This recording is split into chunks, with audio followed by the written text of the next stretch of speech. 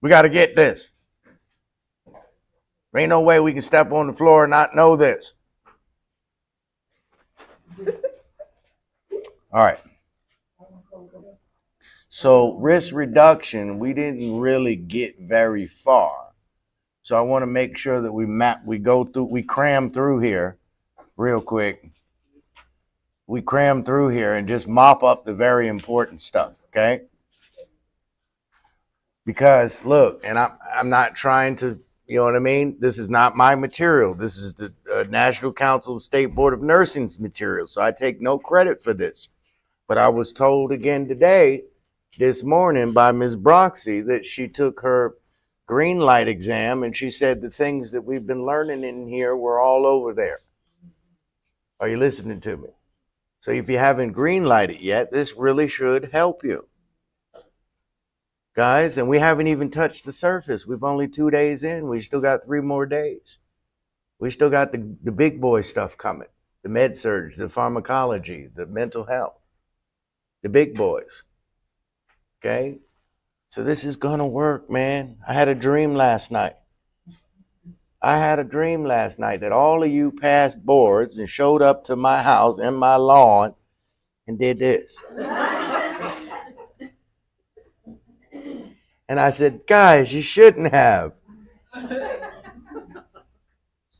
It was beautiful, though. That's real. I had that dream. Okay? You're going to do this. I was thinking about you on the way home, the words, right? The first day I thought about the word. Too long. This is too long. We're sitting here too long. This is not beneficial. We need to be able to pick what you teach us, all that. But last night it was, this isn't so bad. We're getting into this. It's still a little too long, but I can manage it. And I'm thinking, dang, man, we progressing. Today's Wednesday. We get over today, it's over, right? All you got left is dreams and memories, which is Thursdays and Fridays. That's dreams and memory day. Got to take pictures and say your goodbyes and talk to people and do all that. See? So today is the most important day. Wednesday. This is the way I usually do it. This is what I say for Monday, because I got to go back to work. This is what I say to Tuesday, hoping I can make it through. Okay? This is what I do for Wednesday, okay, which represents we're over the hurdle. Thursday is this because we're getting close. And you know what my Friday is. You got to have little stuff, weird stuff like that, right? To help you make it through, look forward to something. Do y'all look forward to the weekend? Yeah, look forward to the weekend. You should do something this weekend for yourself. You work hard 5 days straight, 8 hours a day. You probably worked your job too. Plan something this weekend for one day that you can go ahead and do and have fun and relax and blow off some steam. And then go back to business as usual. Okay? So again, we're in risk reduction, so they're going over surgery. We understand the 3 different types of anesthesia, general, regional, and local. You guys understand that? General, they're going to be what? Intubated, unconscious. Okay, but not so much with regional or local, right? What are some things we got to worry about when patients go into surgery? What should we check before the surgical procedure? Name some things. Allergies. Come on, boom. If they follow pre-procedure instructions, very good. What else? Family history of any malignant hypothermia, because that's a risk during a surgical procedure, right? Both hypo and hyperthermia, right? Informed consent. What about clotting times, bleeding times, infection? What about that? Do we need to be checking to make sure they don't have no infection before that surgical procedure? That they're clotting effectively? That they stopped all meds that could affect clotting, that could affect the nervous system, that it could affect lactic acid, metformin, aspirin. All that needs to be stopped, right? Okay? Insulin, that needs to be stopped too. Usually, how are they treated for their sugar while they're having surgical procedures? By sliding scale. They're going to stop all those meds and they're going to be treated by what? Everybody got that? We're going to check the bleeding times. Huh? We're going to check the white blood cell count. We're going to ask them if they've ever had anesthesia before too, right? Because they could be what's called naive. Have you ever heard of the term naive? Like opioid naive. That means they're not used to having it. So the dose that they receive could be detrimental. Somebody that's naive or not used to taking those or having that could experience way more adverse effects than somebody's used to taking that. They call it naive. Do you understand that? If you ever see naive on the end, that means they're new to it. Everybody got that? Okay. What else could go? What could go wrong? Complications during surgery. Let's talk about it. What are the general we should all know? Bleeding, infection, aspiration. What else? Respiratory depression. Respiratory depression. But do we think about fires? What do they use in that surgery? Gases. There's gases in there. Do you understand that? So there's a risk for what? Fires. Does everybody understand that? You got to know that. They're using what in there? Gases, and not the gases from your, okay? We're talking about the gases from the machines, from the tanks. Everybody got that? Do you know how long anesthesia stays in the body?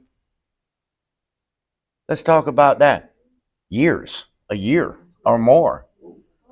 You need to know that, especially if you do home health and you go see post-surgical patients a lot and they keep telling you, I just had this surgery and I still feel weak. I've been feeling so weak. That's that anesthesia still in the body. So what do you teach them to do about that? Ambulate and fluids. Ambulate and fluids to try to flush it out of the system. Are you listening to me? I'm trying to teach you something here. That don't sound like a big deal, but it is if you're going to see somebody in home health and they think something's wrong with them still. I'm not myself. I'm sleeping too much. I'm not feeling well. Could be the effects of the what? And that could last all the way how long? Right? Does everybody understand that? Okay?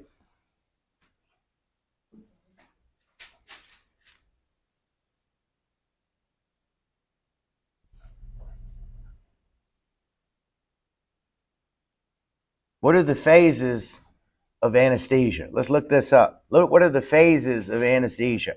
I think it starts out as induction, maintenance. How does it go? Induction, maintenance, and recovery? Is it 3 or 4? Look it up. The stages of anesthesia. What do we got?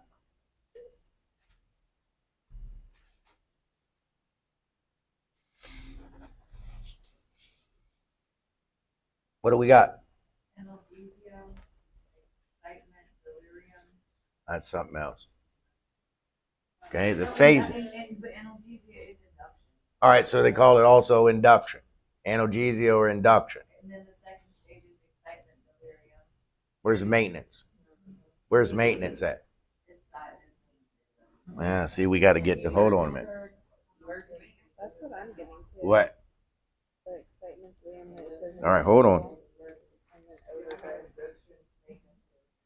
Where'd you get that at? What do you got?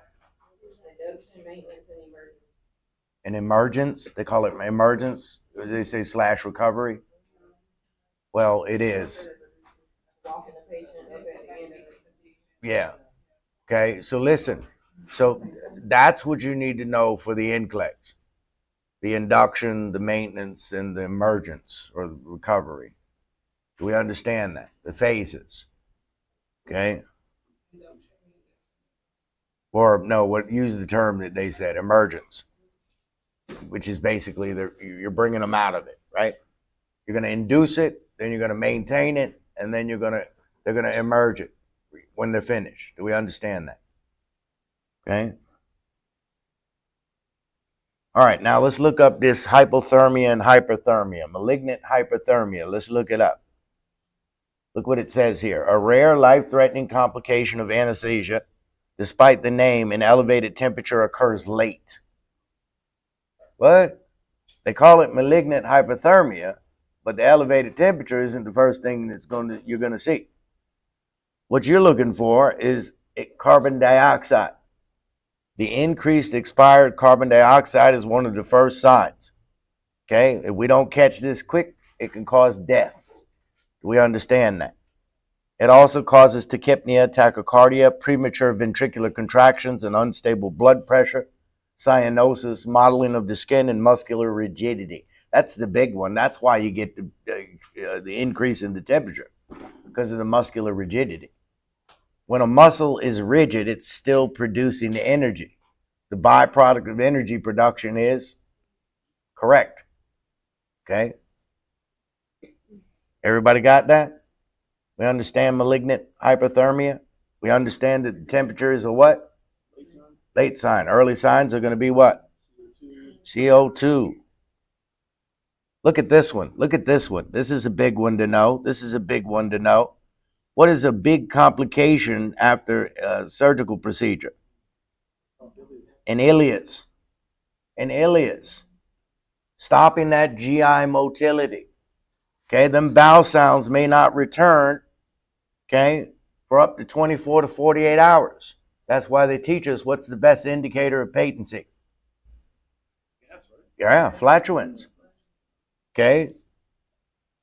We need to know that. Do we know that? Look what it says, though. Catheter, those without a catheter need to avoid within how many hours after surgery? 8 to 12. Okay? We know about the strains and sutures. We worry about what? Dehiscence and evisceration? Huh? Wound dehiscence and evisceration. Do we worry about that? And then if we don't keep that wound healthy, look what it's telling you. It doesn't regain its strength. What can happen? We get those surgical site infections. We understand that? Coughing and deep breathing may be contraindicated after what types of surgeries? Brain, spinal, head, neck, or eye surgery, because they increase. Correct. And for the eye, intraocular. Okay, then your bariatric patients may have more improved lung function and vital capacity if you place them in what position? What is reverse Trendelenburg?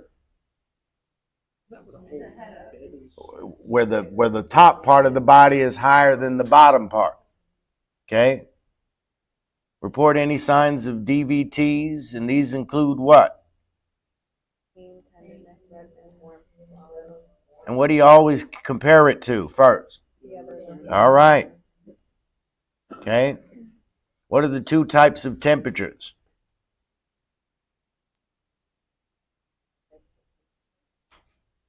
What are the two types of temperature?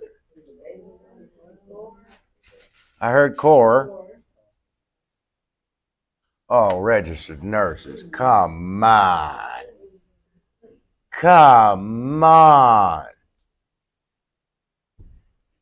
We need some more homework tonight. Because I know I've taught you this 3 to 4 times. This is very important for a registered nurse to understand. The route that you obtain that temperature will tell its accuracy if you know the two types of temperatures and what the difference is. You also have an understanding of what the blood pressure is going to do based on the temperature. You have surface and you have core temperature. The core is where the internal organs are. So it's the most important area in the body. So the body uses the surface to control the core. There's so many reasons why you need to understand this. When you walk in a room and a patient has an elevated body temperature and a blanket on, because they're chilly, you need to explain to them why. That's your body's way of cooling the internal part. Do you understand that? When you're overheated in the core, the blood vessels dilate at the surface and the pores open to allow you to sweat. But what's that going to do to your blood pressure? When the core is too cold, it's going to constrict those blood vessels near the surface and close the pores, and you have the goosebumps. What's it going to do to the blood pressure? Are you listening to me? So if you take a temperature through the oral route, the axillary route, those are surface temperatures, not so accurate. The only accurate temperature would be tympanic or rectal or by the bladder. Those are core temperatures. Are you listening to me? Haven't you ever wondered why the rectal temperature is considered the most accurate? Because it's measuring the core. Are we listening to me? Do we need homework on this? We don't need homework, but we need to learn it. When are we going to learn it? When we go come to the point where we say, you know what? When that bald man talks a lot of smack, but every now and then he shoots out something that I need to remember. And this is one of those things. I need to understand as a registered nurse that there's two types of temperatures, don't I? Huh? And that's why it's very important when you take a temperature that you document what route you took that temperature. Very important. Do we got that? Do we understand vasodilation versus vasoconstriction and how it affects the blood pressure? And if my vessels dilate and all of a sudden drop my blood pressure, pay attention. Learn this here. This ain't just about temperature. Learn this as a tool. My blood vessels all of a sudden just dilate. How does my brain interpret that? Have you ever been driving in a car and all of a sudden you thought you were going to get in an accident and you grabbed the oh shit bar? That's what the brain says. When the vessels all of a sudden get dilated very quickly, they say what? Oh, crap. And how do they respond? What is that? And that's called reflex tachycardia. That's called reflex tachycardia. That's a big thing you got to worry about when you're giving the patient the antihypertensive medication for the first time. That's why you're supposed to stay with them for at least 20 minutes. Not just the orthostatic hypotension, but the what? That could cause a dysrhythmia, right? You got to know that. Okay? So temperature can affect blood pressure, right? Blood pressure can affect heart rate. Heart rate can affect heart rhythm. Are you listening to me? There's a many reasons why you got to learn all this stuff. You got to be thinking about this stuff in the test. They're describing a patient who's hypothermic. Automatically in the blood pressure department, you think what? And then in the heart rate, you think what? And then in the heart rhythm, are you curious? Is it affecting the rhythm? Are you curious? I'm curious. Anytime you see anything that affects the blood pressure or the heart rate, should you be thinking EKG? Okay? You should be thinking EKG, shouldn't you? See, there's a lot of dancing. There's a lot of dancing in this. But there's a lot of techniques. If you learn them, you can apply them to the questions. Are you listening to me?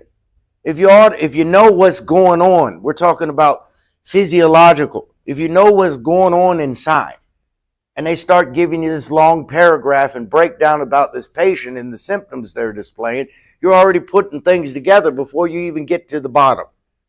Are you listening to me? And it's going to lead you to the right answer. But you got to think about these things. You got to open those doors. You can't be in Piaget's concrete operations. You got to be in the formal operations so that you can think what? Abstractly. You don't want to be thinking what? Look at that. See, you remember that theory from yesterday? All right. That's what it's about. We went over blood pressure yesterday, right? Let's talk about oxygenation. What is the most important ingredient in the lung? Carbon dioxide. And what is the process of taking air in and releasing it? What is that called? It's not called gas exchange. How about ventilation? What is the process of moving air in and out of the lungs? We didn't say anything about oxygen. We didn't say anything about carbon dioxide. We say air. Ventilation. Ventilation. Is ventilation enough? No. Because next you got to be able to do what? Correct. And what do we call that? Respiration. Respiration. The actual exchange of the gas is called what? The movement of the air is called what? And then after you respirate, exchange the gases, now you need to do what with that new gas? What is the most important term to a nurse when it comes to the tissue? Perfusion. Take it all in. The first thing I'm going to do is what? What am I doing? Ventilating. Then my alveoli need to what? Respirate. And then that now it's in the pulmonary bed, returning back to the heart. Now it needs to be what? Bingo. And then when it gets back down to the capillary levels, just so you can, because I know you're tracing this, Ronald, I see it. Not only is there a period of respiration up here between the lungs and the blood, there's another respiration between that capillary where that artery ended and the cell. And then there's another respiration that takes place inside the cell. Exchange. So you got external respiration up by the lungs, internal respiration at the capillary, and cellular respiration inside the cell. Are you listening to me? And that's where inside the cell you're forming the ATP. That's a different type of respiration. At the capillary, you're exchanging carbon dioxide and oxygen. At the lungs, you're exchanging carbon dioxide and oxygen. So we ventilate, we take in the air. At the alveoli, what do we do with it? Respirate. Then we perfuse it to the tissue, to the capillary at least, and then we respirate again. Do we understand that? External, internal, cellular respiration. We got that? But it all starts with what? Ventilation. But ventilation by itself is what? Just air. Nothing. We still need to be able to exchange the gas and deliver it to the tissue. Exchanging the gas is respiration. Delivering it to the tissue is perfusion. Do we understand that? Ventilation, respiration, perfusion. Everybody got that? Okay? So what is the SaO2? Let's talk about that. What is the SaO2? What is the SaO2?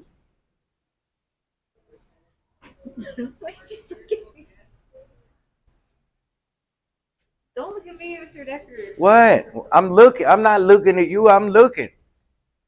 I'm just looking. How you know I can even see you? I can see your eyes. I see your soul. What is the SaO2? Arterial oxygenation saturation. Okay, so how well the hemoglobin is saturated, period. How well the hemoglobin molecule that's attached to the red blood cell is saturated. Are you listening to what I'm saying? Do you notice how creepy I'm being? I didn't say saturated with oxygen, did I? Because you're RNs and you need to understand this rare occurrence, but it could occur. Carbon monoxide can also saturate itself to hemoglobin. And if the hemoglobin has a choice between oxygen and carbon monoxide, it's going to pick the carbon monoxide. Do you understand that? So when we're doing an SaO2, if you want to get technical, it only tells you that the hemoglobin molecule is saturated, but it doesn't necessarily tell you what it's saturated with. Are you listening to me? 99.9% of the time, it's going to be saturated with what? Oxygen.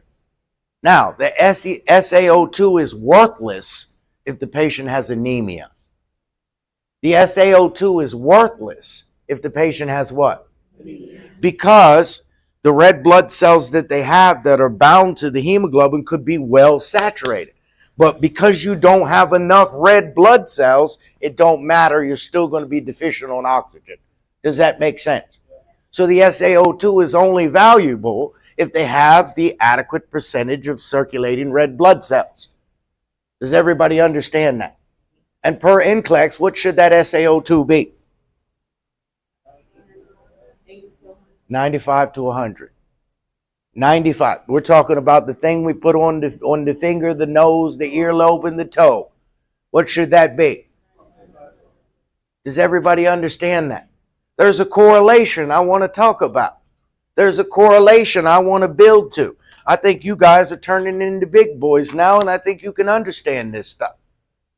I think you're doing really good this morning. I see the focus. I see the focus.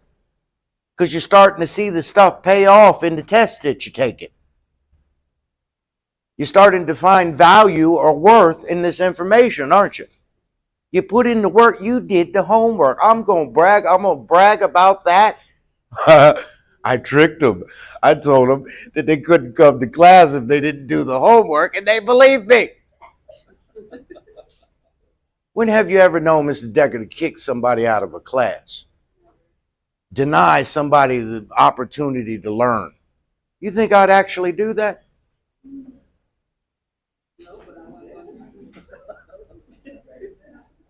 So I don't think that was the necessary reason that you did it.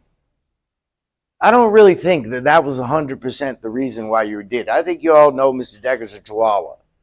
I think you did it because you're starting to see something that you didn't see before. I think you're starting to realize the importance of some of the things that we're going over. I think you're starting to buy in. Could we say that? So buy into this. Understand this. Be that registered nurse that understands oxygenation. Be that nurse. So according to NCLEX, we want that SaO2 to be at least at what? Now I'm going to explain something to you.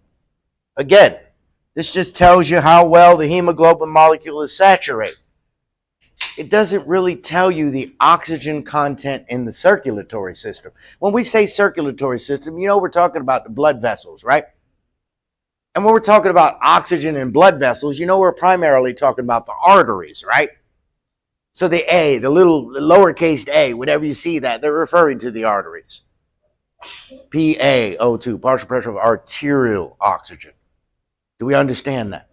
So you got the PaO2, which is the better indicator. So we got the SaO2, but we also have the PaO2. And that PaO2 normally is between what and what? What did we say over there? 80 to 100? That's what we were talking about. The PaO2. Now I want to show you something that you might not understand. Because we're out there in the field. A lot of us works out there in the field, right? And you take pulse oxes all the time. And a lot of them are going to be below 95, aren't they?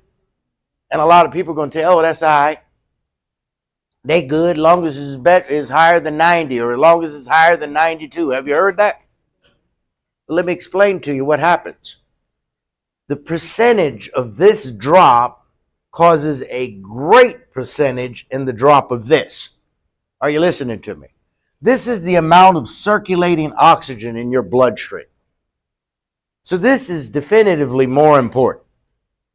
When this SaO2 drops down to 90%, that one that they tell you, as long as it's above 90, they good. That PaO2 is down to 60.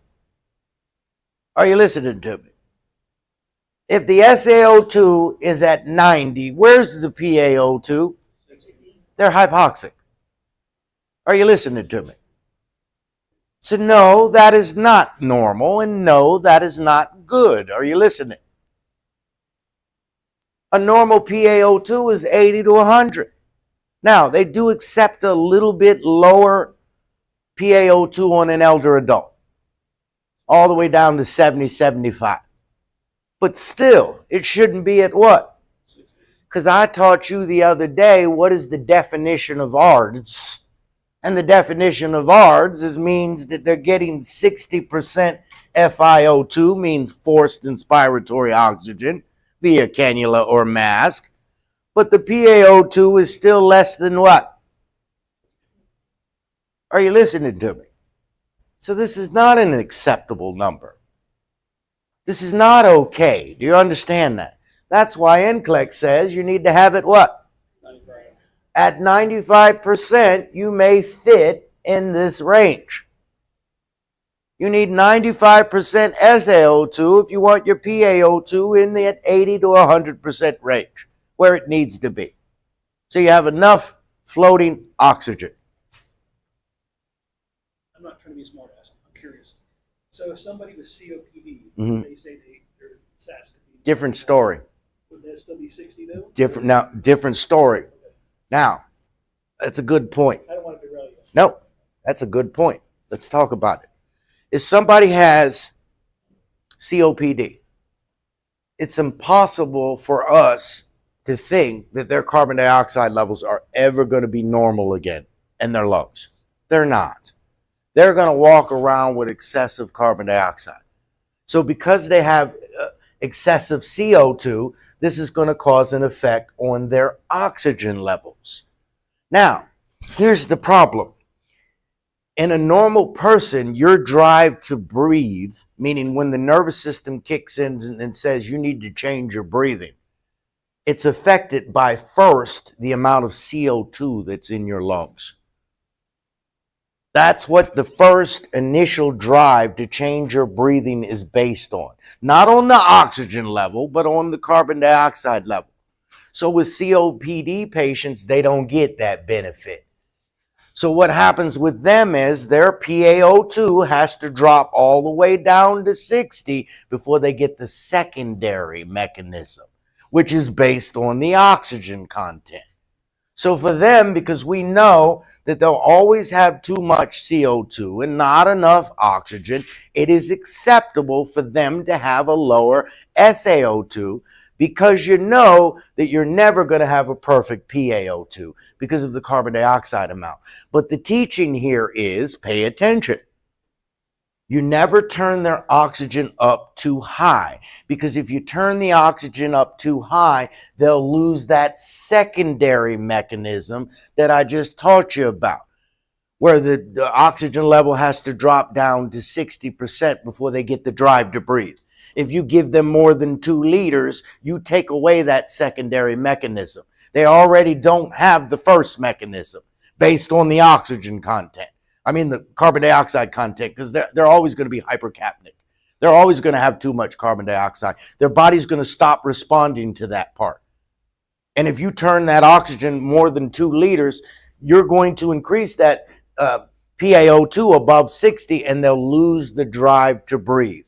Do you understand that? They'll become fully oxygen dependent, but the problem is the oxygen isn't exchanging because of the excessive CO2, so it's going to hyperinflate the lungs, could lead to oxygen toxicity, nausea, and vomiting. Are you listening to me? And that's why you'll see the barreling of the chest with people with COPD. It's caused by hyperinflation of the lungs. Not only are the lungs working too hard, but the oxygen that's coming in is doing no good because it can't exchange because of the excessive CO2. Do we understand that? Is this making sense? So they're always hypercapnic, hypoxic. Correct. Okay. Correct. They're always going to be hypercapnic and somewhat hypoxic. That's why the rule for them is as long as it don't go below 89. SaO2 below 89. And you don't want to take them up no higher than 92.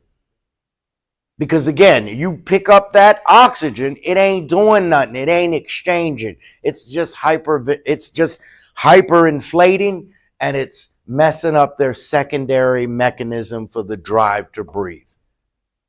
Does everybody understand that? Okay? So that's very important stuff to understand. That was actually a good question. I'm glad you led me down that road. So everybody in here understands why you don't turn that oxygen up above 2 liters. Now, in certain circumstances, when you don't have no choice, you may get an order on a COPD patient to pump that oxygen up. If you get that order, understand the only reason why that doctor's doing that because there's no other option. There's no other option. Okay? All right. So we talked about ventilation. We talked about respiration. We talked about perfusion. Yesterday, we talked about the ABGs. I broke them down for you, and you understand them as well. What is the name of the test that the respiratory therapist will probably be doing, or somebody needs to be doing before you can do an arterial blood gas? Huh? It's called the Allen's test. You guys don't know what the Allen's test is? You better learn this. Okay, the Allen's test. Remember, this is an arterial stick for an arterial blood gas, so you have to make sure the arteries are patent. So they're going to occlude both the radial and ulnar arteries and wait until the hand blanches or turns pale.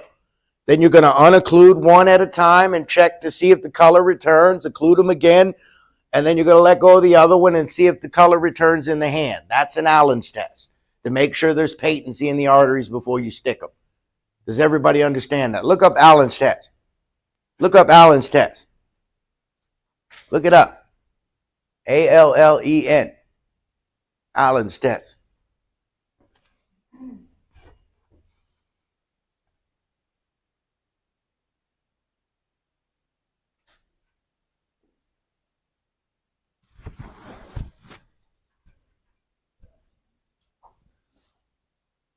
Clinical assessment used to evaluate the patency of the ulnar artery and its collateral circulation of the hand, particularly before procedures like radial artery catheterization or ABG sample.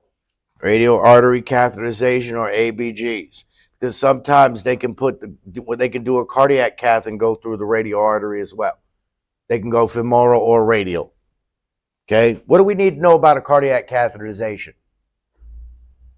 A cardiac cath. Oh, number one, hold up. Nope, start it over, Decker. What is the medical technical term for a cardiac catheterization?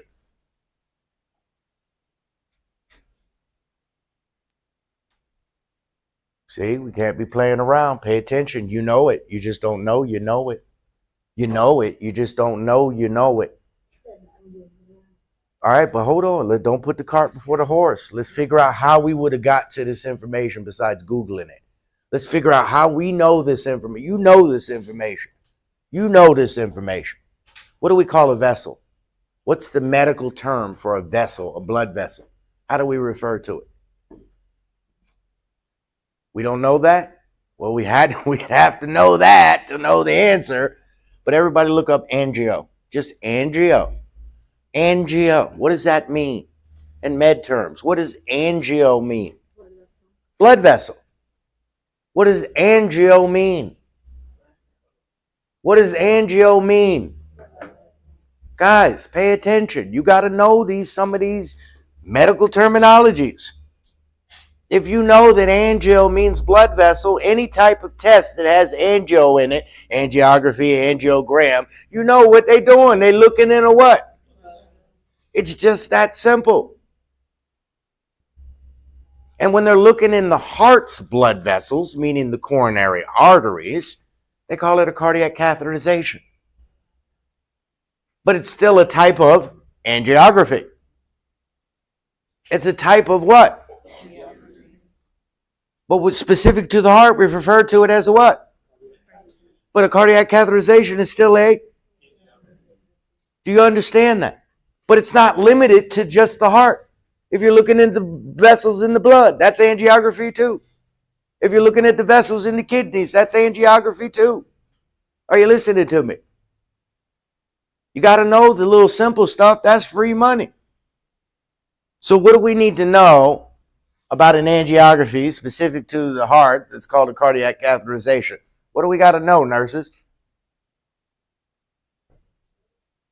What? Radial or femoral. But after the procedure, what do we got to know? Lay them flat with the leg straight. 4 to 6 hours. And then what do we need to be looking for? Hematoma or oozing of blood, right? Oozing of blood. You get that question. Oozing of blood from the site. Is that bad? Because that can indicate a bleed. The blood, they're not clotting. Are you listening to me? If it describes a oozing of blood from the site, is that a bad thing? Because that means what? They're not clotting. They're not clotting. Do you understand that? Okay? What are we talking about? Cardiac catheterization. which is the type of what? Angiography. Same thing. It's not that technical. Get close. Just know what angio means. Just know what arthro means. Arthro, Tamika? Arthro. What does it mean? Correct. Same thing. Arthroscopy, what are we looking at? Arthrocentesis, what are we doing? Pulling fluid from a joint. Get that free money, man. You better not miss no questions on free money. Huh? What was on the VATI? The cardiac cath? Guys, get that free money. You got to know your terms. That's free money. Do you understand that? Okay? Don't go in that test not knowing real easy med terms. And all you had to know was the med term to get the question right. All right, we know what cardiac output is. Maybe they'll ask you this. Maybe they'll ask you, oh, let's do some easy crap too. Let's do some easy stuff. What is the master gland in the body? Correct. Endocrine. We're talking endocrine, pituitary, master gland. Huh? What is the pacemaker of the heart? Sinoatrial node? Y'all worrying me. What's the master gland? Just because 1, 2, 3, 4 people say it, to me, that means nothing. How many people in this classroom? 20-something people. I need 20-something people to know that. You're not taking the test together. Do you guys understand that? You're taking it individually. You got to know all these things. You get any of these easy questions wrong, shaking my head. SMH, SMH. Shaking my head. Yeah. Come on. What is the pacemaker of the heart? Master gland. Got to know that. Arthro. Angio. Right. Right. Capo. Capo. Carbo. Carbon dioxide. Capo. Carbo. So capnography, we're looking at what? Carbon dioxide levels. You see that? Got to know that. Bronchoscopy, what are we looking at? What? Is it that easy? Are they going down the throat?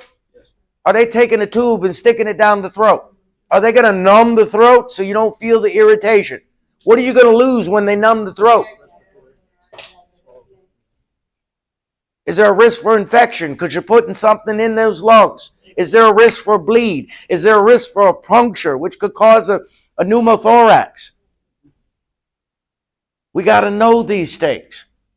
Are you listening to me? But you got to think about these things. You can tell me, and you did, you're looking in the bronchioles. But you got to remember, how did you get to the bronchioles? How did you enter the body? And what are the consequences of entering the body? You got to think about all them things. They do some type of surgical procedure to the neck. What do you got to think about? Communication and infection and putting strain on the suture lines. Are you listening to me? And pillows and how they can cause flexion and hyperextension. You got to think about everything when you're in that test. Don't just get focused on the term. Don't get focused. Somebody says, what did I ask you? What is a bronchoscopy? Don't focus and go right to it's on the bronchioles. They don't care that you know that. You're supposed to know that. It's called a bronchoscopy. What else is it looking at? They want to know the other stuff. Are you understanding that? They want to know the other stuff, the nursing stuff. What are the two types of restraint?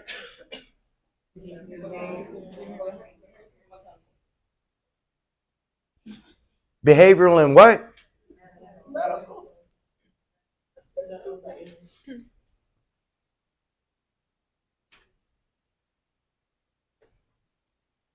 Battle sign. What is it? What does it indicate? Basilar skull fracture. What's the risk of a basilar skull fracture? Infection. You've opened the door to the brain and the spine. What's the biggest complication from a basilar skull fracture? Meningitis, encephalitis. We got that? Bleeding's, don't get mad, but bleeding's kind of what? Obvious. But you may not think about what? Are you listening to me?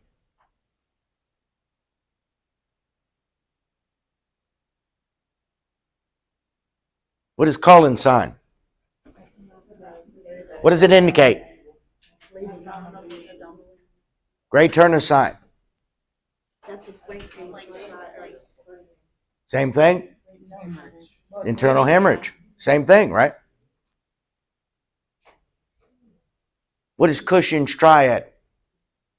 Elevated. I don't want to know the things. What does it mean? You have an increase in intracranial pressure. But it's a late sign. Is it a late sign of increased intracranial pressure, Cushing's triad? Systolic hypertension, widening pulse pressure, and bradycardia. What is that? A late sign. Change the way you answer. Cyanosis, what is that? A late sign. Cyanosis is what? Cushing's triad is what? Of increased intracranial pressure. What is the number one nursing intervention for someone with increased intracranial pressure? And maintain perfect body alignment. Maintain neutral, perfect body alignment. Are you listening to me?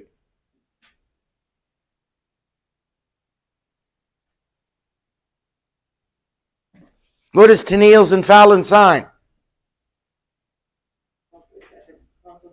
Carpal tunnel. Carpal tunnel. Carpal tunnel. Carpal tunnel. See, she got that one right. She's moving to the intermediate. Y'all still on the basics. They're coming back again. What nerve is affected by carpal tunnel? The median nerve. Now we're going to basic number 3. We're going to basic number 3. This is the way this NCLEX is going to roll. Basic question, you miss it. Basic question, you miss it. Basic question, you miss it. I don't know. Ain't going to give you but so many opportunities with the basic questions.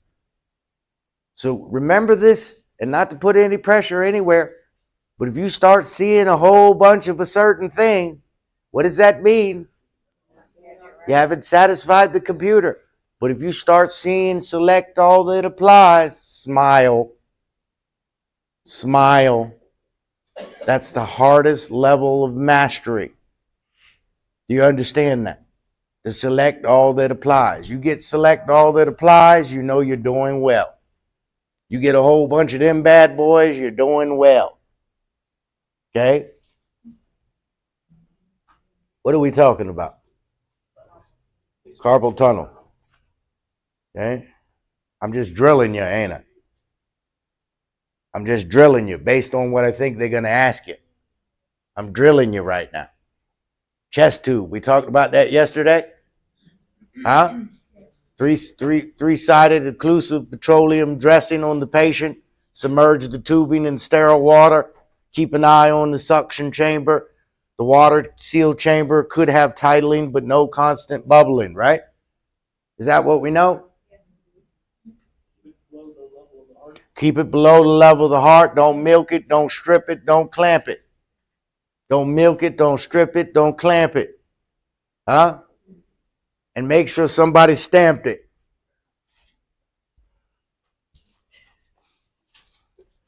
What about suction? Suctioning. What should you do before you ever suction? Auscultate. Auscultate before you oxygenate. What should you do before you ever suction? Auscultate. Because if I hear that adventitious sound that indicates that the lungs aren't clear, the first move is to have the patient do what? And then you're going to do what after they do that? Auscultate again. Because suctioning is a what? Last resort. Suctioning is a last resort because it irritates tissue, increases pressure, and it increases mucus release. So it's not a fix. Do we understand that? It's a substitution. It's not a fix, it's a substitution. But it's still a problem. Because the problem's going what? Nowhere. Are you listening to me? You should suction no longer than how long? 10 seconds. You feel the carotid artery no longer than how long? 10 seconds. Same thing. Hold up, I only got one person knew that? How long do you palpate the carotid artery? No longer than. Not 10 seconds. Oh, hold on, I gotta wait 10. You ain't done yet. You have up to how long?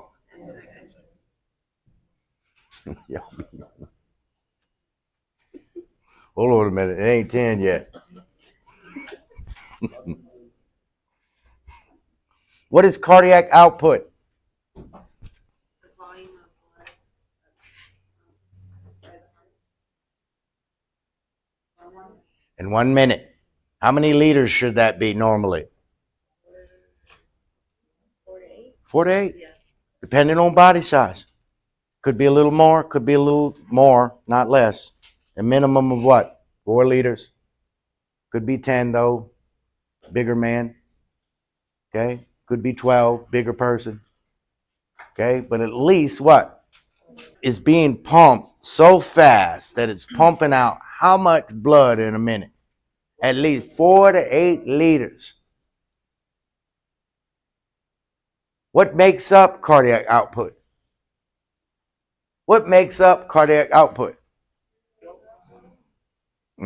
Those will affect cardiac output, but they don't make up cardiac output. What makes up cardiac output? Stroke volume. So the amount of blood that the heart's putting out with each contraction. And then what? Heart rate. The number of times that it contracts in that minute. Stroke volume times heart rate equals. Can you measure heart rate? Can you measure heart rate? Yes. But can you measure stroke volume? No, you cannot. So that's why you learn that map. The map takes the place so you can determine if the cardiac output is adequate. Are you listening to me? You can determine heart rate, can't you? But what can't you determine? Because you don't have X-ray vision. So they gave you a tool to compensate for the lack of the stroke volume. And they gave you what tool for that? The map. Very good. Okay? The map. Hombre. All right, so we know that. Now, what is ejection fraction? Because you're going to hear heart failure with reserved ejection fraction and heart failure with uncompensated ejection fraction. What is that? What is ejection fraction? Ejection fraction. It says how much blood the left ventricle pumps out with each contraction. That would be incorrect. That would be cardiac output or stroke volume. How much is left in the? It's a comparison, guys. It's a comparison. Meaning, not all of your blood gets pumped out with the contraction. There's blood that always remains in the ventricle.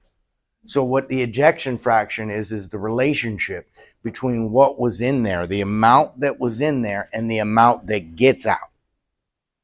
The amount that was in there compared to what actually gets contracted out. So it's a good guide to determine how strong or forceful contraction is. Do you understand that? If I had 100% in that chamber, listen to me, but I only got 30% out, is that a problem? Yeah. Yes. You need the ejection fraction to at least be 60%. 60% if you want to feed everybody. So ejection fraction is different than cardiac output. Cardiac output is the amount that you got out with each stroke times how many times you did it in a minute.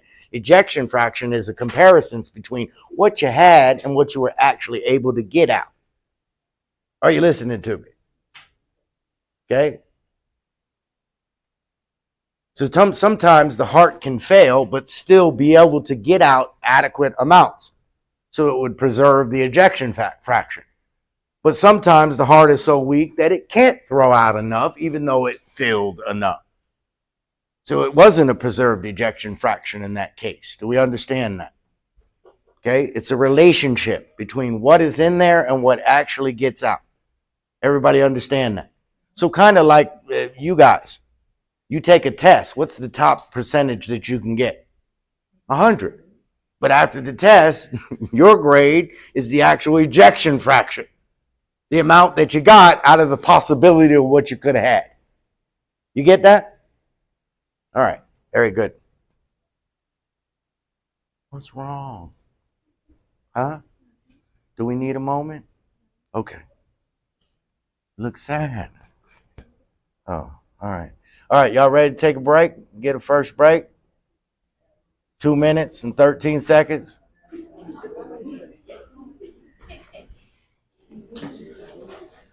Y'all want some M&Ms? All right, get them M&Ms.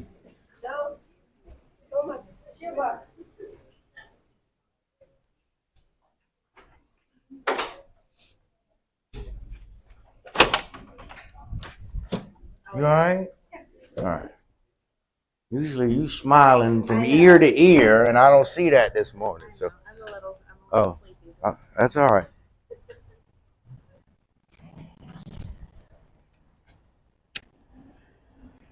See, that's the skill of a nurse. A nurse notices something like,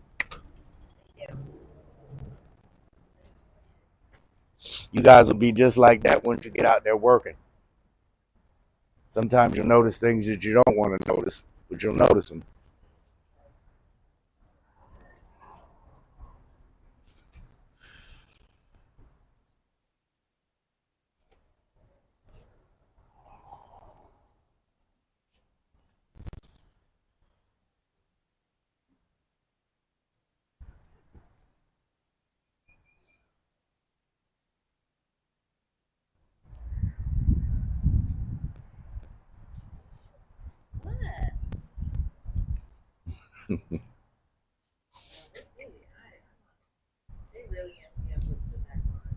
Oh, you still having car? I thought you got your car yesterday. Yeah, well, they tried, Charge you much too much or something? but like, I'll tell you after I talk to this guy here. Yeah.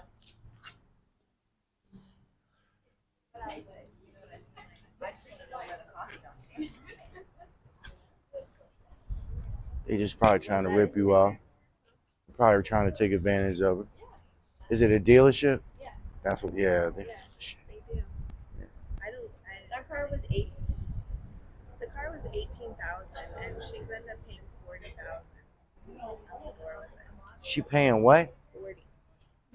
What? I'm not understanding what you mean. They're selling the car for 18,000 at the dealership. Yeah. And like she signed all the paperwork. Like after everything, it's 40,000. After everything? Yeah. Tax tag, dealership fee. No. Like, That's impossible, and I'm surprised the bank financed that. They went with one bank first, and it was going to be like 30,000 altogether, and then they changed the bank without even telling her. And now with this one, it's 40,000. No. How long has she had the vehicle? She just got it. I'd take that bitch back. Has it been longer than 3 days? No, she just got it. Oh, I'd take that bitch back. Well, they just gave it to me today. No, sir. Something ain't right with that contract. Yeah, You ain't got a father or something? Go down there with you and talk to them because they're going to try to take advantage of you. I have my dad, but he don't know nothing. You can pretend. I would tell mine with that part. You want to see that contract, that paperwork? What's your interest rate? What's your? 7%. That's about normal. That's what mine is. Yeah, but I want to know how, because I was. You got gap insurance, and did you get all those extra options and stuff that they? like the protections, the warranties, all that crap. Yeah, but it still should. No, it shouldn't be that much. No, at most that'll cost you about $5,000, all the add-ons. Yeah, like my car, I just got my car. My car was 24. Yeah. And I was upside down on my car, and altogether it's like 30. Nah, she needs to go back in there and tell them break out the paperwork and read that shit. Yeah, that is because I was like, okay, so the dealership it came out to like 28 grand. Uh-huh. And I was like, I'm fine with that. Even though it was Well, 18,000. it was the fees and stuff, whatever. But then like after that, I don't know. I just don't know. I don't know how that. You need to go in there, sit down, and make them break out the paperwork and go over it with you, and show you, explain to you where the costs are. Yeah. Well, he's not there yet. They said to call back in about 10 minutes. Yeah, I'd take that car back and tell him you need to explain to me right now how the hell you got that price. Because I already signed though. That's Has it been longer than 3 days? Well, I just took it home today. Then you can take it back. But I got it on Sunday. It doesn't matter. And they made me redo the paperwork. It doesn't matter. You ain't had it for 3 days, right? No. Then you need to take that bitch back. Tell them you get a lawyer if they bullshit. Yeah. They don't want that exposure, especially if they legitimately ripping you off. They ain't gonna want that heat.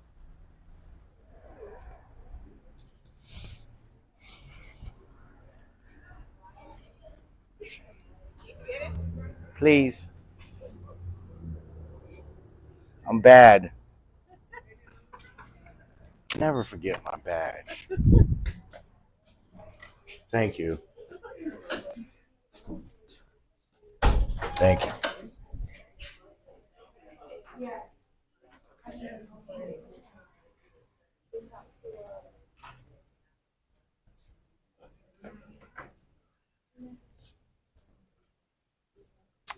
I think I've seen you red coat. I had the leg injury, and then they were more comfortable, and I'm like, shoot, why iron all that stuff? I ain't got to iron them or nothing. I don't know. I'll go back to my normal self probably next.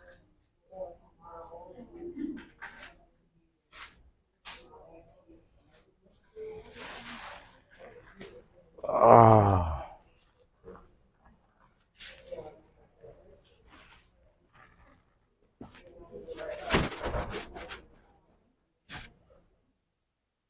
Red Bull.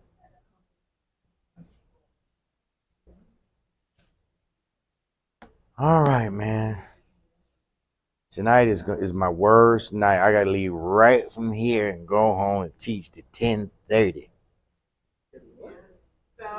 10:30. No, I'll be here till 5. I'll get home by 6 and gotta teach 6:30 to 10:30. Oh, sorry. Bad night.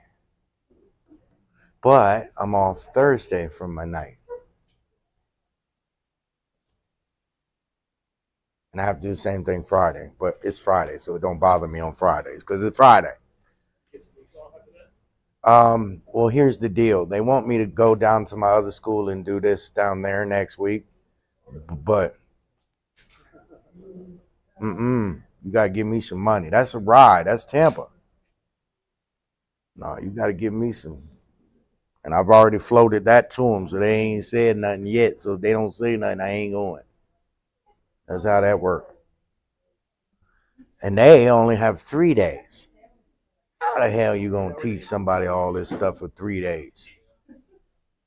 I ain't gonna teach. I mean, it'll probably make a little difference, but you guys, this takes time and it's a lot of stuff.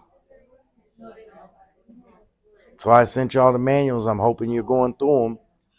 The only thing you should be doing with the manuals, Ronald, is coding them to find something that you're not familiar with. You understand what I'm saying? You go through the manuals and find stuff that I didn't know that, or I didn't know I never seen that before. That's what you should be doing with these manuals.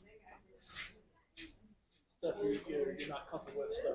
Correct. Or it might not have been in your teaching or in your books, but it's State Board of Nursing. Anything in here is fair game.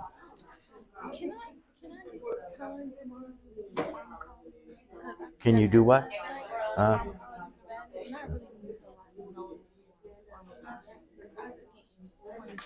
What are you asking? Can I go over pharmacology? No, what? Can I take time tomorrow, like for the birthday application? Mhm. Do that? You want me to go over pharmacology? I don't know, not for the whole class. What do you mean? Just for me, like, can I take No, but look, I got to do farm, so I can do farm tomorrow. I got farm and med surg. I'll say med surg. We'll do farm for the first part of the morning tomorrow. How about that? That'll help, right? That'll help. Okay. We'll take the farm. We'll do the farm tomorrow. Now, look, what you could do for me is you got that list of drugs they taught in your pharmacology class that they gave you, the really, really, really important ones. You don't have that. You might have it. Bring the ones that they say are really, really important, so that we can make sure that we get them too. Because there's a lot in pharmacology, also. You know what I mean? Yeah, we'll bring in any drugs you can think of. Okay. Common ones that they test on a lot, bring them in. Okay. Yeah. Lithium is one. Yeah. Digoxin is one. There's a lot of them. The what? Naltrexone and disulfiram. Yeah. Sure, the calcium channel blockers, the beta blockers, the diuretics, all that, the cholesterol meds, anything that affects the nervous system, anti-epileptics, benzodiazepines, the phenytoin, all that stuff, right? Barbiturates. Yeah, we'll do farm tomorrow.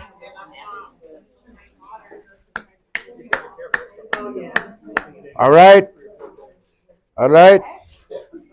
Are we ready to rock? Let's go over a couple more concepts here. You may see these terms a lot. Systemic vascular resistance, pulmonary vascular resistance. Understand it. Simple. It's simple. Which side of the heart pumps out to the entire body? The left. So they refer to the entire body as the system, right?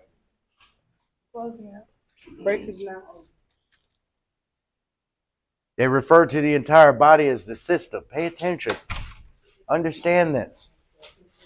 What do they refer to the entire body as? So look what it's saying here. Systemic, because it's affecting the system, vascular resistance. So something in the system is putting pressure on that left ventricle and making it have to work harder than it's supposed to. Systemic vascular resistance. Are you listening to me? Systemic vascular resistance. Pay attention. See, you're not paying attention. You're not grasping this easy material. This is easy. Which of the ventricles pumps the blood out to the body? The body is also known as the what? System. What is it pumping to? Vessels. Blood vessels. So the pressure in the vessel puts pressure on the ventricle. The pressure in the vessel puts pressure on the what? So the more pressure in the vessels, the more resistance that the muscle's going to have to overcome. The more afterload that the ventricle is going to have to overcome. You work that heart too hard, it does what to compensate? Enlarges. It dilates. It thins. Systemic vascular resistance is the pressure that's put on the left ventricle. Could lead to left ventricular heart failure, right? If there's too much resistance, how can we decrease the resistance? By either increasing contractility or dilating the vessels. Pay attention. Systemic vascular resistance is the resistance placed on who? The left ventricle. And what are the two properties involved with this resistance? Pressure in the Blood vessels. and the contractibility of the heart. Excellent. Excellent. So if we have a patient that has atherosclerotic plaque, pay attention. It's building up on the lumen of the arterial walls. Is that going to increase the systemic resistance on the left ventricle? So we have options. Anti-cholesterol meds here, dilators to dilate those blood vessels, or inotropes to increase contractility, digoxin. Are you listening to me? Are you listening to me? Look what digoxin does here. Not only does it increase contractility, but it slows down what? Electrical conduction, which slows down heart rate. So we can take it easy on that heart, increase its force of contractility in the face of the resistance. We can also work on the blood vessels by dilating them and giving the patient anti-cholesterol meds to get rid of the plaque. Or we may have to go in there and do a procedure to get rid of the plaque, to scrape the plaques off the walls, put a stent and open it up and compress them on the side walls. Are you listening to me? Or put a balloon in there to widen it. That's what all these procedures are about. To take away the resistance off the left ventricle. Because if you put too much resistance on the left ventricle and it can't pump, where is it going? Back to the lungs. Are you listening to me? Now let's talk about the right ventricle. Where does the right ventricle pump to? To the lungs. So we refer to the lungs as pulmonic, pulmonary. So the amount of resistance that's placed on the right ventricle comes from where? The lungs, the pulmonary artery. Listen to me, pay attention. If there's an issue in the heart, there's an issue in the heart. No. Go back to systemic vascular resistance real quick. What did I just teach you? If too much resistance is placed on the left ventricle, where's the blood going back? No. The left ventricle. It can't pump out to the body because there's too much resistance. Where's the blood going? Going back to the lungs. It's in the heart. It's in the left ventricle. Pay attention. Start it over. We got to start it over. My fault. Systemic vascular resistance is the resistance placed on what chamber? It prevents it from functionally pumping out blood to where? If it's not able to overcome the resistance, then the blood's going to go back where? Now think, stop, pay attention. Left ventricle, not functional, can't overcome the resistance. Blood is backing up in the lung, in the pulmonary bed. This blood will then back up in what artery? Which will increase pulmonary resistance and lead to a condition called cor pulmonale, which leads to right-sided heart failure.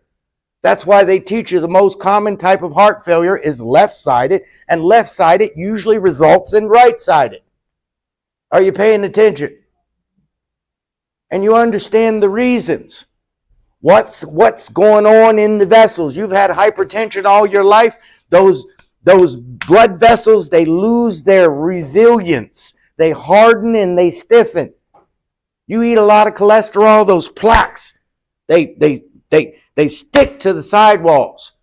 They decrease the diameter of the blood vessel, which increases the pressure and the resistance on the ventricle. Are you listening to me? So you understand systemic vascular resistance and pulmonary vascular resistance. And you understand what can happen. The left can cause the right problems. Are you listening to me? The left can cause the right problems.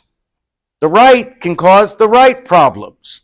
The left can cause the right problems, but the right can cause the right problems. No. If the right side of the heart fails, it's going to back up in the body. It's not going to affect the left side. Do you understand that? But if the left side fails, it's going to affect the right side because it's pushing it back to the right side. Are you paying attention? That's why with the left-sided heart failure, they teach you respiratory symptoms because that's the first place it's going to back up on. But then eventually, it's going to start causing problems on the what? The right side. With the right-sided heart failure, it's backing up in the body. Are you listening to me? Think it Think it, think it, think it. Look it up, look it up. Acute coronary syndrome right now. Look up acute coronary syndrome. That's an umbrella term. Is COPD an umbrella term? What does that mean, umbrella term? It includes specific conditions underneath the original problem. COPD is made up of what three conditions? Asthma, chronic bronchitis, and emphysema. And listen, pay attention. I want you to, even though that's what they say in the book, I want you to take asthma and throw it out of there. COPD is basically chronic bronchitis and emphysema, and I want you to understand in the early stages, it's usually affecting the bronchioles, which causes the chronic bronchitis. End stage is when you damage the alveoli, and that's the emphysema. Are you listening to me? In the early stages, you get a whole bunch of what? Bronchitis. But eventually, the damage reaches the what? So end stage COPD would be what? Which of the two? Do we understand that? Now back to what we were talking about. What were we talking about? Acute coronary syndrome. Acute coronary syndrome. What is that? What does it say? Is it a group of three conditions? Is it unstable angina? Is it an MI? And what's the third? Atherosclerosis? Arteriosclerosis? Is that the third? What's the third? What's the three conditions included in acute coronary syndrome? Yeah. Let's find it somewhere else.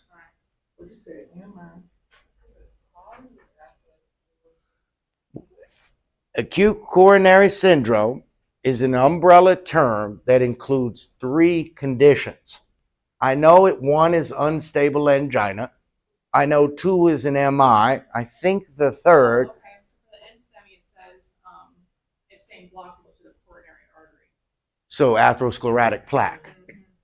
Okay, and then she's not wrong, but when you say NSTEMI and STEMI, you're referring to the EKG. What if we're not going by EKG, we're going by condition. Do you understand that? So if you understand the difference between an NSTEMI and a STEMI, then yeah, beautiful. You know, an NSTEMI, it's not fully occluded. With a STEMI, the coronary artery is fully occluded. So fully occluded, MI, partially occluded, atherosclerotic plaque. Do we understand that? Listen to what I'm teaching you. What's included in acute coronary syndrome? MI. Now listen to what they're teaching you here. They're telling you what can cause an acute problem in the coronary arteries. That's what acute coronary syndrome means. Acute means sudden onset, referring to which arteries, the coronaries. What can be the issues that can stop the blood flow to the heart?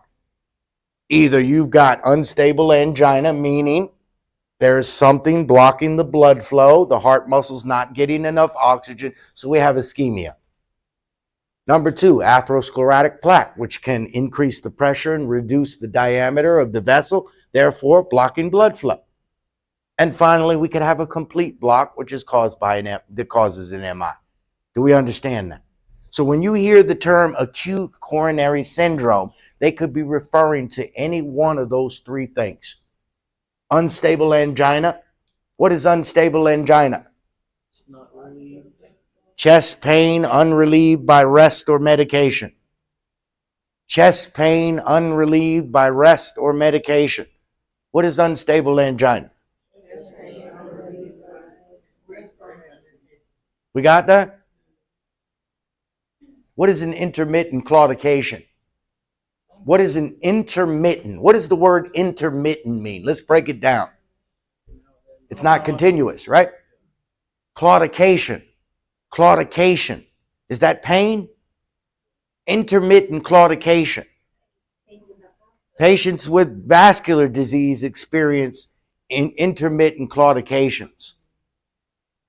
Okay? Because they don't have enough blood flow that's continuously going to those legs. So when they start walking and they need more oxygen, that's when they start experiencing the pain. But when they stop walking, the pain goes away. It's an intermittent claudication. Look it up, intermittent claudication.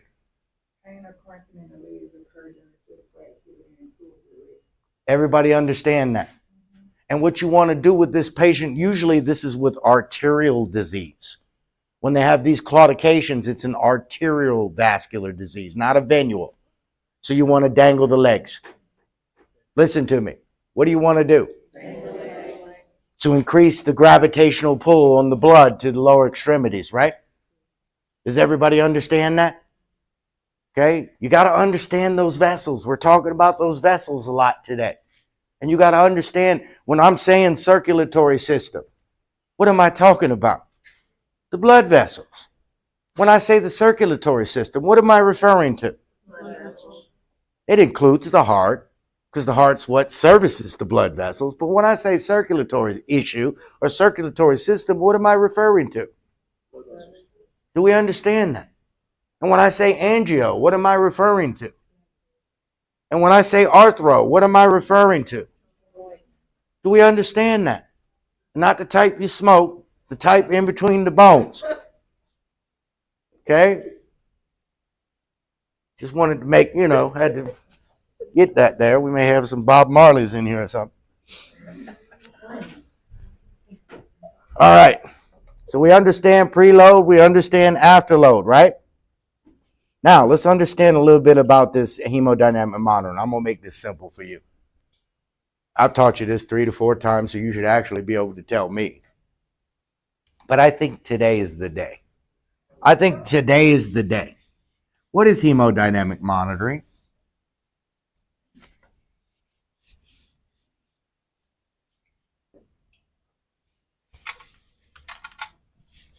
Now, out of all the things that I taught you today, this should make sense. Out of all the things that I taught you today, this should make sense. I taught you about resistance. And I taught you about what affects resistance, especially with those blood vessels, right? I taught you what affects it. The more constricted the blood vessels are, the more what? Resistance. The more dilated the blood vessels are, the less what? Do you understand that? Hypotension, what are those vessels? Hypertension, what are those vessels? Constricted. You ain't never had the icy pop when you was a kid? Don't you got to squeeze it to make it come up? So you need constriction for pressure. Do you understand that? If somebody chokes you, are they going to squeeze you? Is that going to increase the pressure? Correct. Okay? And the only way you can stop that pressure is by dilating their hands off of your neck. Do you understand that? See? You got to think about it like that sometimes. Grab yourself during the test. Ow! Do it like that too, so it hurts. Is that constricted or is that dilated? What did it increase when you did that? The pressure on your arm.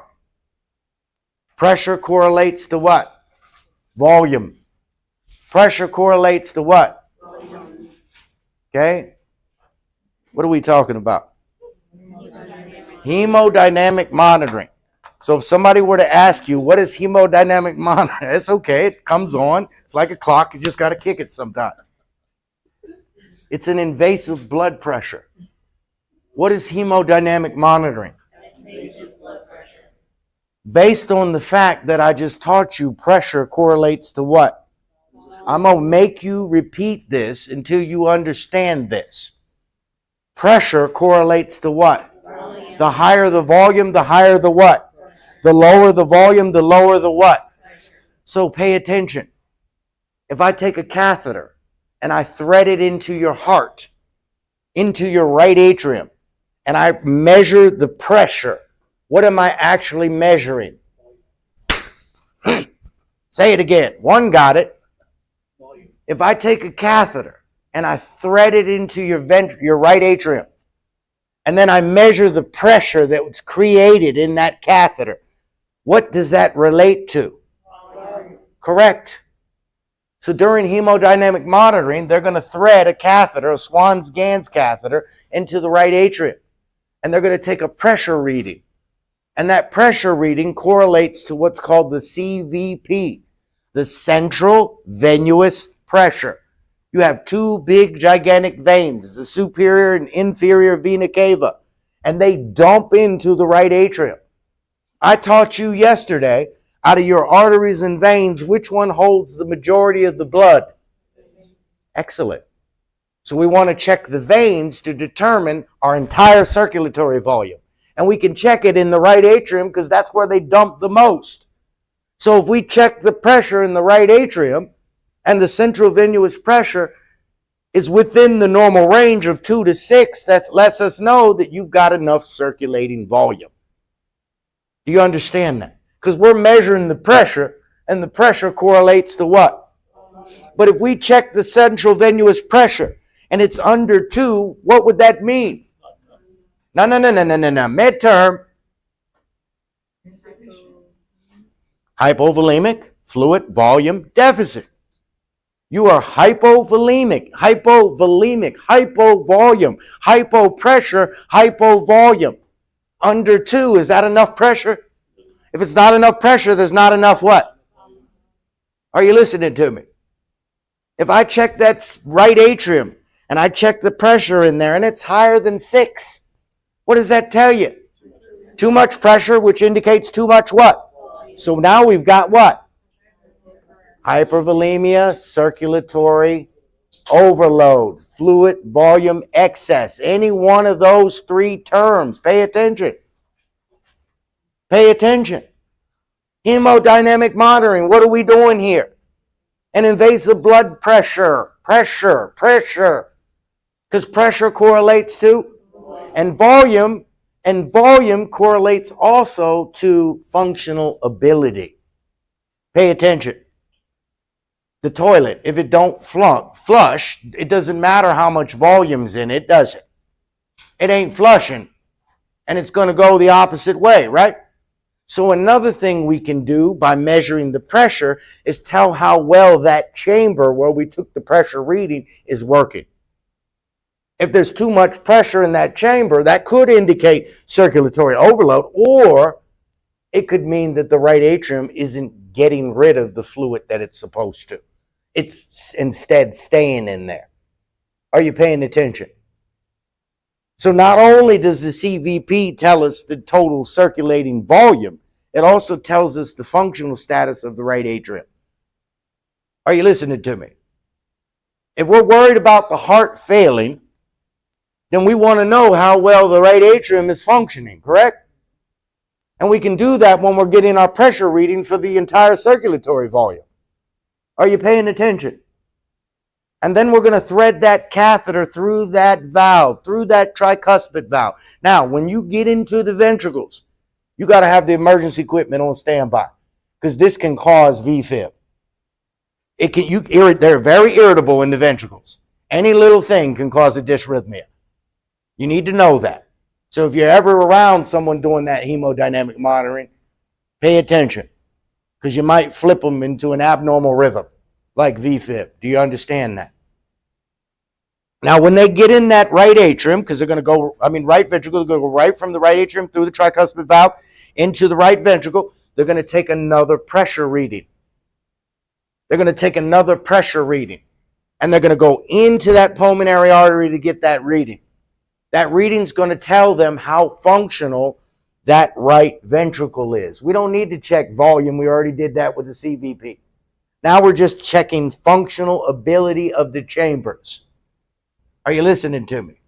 So they're going to take a reading in that pulmonary artery in that right ventricle, and whatever the pressure is, that'll correlate to the functional ability of the right atrium.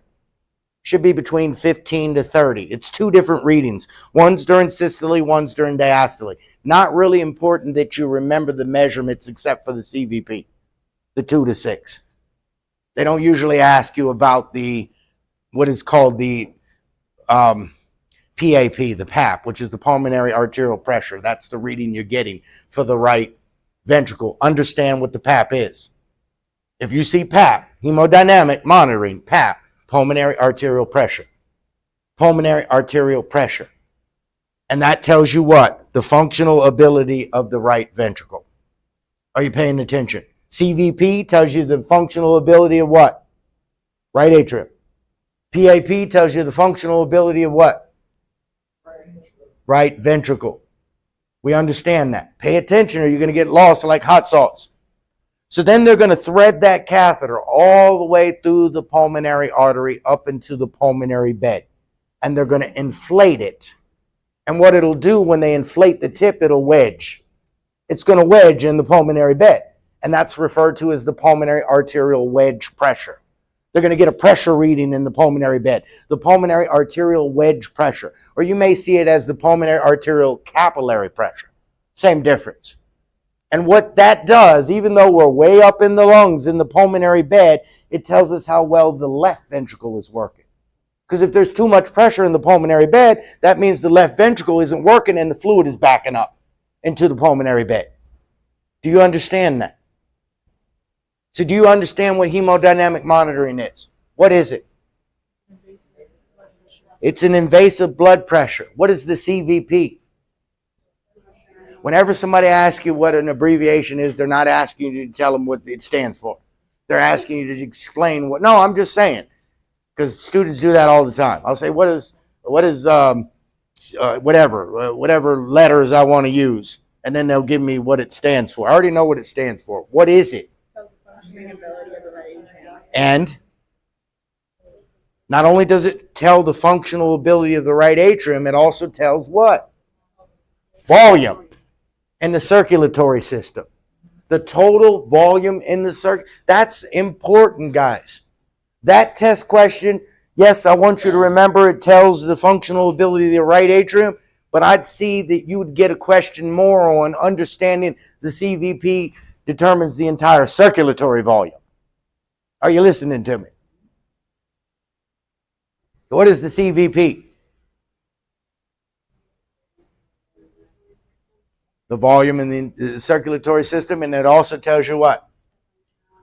Right atrium. Very good. What is the PAP? Correct. What is the pulmonary arterial wedge pressure or the pulmonary arterial capillary pressure?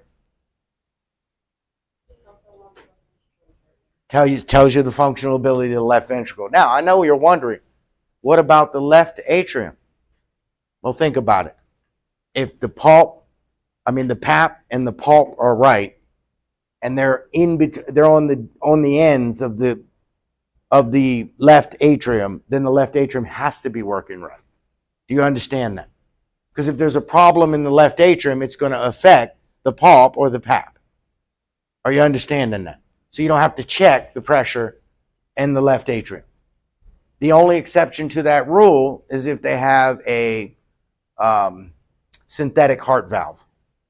If they have a synthetic heart valve, if they had a heart valve replaced, then you wouldn't be able to go by that standard because that valve isn't going to be working as efficiently as a normal valve anyway. Do you understand that? Okay? So do we understand hemodynamic monitoring?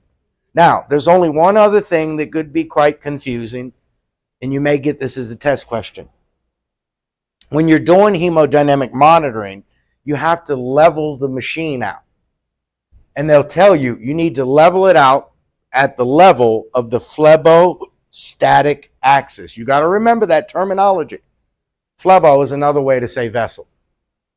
Okay, phlebostatic axis. Phlebostatic axis. Phlebostatic axis. And you need to know where the phlebostatic axis is. It's at the level of the right atrium. Where is the phlebostatic axis?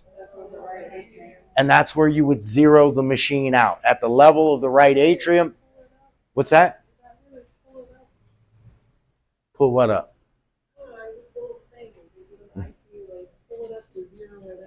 That may be what they do. I've never actually done it. I've only read on it. But that could be the case. I have a video on it that we could watch. I didn't see them do that during the video. But that could be what they're doing, zeroing out the machine. But it needs to be at the level of the phlebostatic axis, which is the right atrium. Okay? What?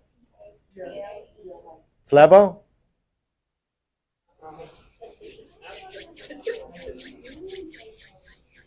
You ever heard of a phlebotomist? So it's phlebo like phlebotomist. Okay? What does the phlebotomist do? Draws from vessels. So not only do we need to know angio for vessels, we also need to know what? As in phlebitis, right?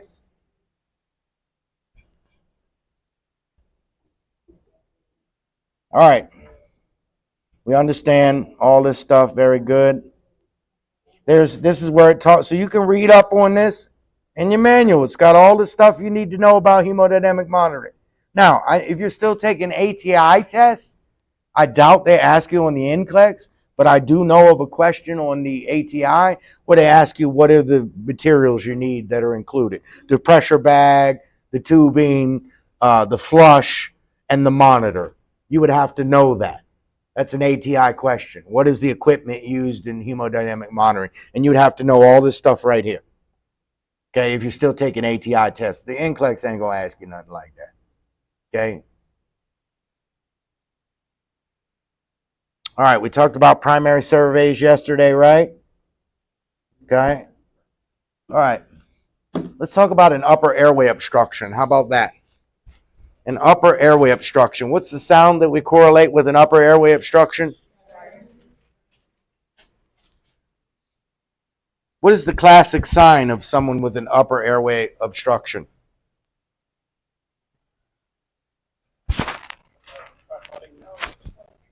Holding their throat. That's the classic sign. Okay? They will appear to be in respiratory distress, and we will need to intervene quickly because how quick does tissue die? How quick does tissue die, guys? 4 to 5 minutes. 4 to 5 minutes. Tissue starts dying. So we got to do something quick, fast, and hurry. Do we understand that? What is a late sign? What is a late sign? Cyanosis. That's right. Say it loud and proud. Okay? Death can occur in 4 to 5 minutes.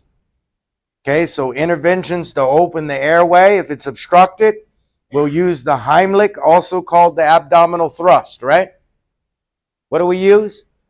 Also called the? Do you know how to do the Heimlich or the abdominal thrust? Make a fist, put it inside of the other hand, find the xiphoid process, go just lower than the xiphoid, push in and up. Do we understand that? At the same time, in and up. We got that? It says, thrust, grab the victim from behind around the waist, thumb side and fist of the hand toward the abdomen, with the other hand cuffing the fist. Apply direct pressure in and up below the xiphoid process, forcing an increase in intrathoracic pressure, which could cause the expirate the obstructed particle. Continue to do this until the airway is open.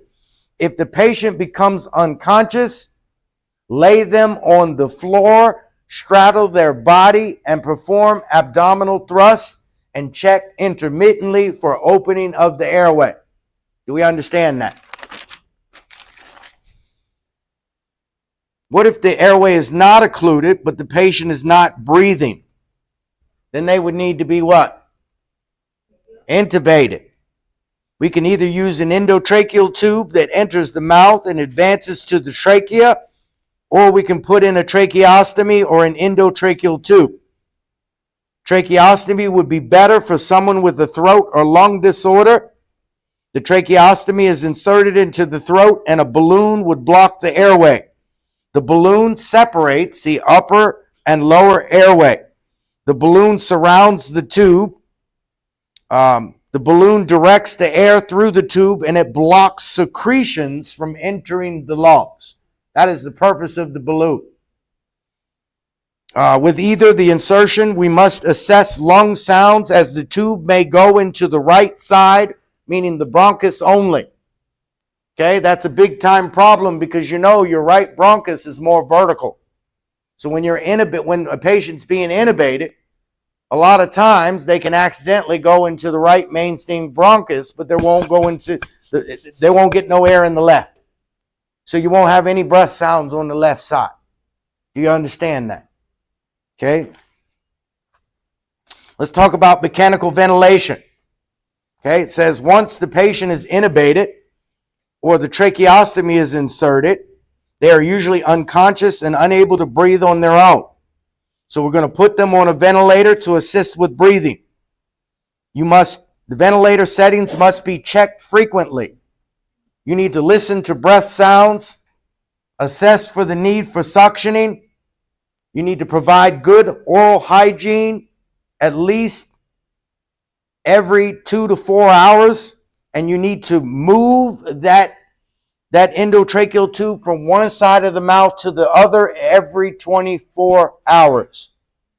Do you understand that? Okay? Because of mouth breakdown and infection. Do you understand that? You move that endotracheal tube to the other side of the mouth at least what? 24 hours. This will prevent ulcer formation and skin breakdown, and it helps with positioning and prevents chewing the tongue and mouth sores. Remember, when you're taking that test, you always want to look at the patient, not at the machine. Just because the machine is telling you something, you don't go by the machine. You don't make a move on the patient until you validate that what the machine is telling you is what the patient is experiencing. Are you listening to me? Have you ever heard of pulseless electrical activity? Pulseless electrical activity. You could have zero pulse, but you're still displaying electrical activity. But you still need what? CPR. So treat the patient, not the machine. Do you understand that? Machines can tell you things and machines can be wrong. Do you understand that? You go based on the patient's symptoms. Everybody got that? And they're going to try to get you on that with a question or two. The machine says this. What do you do? If there's a choice on there that says assess the patient, that's what you pick. Are you listening to me? Okay? Look at the patient, not the equipment. Always assess the patient before adjusting settings. Always do what? Alarms should never be turned off. Have we heard of alarm fatigue? Have we heard of alarm fatigue? That's a problem where the alarms go off so much that you nurses get used to them and you just block them out. You zone them out. You don't respond to them like you're supposed to. Did I tell you the story when I was working at the prison? When I decided to get in a little argument with the nurse I was working with, and then I didn't want to ride with her to the emergency. That one time, it was a real what? Emergency. I made it in there in the time, but I felt guilty because I could have made it in there when she made it in there. I wanted to be the first one to be on the patient instead of standing there like Joe Schmo with his hands in his pockets. Do you understand that? But that was my fault. Don't do that. Just because the alarm keeps going off and it's aggravating you and you got things to do, that one time that you don't take it seriously, it's going to be serious. Are you listening to me? All you need is one time for something to go wrong to lose your license. You could have done it a million and trillion and godzillion times. But just that one time, you don't do something you're supposed to do, or you do something you're supposed to do incorrectly, and you're going to lose that license. That's why if you ever hear somebody say you should listen to them or you should believe them because they've been a nurse for however many years, you need to smile to yourself. That has no bearing. That has zero bearing on the present. You're only as, and you might even want to tell them politely, that's great for everything you've done in the past, but that has nothing to do with what we're doing right now. Because you may have perfected every one of those situations, but there's no guarantee that you're going to perfect this one. Do you understand that? Because you ain't perfect, just like me. Or you understand that? So you might have been doing it for 30 years, but maybe you've been doing it incorrectly for 30 years. Things change. Do you understand that? That's the worst thing that another nurse can say to me. Tell me how long they've been doing this. I don't care how long you've been doing this. It only takes a minute to do it the right way. It only takes 1 minute to what? That's all it takes, 1 minute. And why do I use 1 minute? Because that's your primary survey mark, isn't it? A nurse is supposed to be able to do what in 1 minute? Stabilize that patient. You're supposed to be able to do what? And how long? Are we going to stabilize every patient? No. But the things that we can do should take no longer than what? Alarm should never be turned off on the ventilator. Do you know what the tidal volume is? What is the tidal volume? The tidal volume on the ventilator is how much air is being delivered to the lung. The tidal volume. How much air is being delivered to the what? With each ventilation. Okay? It says when you're using oxygen concentrations, you want to use the least amount to prevent toxicity. There's what's called a psi setting. Psi setting. Psi. S-I-G-H. Setting. When you take a deep breath and let it out, this happens about 1 to 3 times a minute on a ventilator. The psi setting. What's it called? As energy expenditure increases, the psi setting increases. That's why they teaching you this. If you keep hearing the frequency of the psis, the patient is expending too much what? Energy. Are you listening to me? What did they just teach you here? They taught you about the psi setting. What did they say the psi setting correlates with? Energy expenditure. So how the frequency of how many times you hear it is based on how much energy the patient is expending. So if I'm anxious and I'm tube biting, what's the psi setting going to do? So should you check on your patient when the psi settings increase? Hola. ¿Cómo está? Bien. Huh? Bien. How you say it? Bien. Yo buen. Bien. What is that? Bien y tú. Bien y tú. See, I like that. Huh? You guys got to know what the peep is. Peep, peep, peep, peep, peep, peep, peep, peep, peep, peep, peep. What is the peep? Peep. What is the peep? Exhalation pressure. Positive and expiratory pressure. Pay attention. Learn something. What is the peep setting? Now, I want you to understand what it is. They're keeping the alveoli open longer so they can get rid of more carbon dioxide.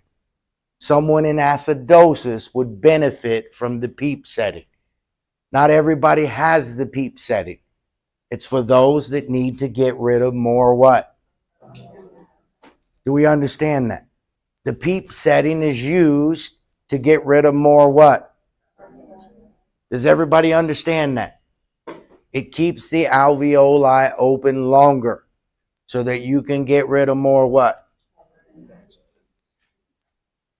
This keeps the alveoli open during exhalation.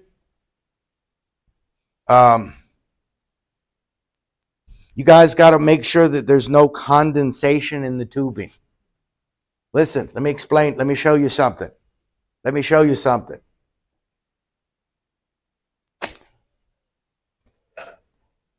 This is just a rule that you better remember. This is an alveoli. Say there's fluid in it. Okay? This is your CO2 coming from the right side of the heart. And this is your oxygen trying to get in. Oxygen cannot penetrate fluid. Oxygen does not penetrate fluid well. Do you understand that? CO2 does. So what will happen is all the CO2 will be on the top of the fluid. So not only is the fluid itself a problem for the oxygen to penetrate, it also can't penetrate now because what gas is in the way? Same thing with the condensation on the tubing. That's fluid. The oxygen running through that fluid is going to have a hard time penetrating that fluid. So that's why they need you to keep down on the condensation in the tubings. Do you understand that? Not only does it put them at risk for infection, but it impedes oxygen. Do we understand that? Condensation. Okay? Very important. But see here, you can see in an actual condition, I got fluid in my lungs. I've got pneumonia. I'm going to have an issue because of that fluid. Do you understand that? Okay? PEEP. We know what the PEEP setting is? What's the PEEP setting? See what they do? I said, what's the PEEP setting? What did they do? Told me what PEEP stand for.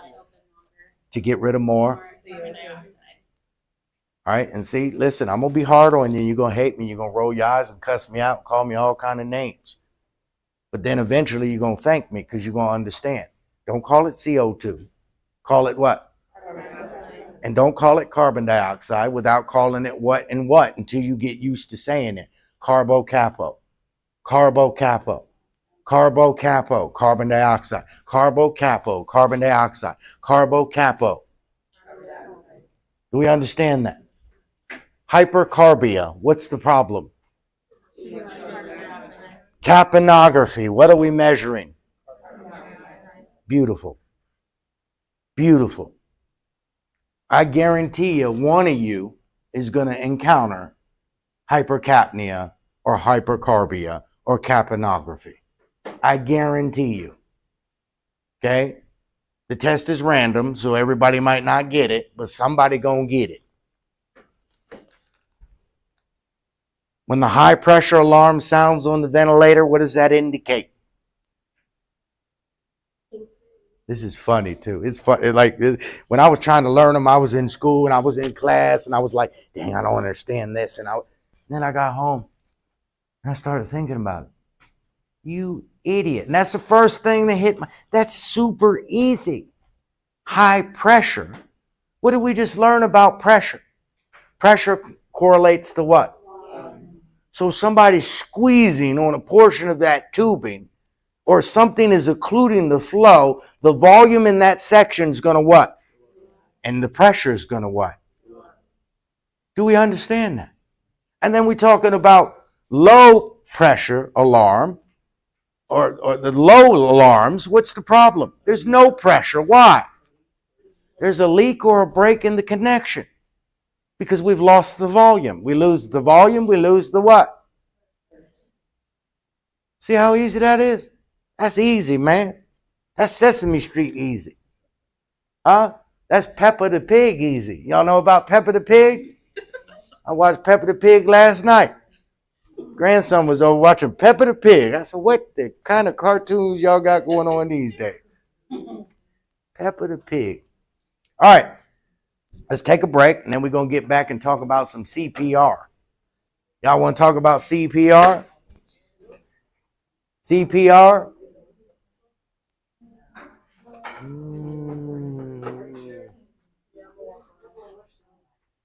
Yeah, we do need to go over these.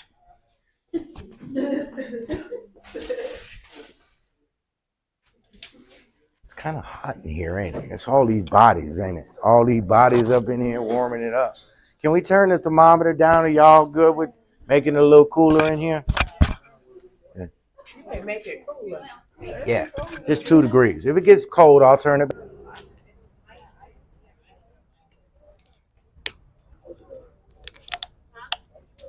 It's fine. So I had like was freaking out because it said 41.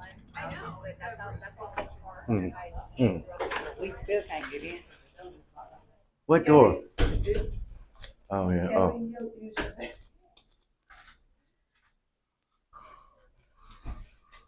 Thank you. Boom, boom, boom, boom, boom. Boom, boom, boom, boom, boom. Boom, boom, boom, boom, boom. Boom, boom, boom, boom, boom. Boom, boom, boom, boom, boom. Boom, boom, boom. I can't go in the office yet. I gotta set this here because I can't get around. What you talking about, Willis? What you talking about, Willis?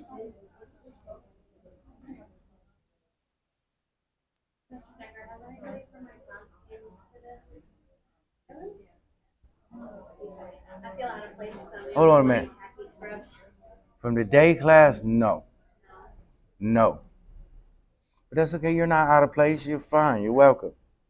Okay? It's good that you came. This is going to help you. A lot of people be talking, and then when it comes time to actually do it, you know what I mean?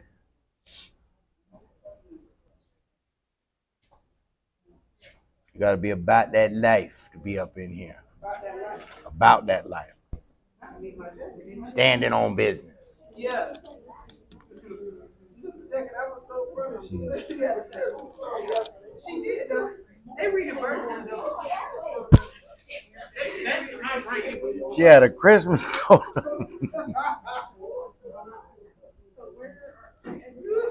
They should have just saved that for next year and brought it back out. Nobody would have even known. They waited until next year, got the first one out on the Christmas.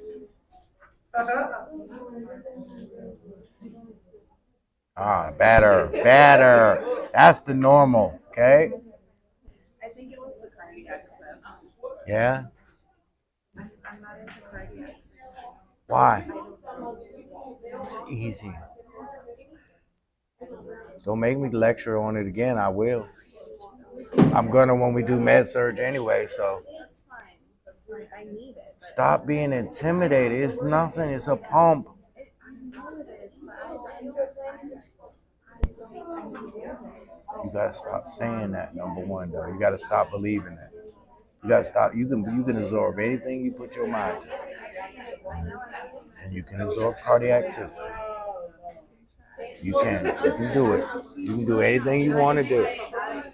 You gotta stop telling yourself, putting limitations on yourself. Because remember, you're too stupid. Remember the words that were told to me? It's all I needed. Okay? You don't need that because that ain't the case, but you need to stop limiting yourself. That's not true. You could be sitting right in this seat doing what I'm doing if you really wanted to.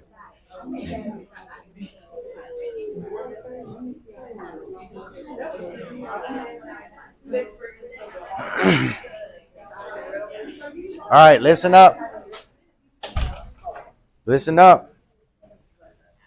Okay?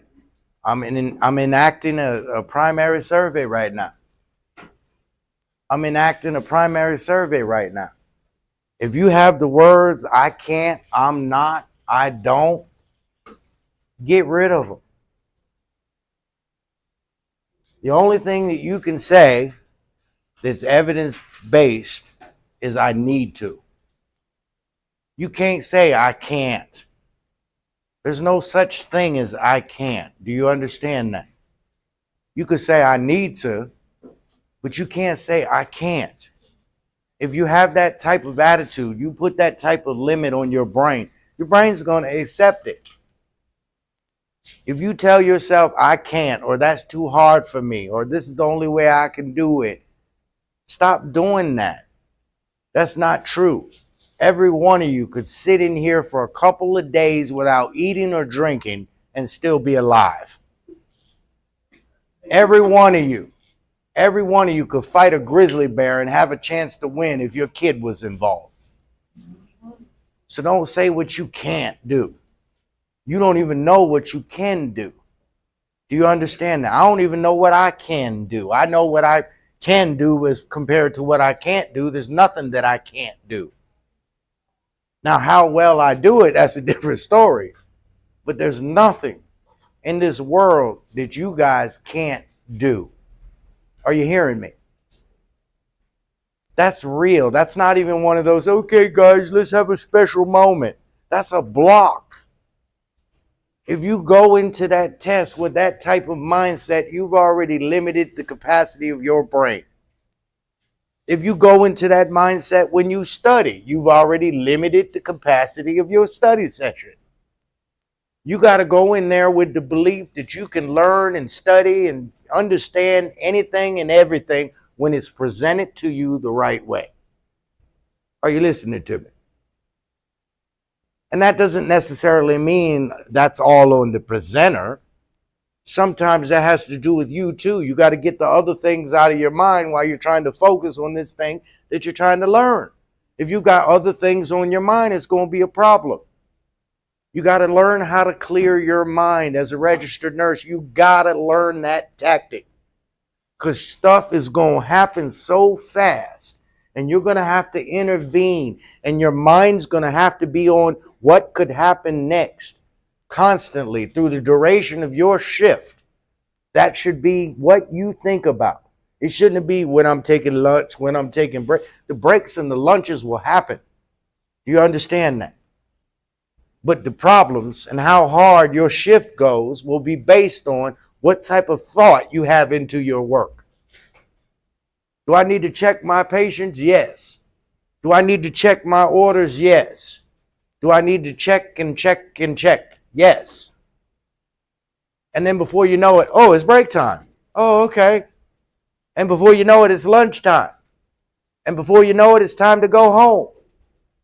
And you're going to find yourself less and less continuing to work while the person's waiting to give the report. Instead, you're going to be sitting there twiddling your thumbs, barring an emergency, waiting to deliver the report with everything looking like a magazine.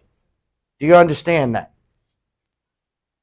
I know there's exceptions to the rule. We have emergencies and admissions, so we can't always say we're always going to be completely done when it's time to give report. But I will tell you this, when Decker was out there in the institutions and facilities, 99.9% of the time, barring an emergency or an admission, I'm up there twiddling my thumbs with everything done, waiting on you to give report. Do you understand that? And my rooms are immaculate. My patients are immaculate. Everything that's hanging was hung. Everything that was supposed to be done was done. Do you understand that? Why? Because I'm perfect? No. Because I exert what's called effort. I exert effort to compensate for my deficiencies. Do we understand that? I can make up for it with effort. I can make up for a lot of things with effort. Look how small I am. What if I told you I used to play football almost at the semi-pro level at this size? How in the world is that possible? Because of what I was willing to do that other people weren't. I'm willing to go 90 miles an hour. I don't think that's possible, say 30, but 30 miles an hour right into you. And I know it's going to hurt, but I don't care because it's going to hurt you too. Do you understand that? And a lot of people aren't willing to do that. I'm willing to do that. When I was in nursing school, I was willing to sleep on the steps. I would not pay my rent. I'm paying my tuition first. Are you listening to me? I'm not failing the test. I'll stay up all night, 2 nights in a row if I have to. When I went to PN school, I had to get my brother through it. So there was a lot of 2 nights. You can have that mindset and be okay. Do you understand that? You want to be a registered nurse, right? Do you want to be a registered nurse? Do you want that registered nurse to have that impact and that worth that it's supposed to have? Then you need to follow my advice. You need to get things back the way they used to be. Do you understand that? And the way that starts is up in here. But please, if I don't teach you nothing else, you can do whatever you want to do if you set your mind to it. I'm not saying it ain't going to be hard, but you have the capabilities to do it just like every other person. There's nobody special. There's nobody better. Are you listening to me? Because you can compensate for whatever their strengths are. Right? Let's get that message clear, man. I hate that. And no offense, no offense, no offense. Don't say, I hate the cardiovascular system and I can't learn it, or the nervous system and I can't learn it, or the endocrine system and I can't learn it. All these systems are baby easy. When you take the time and you go from the genesis and you work your way all through them, you wind up figuring out They can all just be just as complicated depending on the depth, and they can all be just as easy. Do you understand that? All the heart is a gigantic pump. The reason why we talk about it so much is because what it does with that pumping affects everything else. If it doesn't pump, other people can't do their job. The organs, meaning. Are you listening to me? It's attached to blood vessels, no different than your toilet attached to the PVC that goes out to the sewer. And you have a water line connected to the toilet that brings in the water. Are you listening to me? So the heart is just like a toilet. It's just like a toilet. If you clog it up, it won't what? If you're too heavy and you flop on it instead of sitting down on it, what's going to happen to it? Are you listening to me? That's how easy the heart is. If things don't go down it, it's going to go what? Same thing in the heart.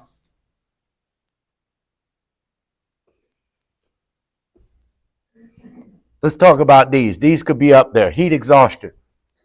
We got heat exhaustion and we got heat stroke. We got heat exhaustion and we got what? Heat stroke is the medical emergency. Do you understand that? Heat exhaustion is the precursor to what? Very good. Okay, prolonged exposure to heat over hours or days leads to heat exhaustion.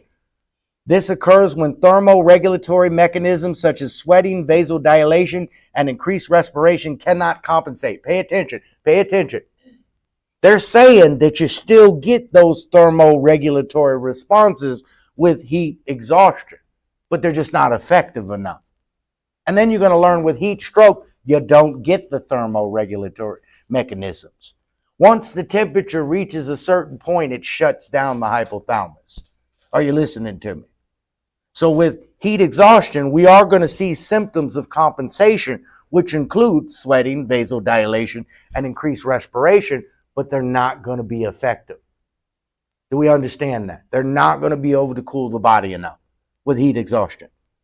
Okay? So what do you got to do then? You got to put them near something cool, right? Submerge them in some water, fan them, right? Remove constrictive clothing, right? Okay? Look what it says. Clinical characteristics, the syndrome, fatigue, lightheadedness, nausea, vomiting, diarrhea, and feelings of impending doom. And then you got the dyspnea, the tachycardia. It's going to dilate the pupils. Dilate the pupils. Which system is activated with dilation of the pupils? Sympathetic. Sympathetic. They'll have an ashen color, poor perfusion, and they'll be sweating profusely. This will lead to hypotension. You're losing your volume. Okay? Interventions, monitor ABC, of course, for everything. Remove that constrictive clothing. Place a moist sheet over the patient. Provide oral fluid. Replace the electrolytes and initiate normal saline IV solution. Consider hospital admission if they're chronically ill or elder adult to improve, or a young child. And then we get into heat stroke. Pay attention here. Heat stroke. Now the core temperature is above what? 104. 104. 104. Now the temperature is above what? 104. This will cause altered mentation, absence of perspiration. What did I just warn you about? Now you don't get them thermoregulatory responses. Do you see that? Okay? And it'll lead to circulatory collapse. The skin is hot, dry, and ashen. Hot, dry, and ashen. Failure of the hypothalamic thermoregulatory process. Keep it in your mind. Once the temperature goes above 104, the hypothalamus ain't working no more. Once the temperature goes above 104, do you understand that? They ain't going to get the sweat. They ain't got no compensation. This is dangerous. We got to cool them immediately.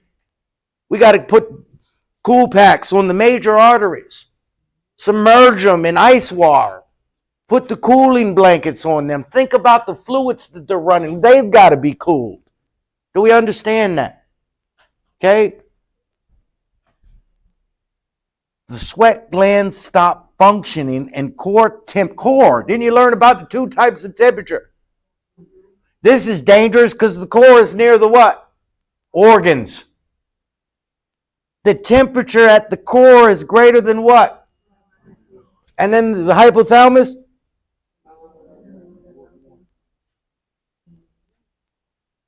Cerebral edema and hemorrhage may occur. Cerebral edema and hemorrhage may occur. Cerebral edema and hemorrhage may occur because of direct thermal injury to the brain and decreased cerebral blood flow.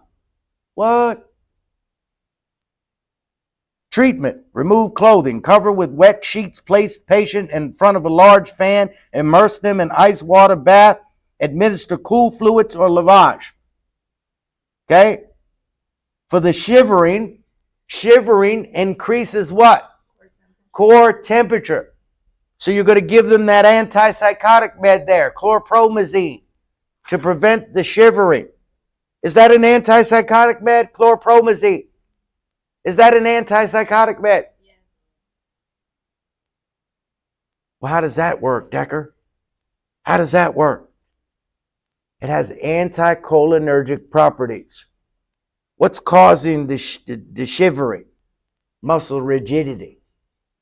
Anticholinergic, chlorpromazine. Chlorpromazine.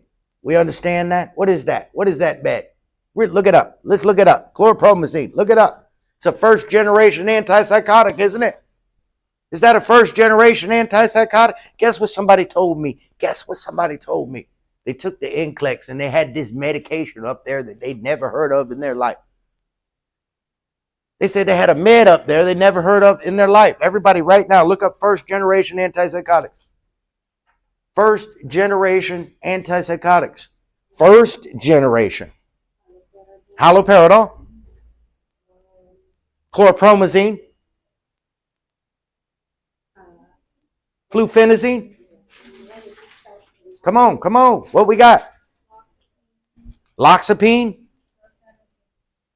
Haloperidol. Haloperidol. What else? I don't remember her name. Chlorpromazine. That's the one that. Fluphenazine. That's the med, fluphenazine, that the students said they never heard of before. Fluphenazine is the med that the students said we never talked about, we never covered, we never went over. It's, oh my God, where did this med come from? That's a very popular first generation antipsychotic. Are you listening to me? Haloperidol, chlorpromazine, and fluphenazine are very popular. Are you listening to me? Haloperidol, fluphenazine, and chlorpromazine. See, old Hal was in the pool and it didn't have any chlorine, so he caught the flu. Oh, Hal. Oh, Hal was what? In the pool, but the pool didn't have any what? Chlorine, so he caught the what? Do we understand that? That sounds pretty psychotic to get into a pool without chlorine, doesn't it? You should have known you was going to get an infection then, right? But old Hal, he didn't know any better. What did old Hal do? Got in a pool that didn't have any what? So he caught the what? Isn't that kind of psychotic? Because that's the first thing that you would think of before you got in the pool. I hope it's got what? Because it's going to kill any what? And then I'm not going to get any what? Do we understand that? You see how easy that is? We got to do the pharmacology. Somebody said they want to do the pharmacology. We're going to do the pharmacology. We're going to make the pharmacology easy, though. We're going to make the pharmacology easy. Now, the second generations ain't that easy because there's a crap load of them. Let's look up the second generations. Look up the second generation antipsychotics, the atypicals, the risperidones, the clozapines, the ziprazidones.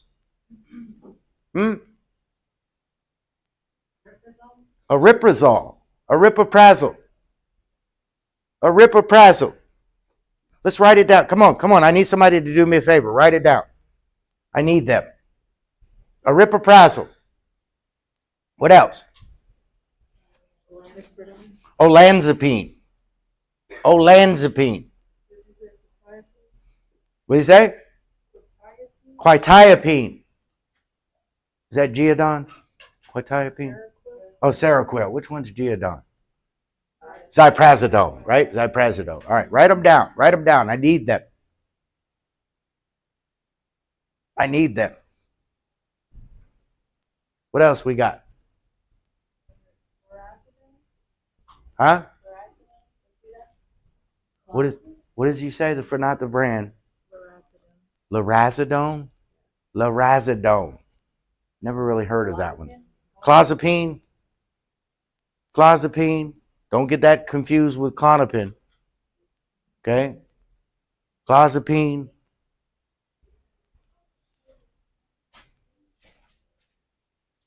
Clozaril.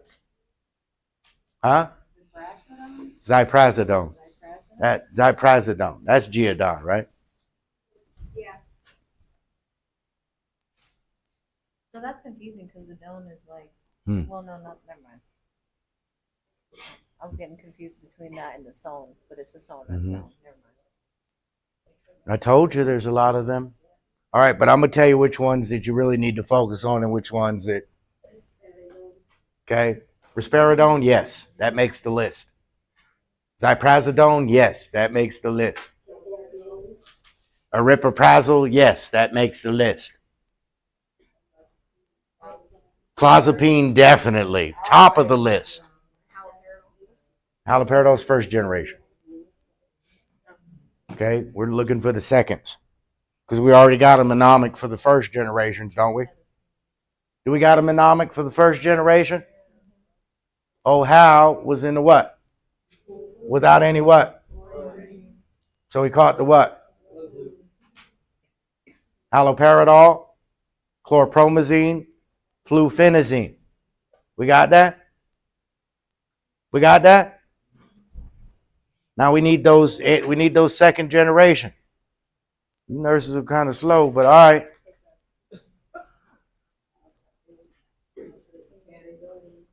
Who's got them written down yet?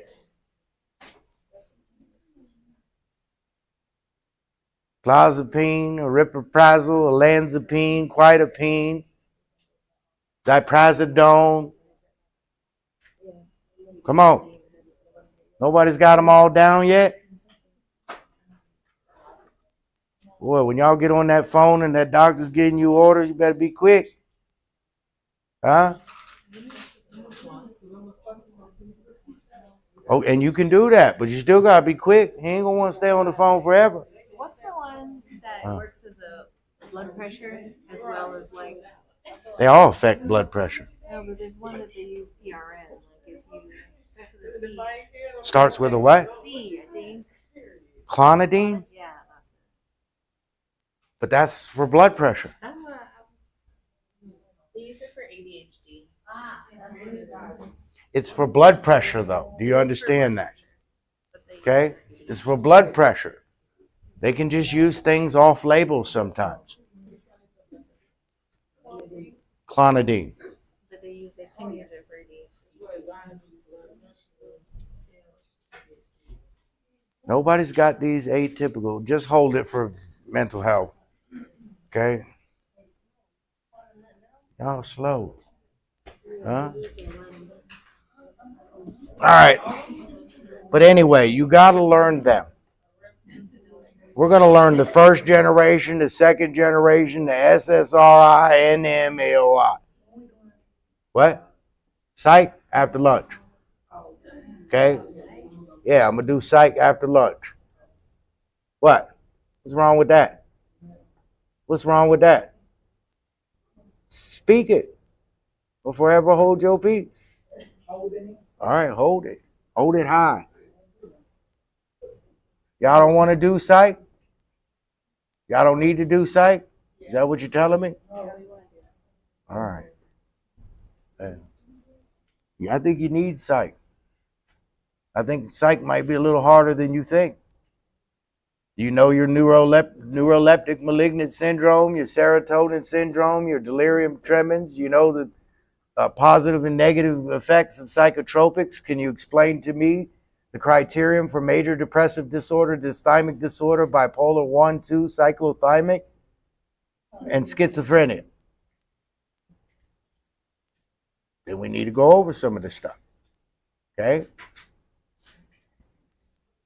We'll do our best, man. We'll do our best. How about that? Can we do our best? Whenever you're reducing core temperature, when do you stop? 102. 102.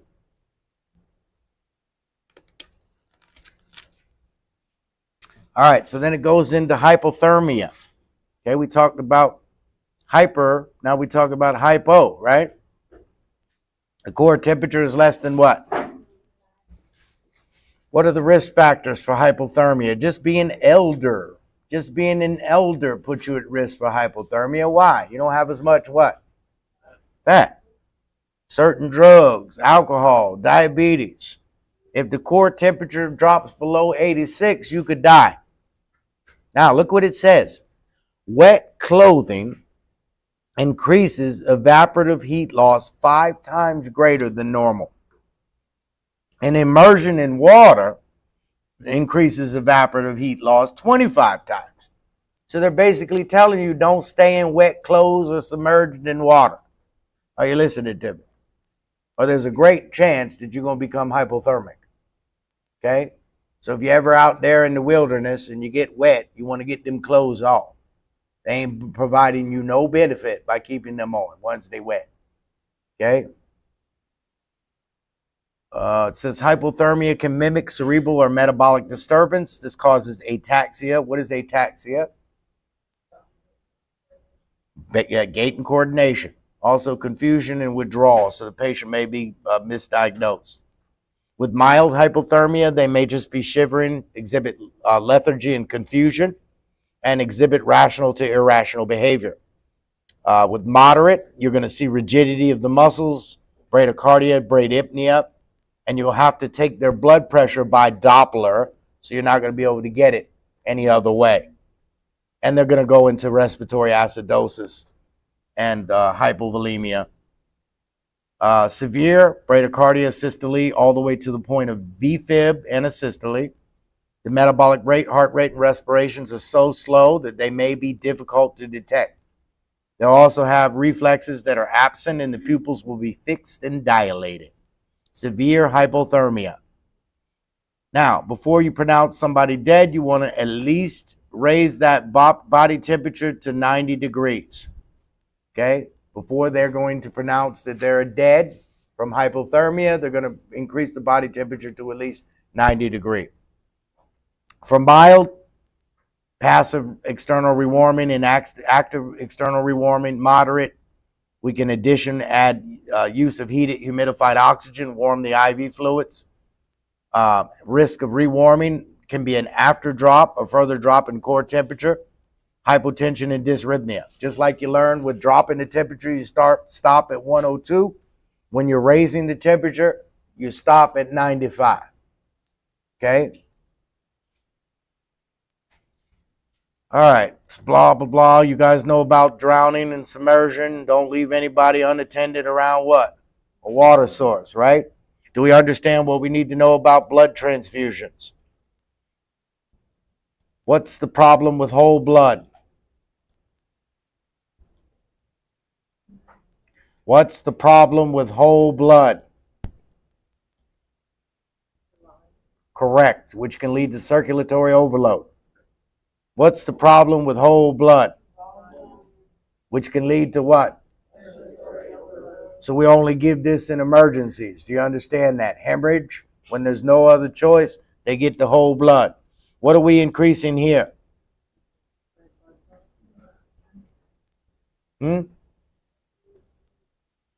The oxygen carrying capacity of the blood. We'll give them what? Packed red blood cells. Okay? What does leukocyte pore mean? What does leukocyte pore mean? Remove the white blood cells to prevent a reaction. If it says washed, If it says leukocyte poor, they're removing the white blood cells to prevent a transfusion reaction. Do we understand that? What do we give first, clotting factors or platelets? Clotting factors. We don't want to give platelets unless it's a last resort. Usually they're not going to replace the platelets until they drop down to about 25,000. Normal platelet is how much? 150,000, 450,000. Now, clotting factors are replaced in what type of product? Fresh frozen plasma. And cryoprecipitate means what? It's specific to a certain clotting factor. It's specific to a certain clotting factor. Okay, so conditions such as hemophilia, we use cryoprecipitate, right? All right.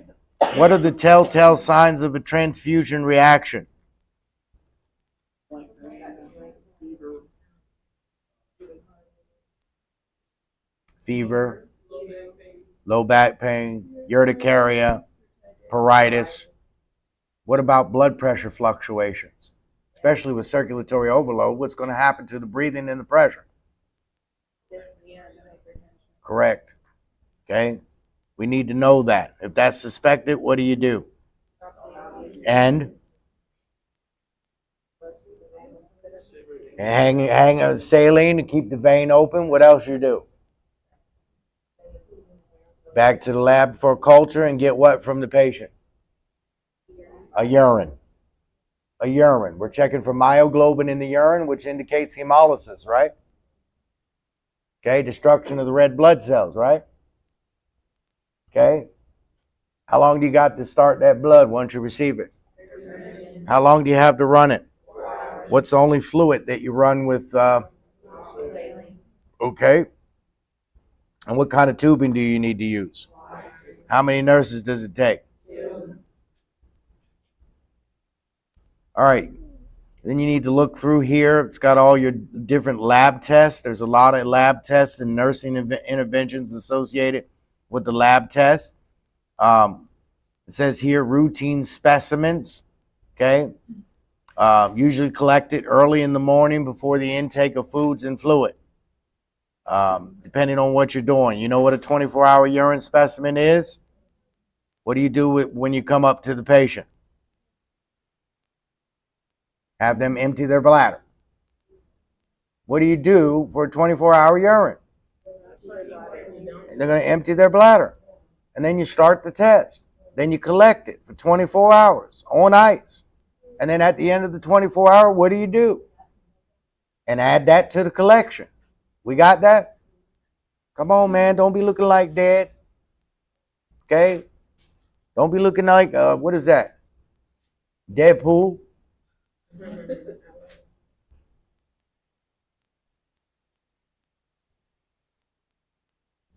All right, look, this is one that we get here. So when we're checking for diabetes, first thing they can do is either a random glucose test.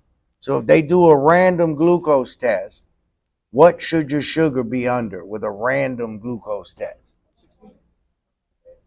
125. It needs to be under that. 126. It needs to be under that. Random or fasting, it needs to be under 126. If you have an issue with that random or that fasting test, then you're going to get a what? A glucose tolerance test. The 3-hour glucose tolerance test. Who said that? And then what should the sugar be under with that? 225. 225. Are you listening to me? The two parameters that you need to remember are 126 and 226 when they're trying to diagnose diabetes.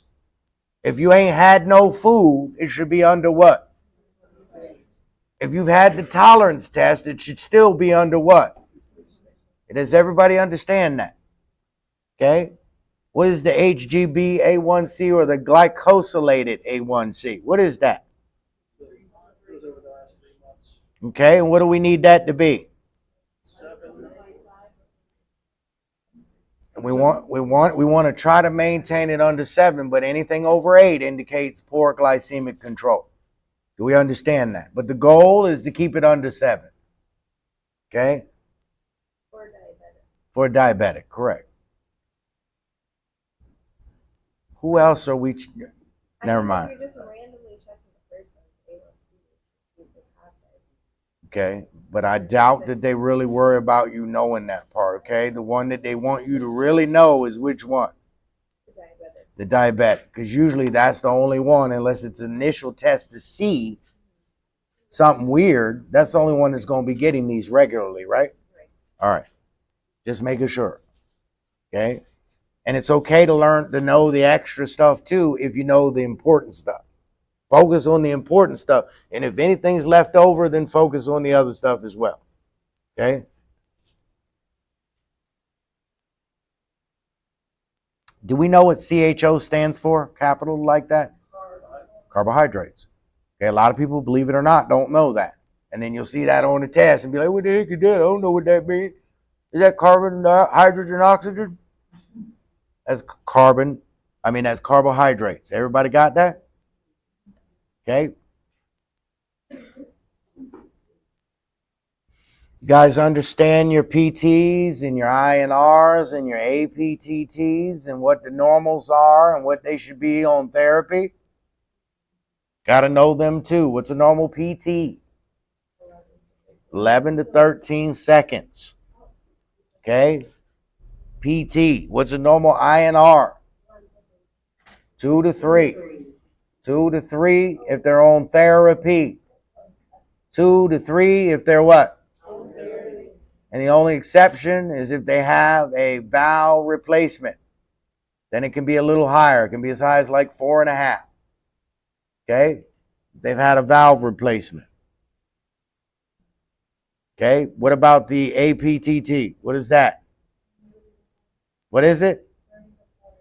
Okay? Normal reference it says here is 20 to 35, right? That's Canada. The therapeutic range for heparin is 1.5 to 2.5 times that amount. 1.5 to 2.5 times that number. We got that?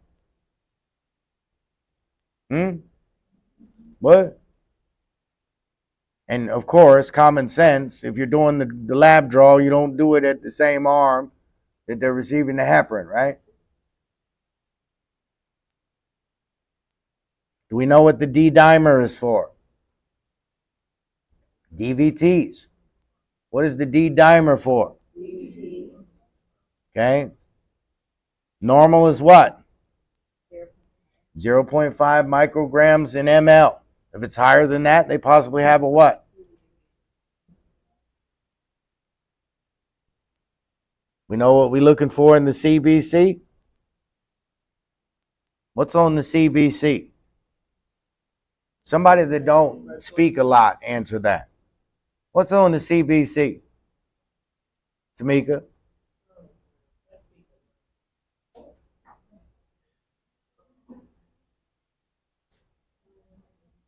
Just try.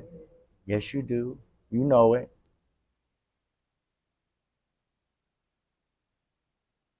What does CBC stand for? Let's start there. All right, so what's completely in your blood? What is your blood made up of? What kind of cells?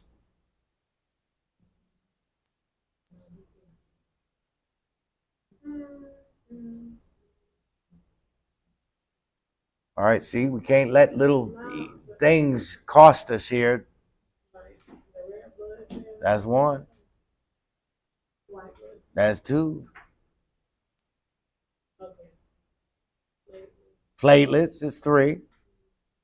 Stop whispering. I'm trying to. Yeah. All right.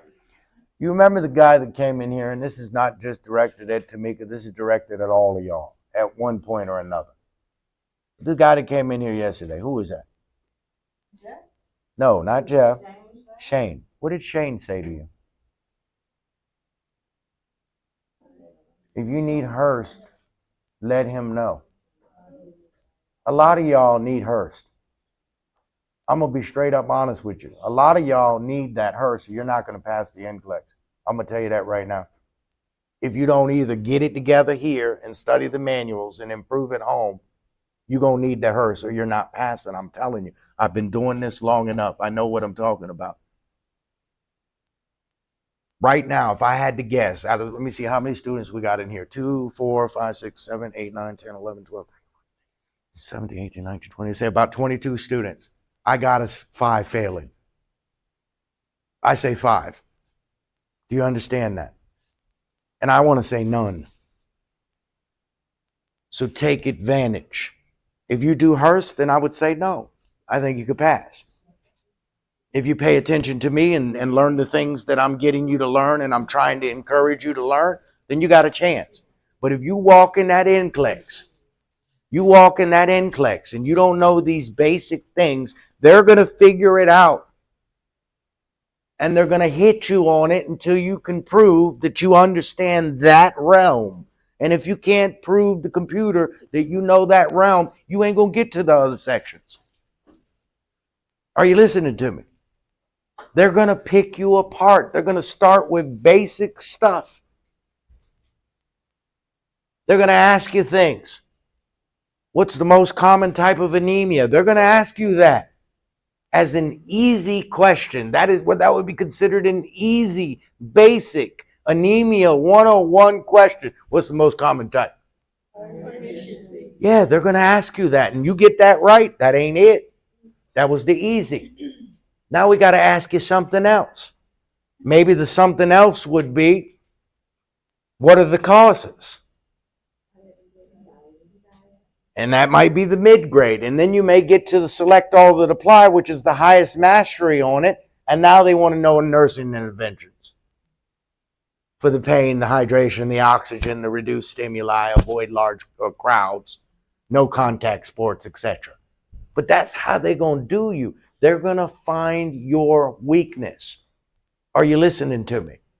And either you're going to be able to overcome, it's not that bad of a weakness, meaning they found a way, we got to maybe have a weak spot here. Let's question on it. And one or two things is going to happen. You go into battle with the NCLEX right now. You going to overcome it, or it's going to say, no. You didn't satisfy this. Are you listening to me? So you want to make sure you're sound in everything.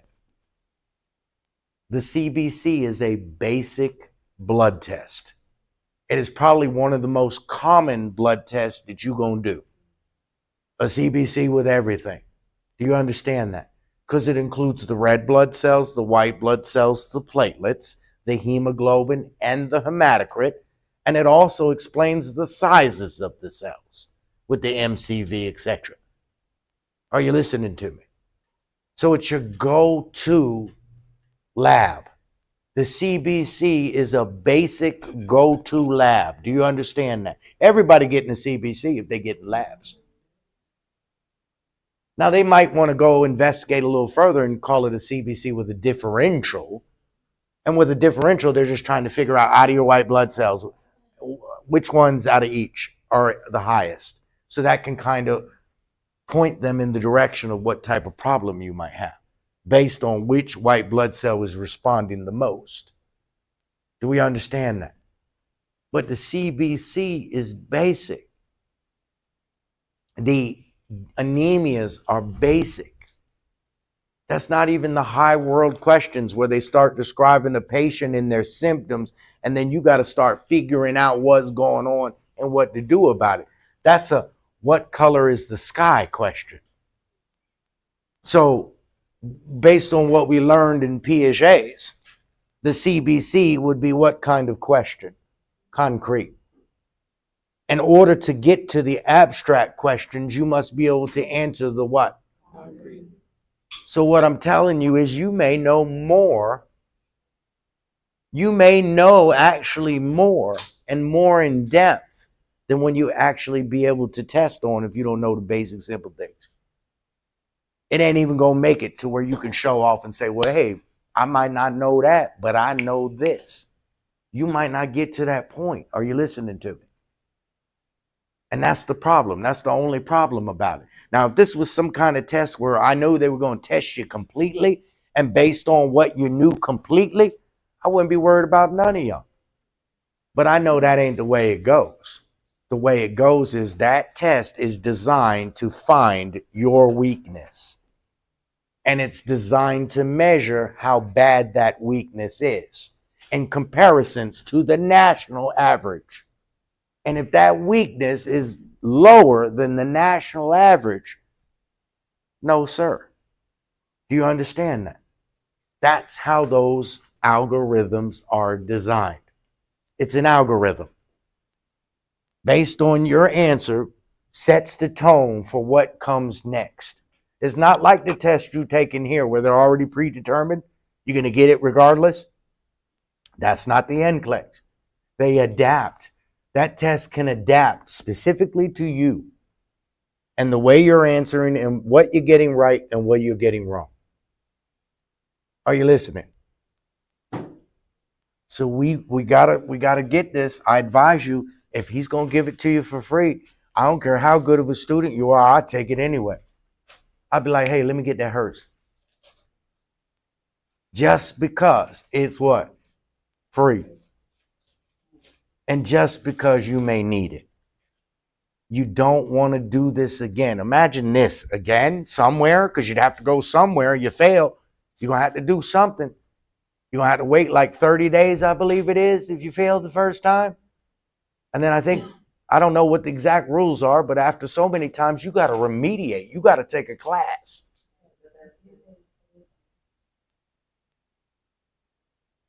And I don't know about you, but I get to thinking,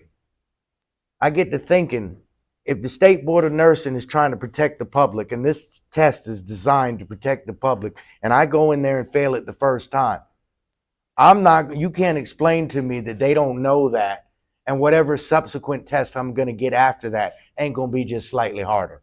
I'm not going to believe that. Do you understand that? Did you ever think about that? If you fail it the first time, who knows you failed? The State Board. And based on what their job is to protect the public, that would make you a what? A safety risk. So when you come back and test again, am I going to give you the same standard test to where you could have the chance of slipping through the crack? Or maybe I'll make it a little bit harder just to see. But I'm not going to tell everybody that, because that would cause an upheaval, wouldn't it? Just like ATI doesn't tell you you'll never get 100 on their test. They don't tell you that, but that's the truth. It's designed so you can't get 100. Because if you get 100, you'll stop what? Studying. So they always want to keep you down to the end and make you feel like you ain't doing enough. You ain't working hard enough. That's what the ATI is designed to do, guys. Go take Saunders. Saunders is much more like what you know. You can get higher scores on Saunders. Saunders don't play with you like that. But ATI does. Why? Because they have a guarantee. They're servicing these schools with contracts, and they guarantee a so much percentage pass rate. So in order to guarantee that, you better make sure your stuff is way harder than what they're actually going to face. Do you understand that? Okay? So we got to work, guys. We got to work harder. We got to work harder. All the way to the end. Work hard. The only time you stop is the day before the test. Study nothing. The day before the test, you study nothing. What you focus on the day before the test is nutrition and rest. You make sure you eat right. You make sure you get rest, and you have no stress. You do not study the day before the test. Does everybody understand that?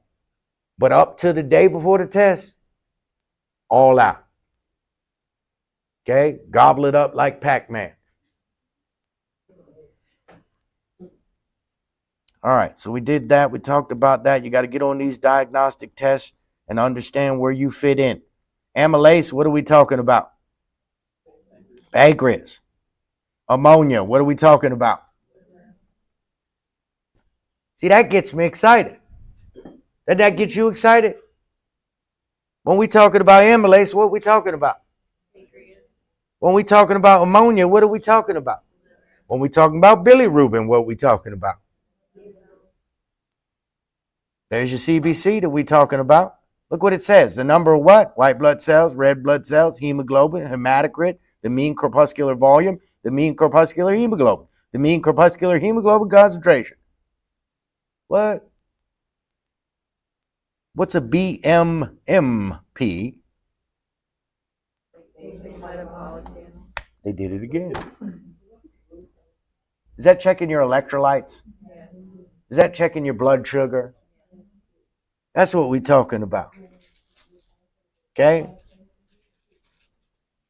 And then you got a test that adds about 4 more tests on it called a what? CMP. Okay? So you got the basic versus the comprehensive. Okay? Throw in the liver function test with the comprehensive, right? All right.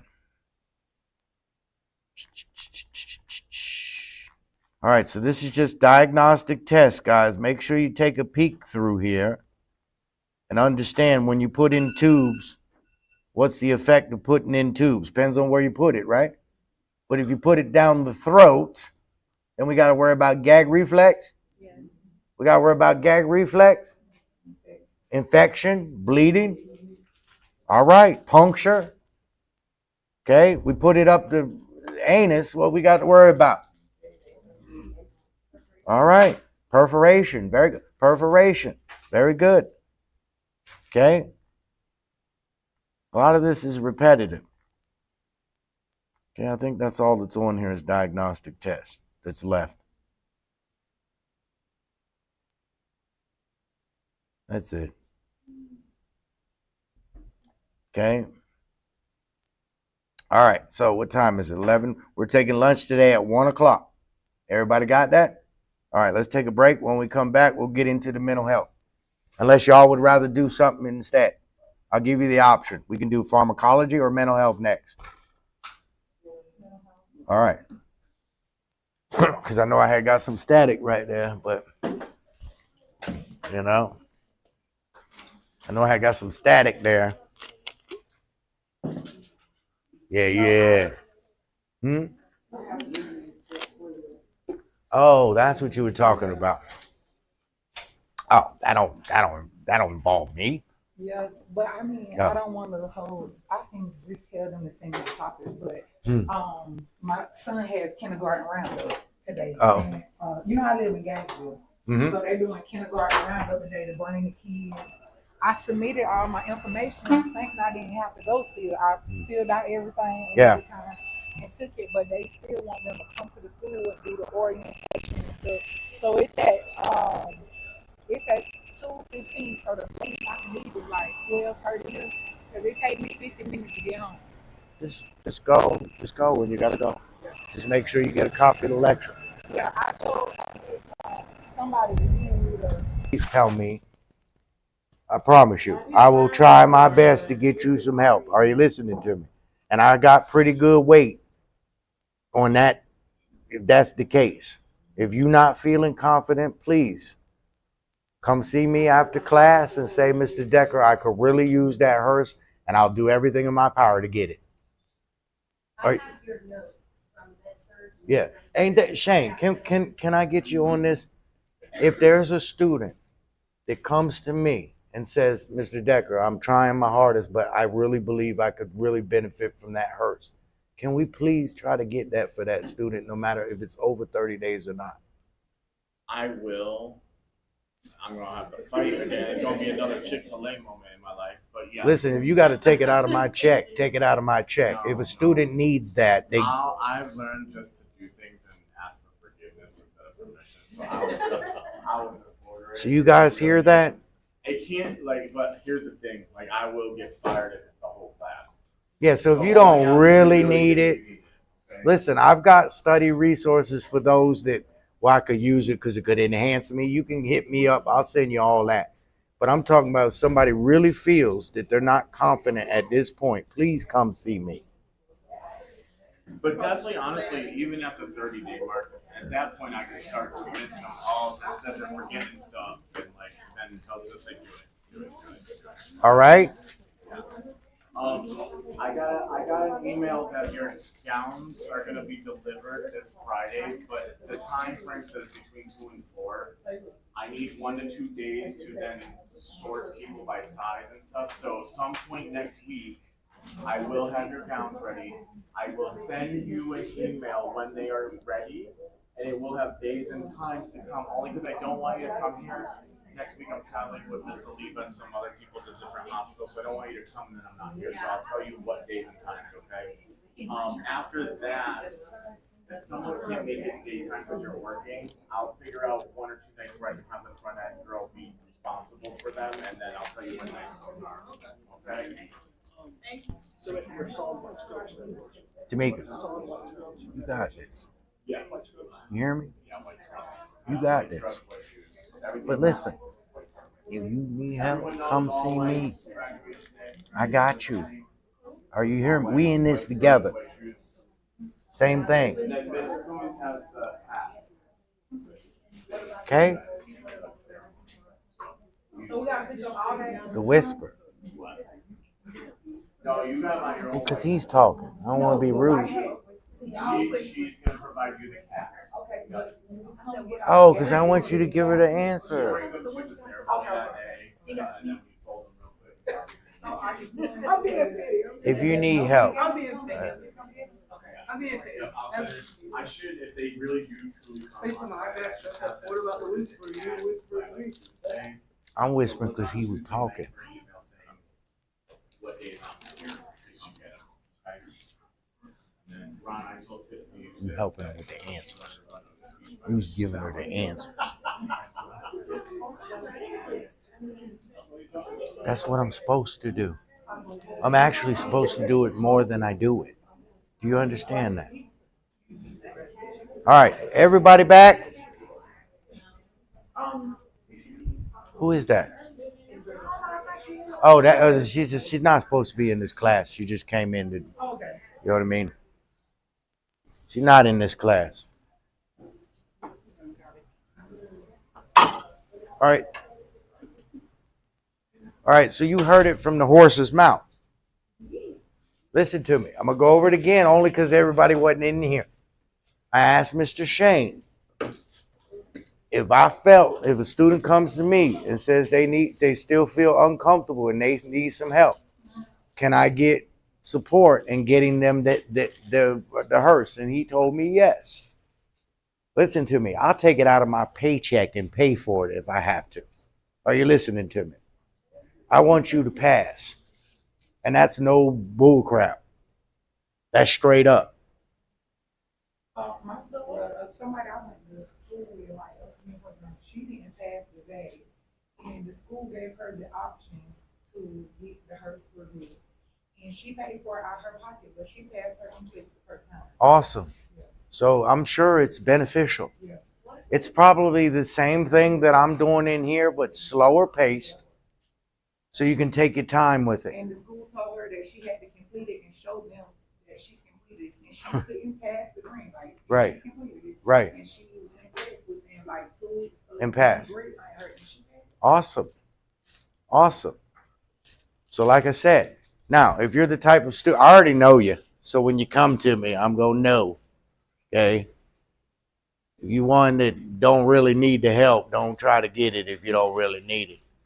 Okay? Save Mr. Decker's check. But if you really need it, please come to me. I'll help you. Huh? That's justice. That's justice. Now I have material. I told you I got material. I sent you something that's a hearse. The only difference between hearse and what I sent you is you got somebody going, "Come on, we can do it."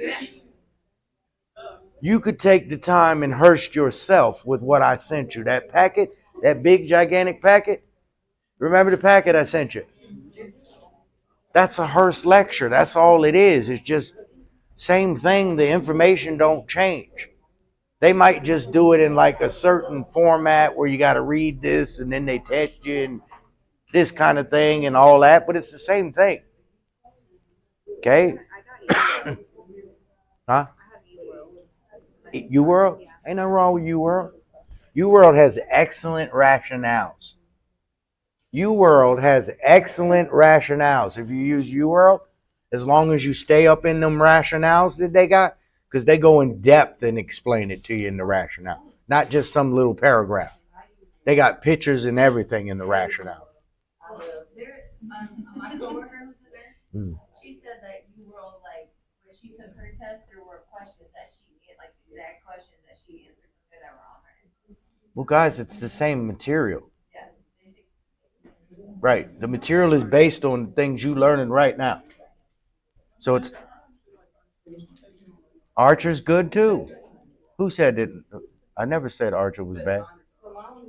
I like Archer. Sandra. I did Archer. It was great. Yeah, Archer's is all right. I like Archer was. I had Archer in UWorld, and UWorld was.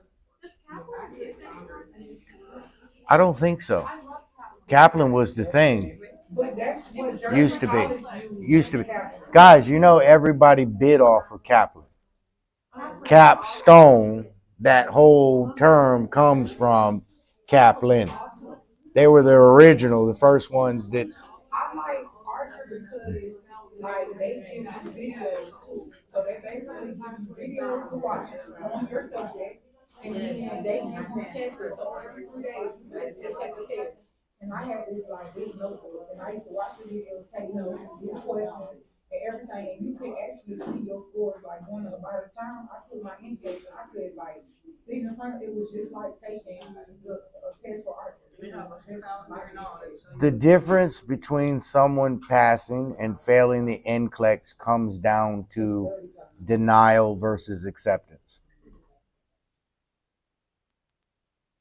That's what it comes down to, guys. Denial, meaning you're denying the fact that you think even though you don't know the knowledge, you still gonna pass. Or you accepting the fact that you don't have the necessary knowledge and you do something about it. That's what it comes down to. All right, so we're in mental health. We're in mental health.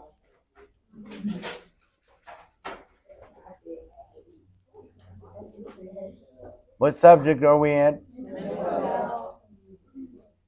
Now, what's the difference between mental health and mental illness? What's the difference between mental health and mental illness? What's the difference between mental health and mental illness? Coping, relationship, job, taking care of yourself. We all have mental illness. Raise your hand if you have a mental illness. If you're not raising your hand, you're in denial. Every one of us faces anxiety. Every one of us faces depression at some point in our life. What differentiates us from people that have actual conditions and diagnoses is that it doesn't affect our job. We have coping mechanisms to make sure it doesn't get too out of hand. We're still able to maintain relationships, and we're able to take care of ourselves, meaning our ADLs. That's the biggest difference between someone who is mentally healthy and mentally ill. Are you listening to me? You get to mental ill condition or a mental ill diagnosis when you can't hold a job, when you can't hold stable relationships, when you have no coping mechanisms. Do we understand that? You need to remember that. That's the hallmark going into mental health right there.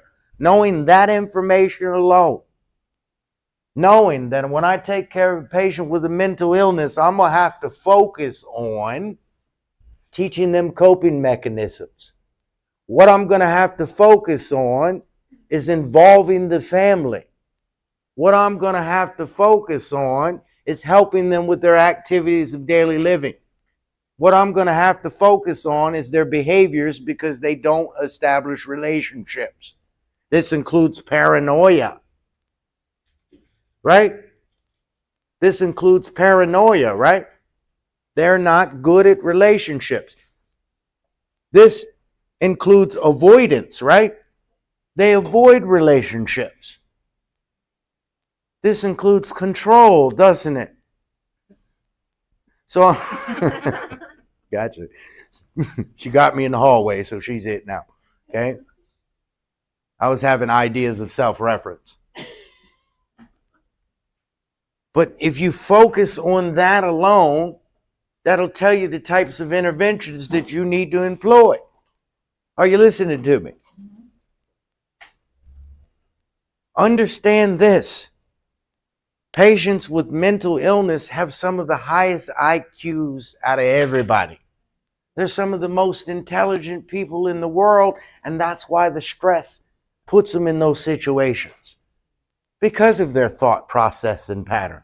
It might be disorganized and deranged, but it's full.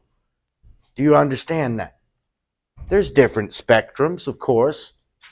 Could cause low functional ability, but they're very high on that spectrum when it comes to intelligence. So if you ever care for a patient with a mental illness, you better know all about the diagnosis. You better know all about the meds, because I assure you they do. And they're just waiting for you to say something stupid or do something wrong so that they can ridicule you, because again, they're not trying to establish a relationship with you, right? They're going to more so be apt to be confrontational or aggressive or avoidant. Do we understand that? And you give them the fuel by your approach. You never want to be too nice, and you never want to be too mean. Did you hear that part? Everybody knows the mean part. But did you know you never want to be too nice? Why? Because they're paranoid. They think you're trying to do what? Warm up to them to cause them some harm. So you remember that rule of thumb too. Firm and consistent. What are you? Firm and consistent. Setting boundaries and maintaining those boundaries. Are you listening to me? So all the things that you pick when they're giving you situations, how to deal with them. Firm and consistent. Let them know what the consequences are going to be and stick to it. Do we understand that? That's what they're talking about here. What are they talking about? All right, so do we know what defense mechanisms are? Let's start there. Do we know what defense mechanisms are? Do we know what defense mechanisms are?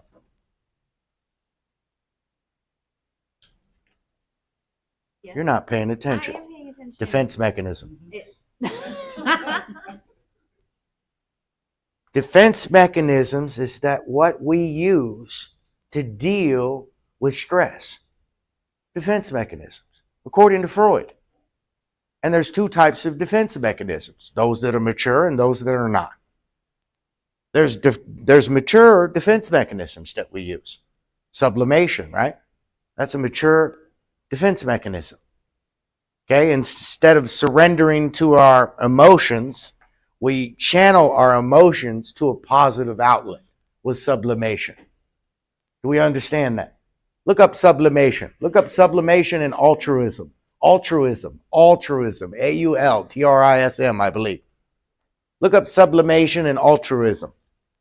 Together or just like separate? One, look up sublimation. Somebody else, look up altruism. What does it say? Selfless concern for the well-being of others without care for one's own interest or unselfish. Right. So, say that your child died from a drunk driver. Instead of being angry, what do? You form a group called what? MAD. Mothers Against Drunk Drivers. That's a positive thing, right? Okay? Which one was that? Altruism? What's sublimation? A defense mechanism that involves channeling unacceptable impulses into socially acceptable actions. I'm mad at my boss, but instead of getting angry at my boss, I'm going to go to the gym and punch the bag. Huh? That's mature, right? Is that mature? Is that socially acceptable? And then there's the immature defense mechanisms.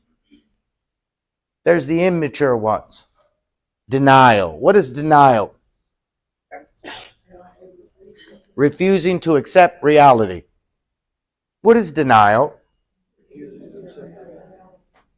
Refusing to accept reality. The basketball coach wouldn't start me because he didn't like me. Mr. Decker, you're 5'7". What do you want? That's the reality. Huh? You ain't got no 50-inch vertical and you're only 5'7". Why is he going to start you when everybody else on the team is 6'2" or better? Failure to accept reality is called what? Denial.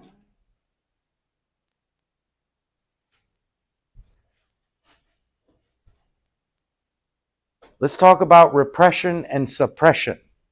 Suppression and repression. What is suppression? Consciously. That's the key word. Say it again. You are aware and you put things out of your mind on purpose because you don't want to face them. You keep forgetting your dentist appointment. You consciously know that you're supposed to be going to the dentist, but you forget because you fear going to the dentist. Repression. What is repression? So you're not aware of this. This is from some type of traumatic event, like maybe you were raped. Some traumatic event, your mind puts it out. The subconscious takes it out because the mind can't deal with the experience. That's the difference between suppression and repression. Do we understand that? Suppression, you're aware, but you choose to ignore. Repression, you're not even aware. Do you understand that? Everybody got that? What is rationalization? Trying to justify what? What kind of behavior?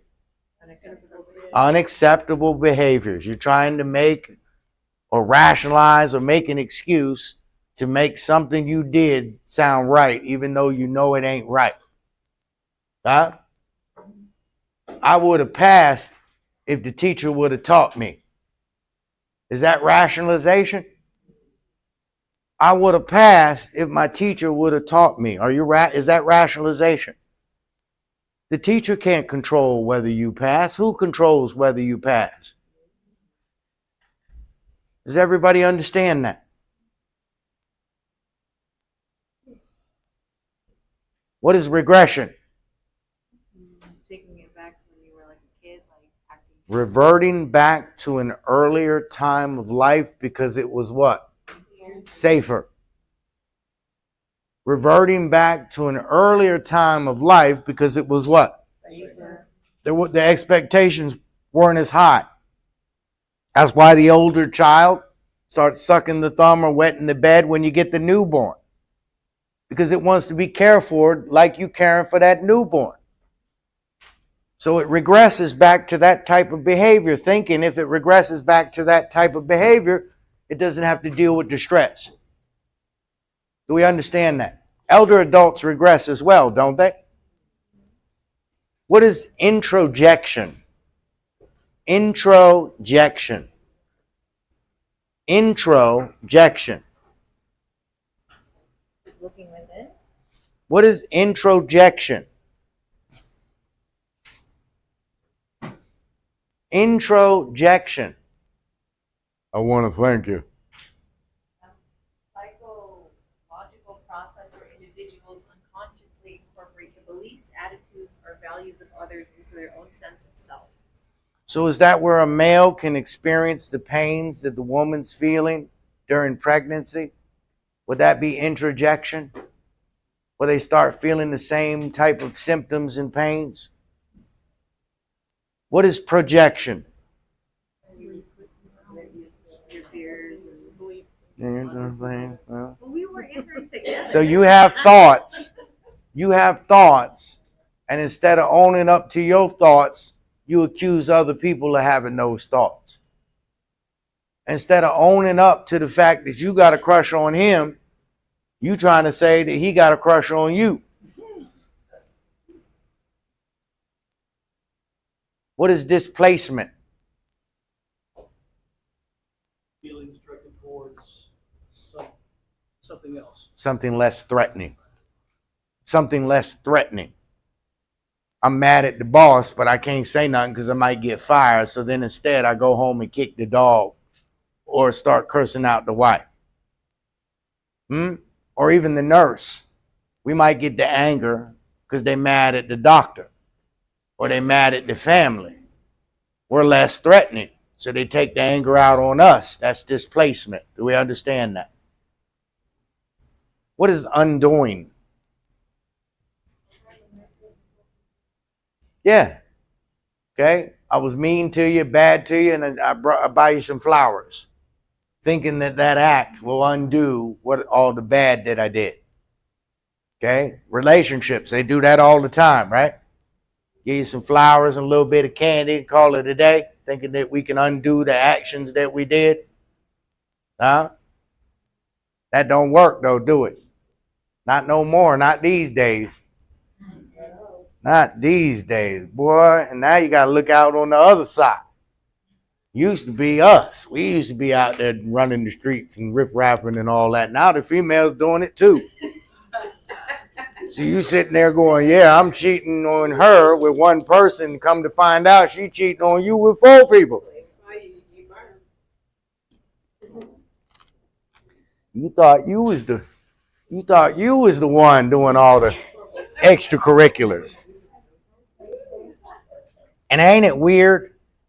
What's weird is that male machoism where we feel like sometimes, it's stereotyped, I know, but let's think about it because it's funny. We think we could cheat and get away with it, but if a woman cheats, oh God, that's unforgivable. Oh my, it's weird how we think. Or it's unforgivable, like we can't go back, like we can't, you know what I mean? I like it that way.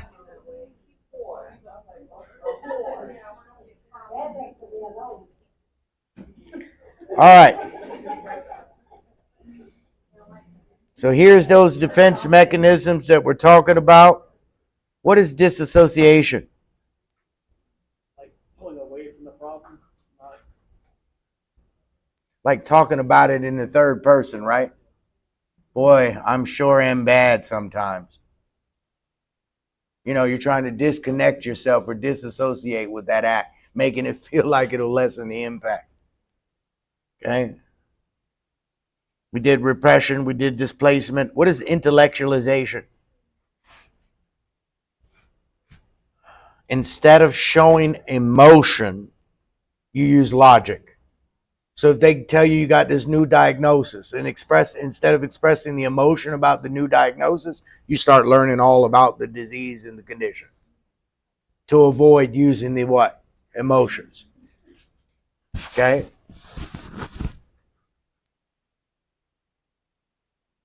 What is compensation? When you have a weakness in one area and you try to make up for it in a strength in another. So Mr. Decker can't cook, but my kitchen is spotless. Okay? Or Mr. Decker 5'7", but he got that big old truck out there.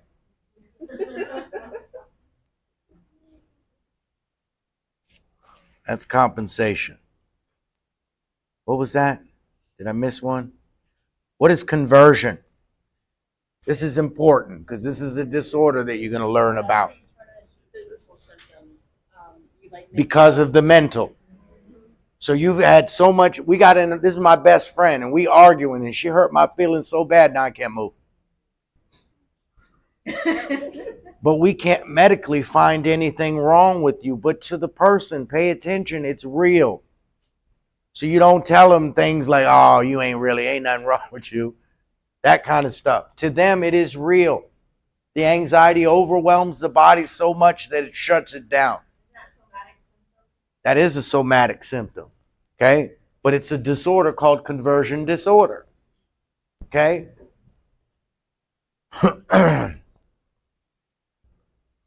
We did all those. What is a fixation? Hold up. That's the man that's dressing like he's in the 1970s and the 2000s. Ever seen Uncle Perm on Facebook? Y'all never seen Uncle Perm on the Tic Tac videos on Facebook? That old guy that has all that jewelry on that's doing the creepy stuff on the video? Oh, you got to check that out sometime. Oh, Uncle Perm. Y'all ain't never seen Uncle Perm. Oh, I got to show you Uncle Perm. Hold on. You got to see. This is funny. This guy gets on there every day, and what he does is he plays some kind of old school music, and he dresses old school. It's funny. Hold on, I got to show you this real quick. That's Uncle Perm. Hold on a minute. Let me see. All right, hold on. I got some. Where's my controller? I can't let y'all see all my account information and things. Hold on a minute. You know what I mean? Can't let y'all hack my computers and all that. Hold on. Where's that part where the Tic Tacs are? Hold on. All right, there's the Tic Tac. Hold on a minute. Let me find old Uncle Perm. He's on. If you just scroll, did y'all know they got Tic Tac on Facebook? I call it Tic Tac. All right. All right. It won't let me change the page for some reason. Hold on a minute. Look up old Uncle Perm. I'm telling you, you will laugh. This guy had me in tears sometimes. Huh? Would it be on Facebook and YouTube? Yeah. YouTube. Uncle Perm. That's what they call him. That's his name. On the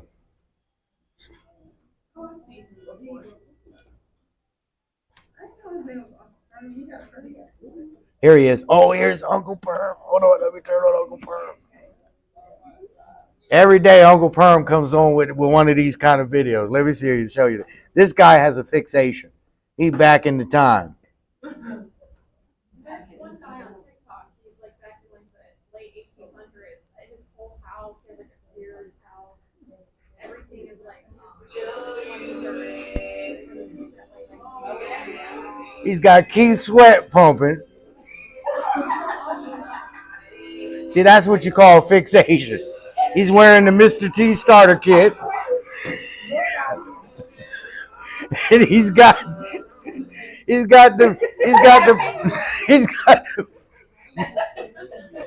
that's a fixation, guys.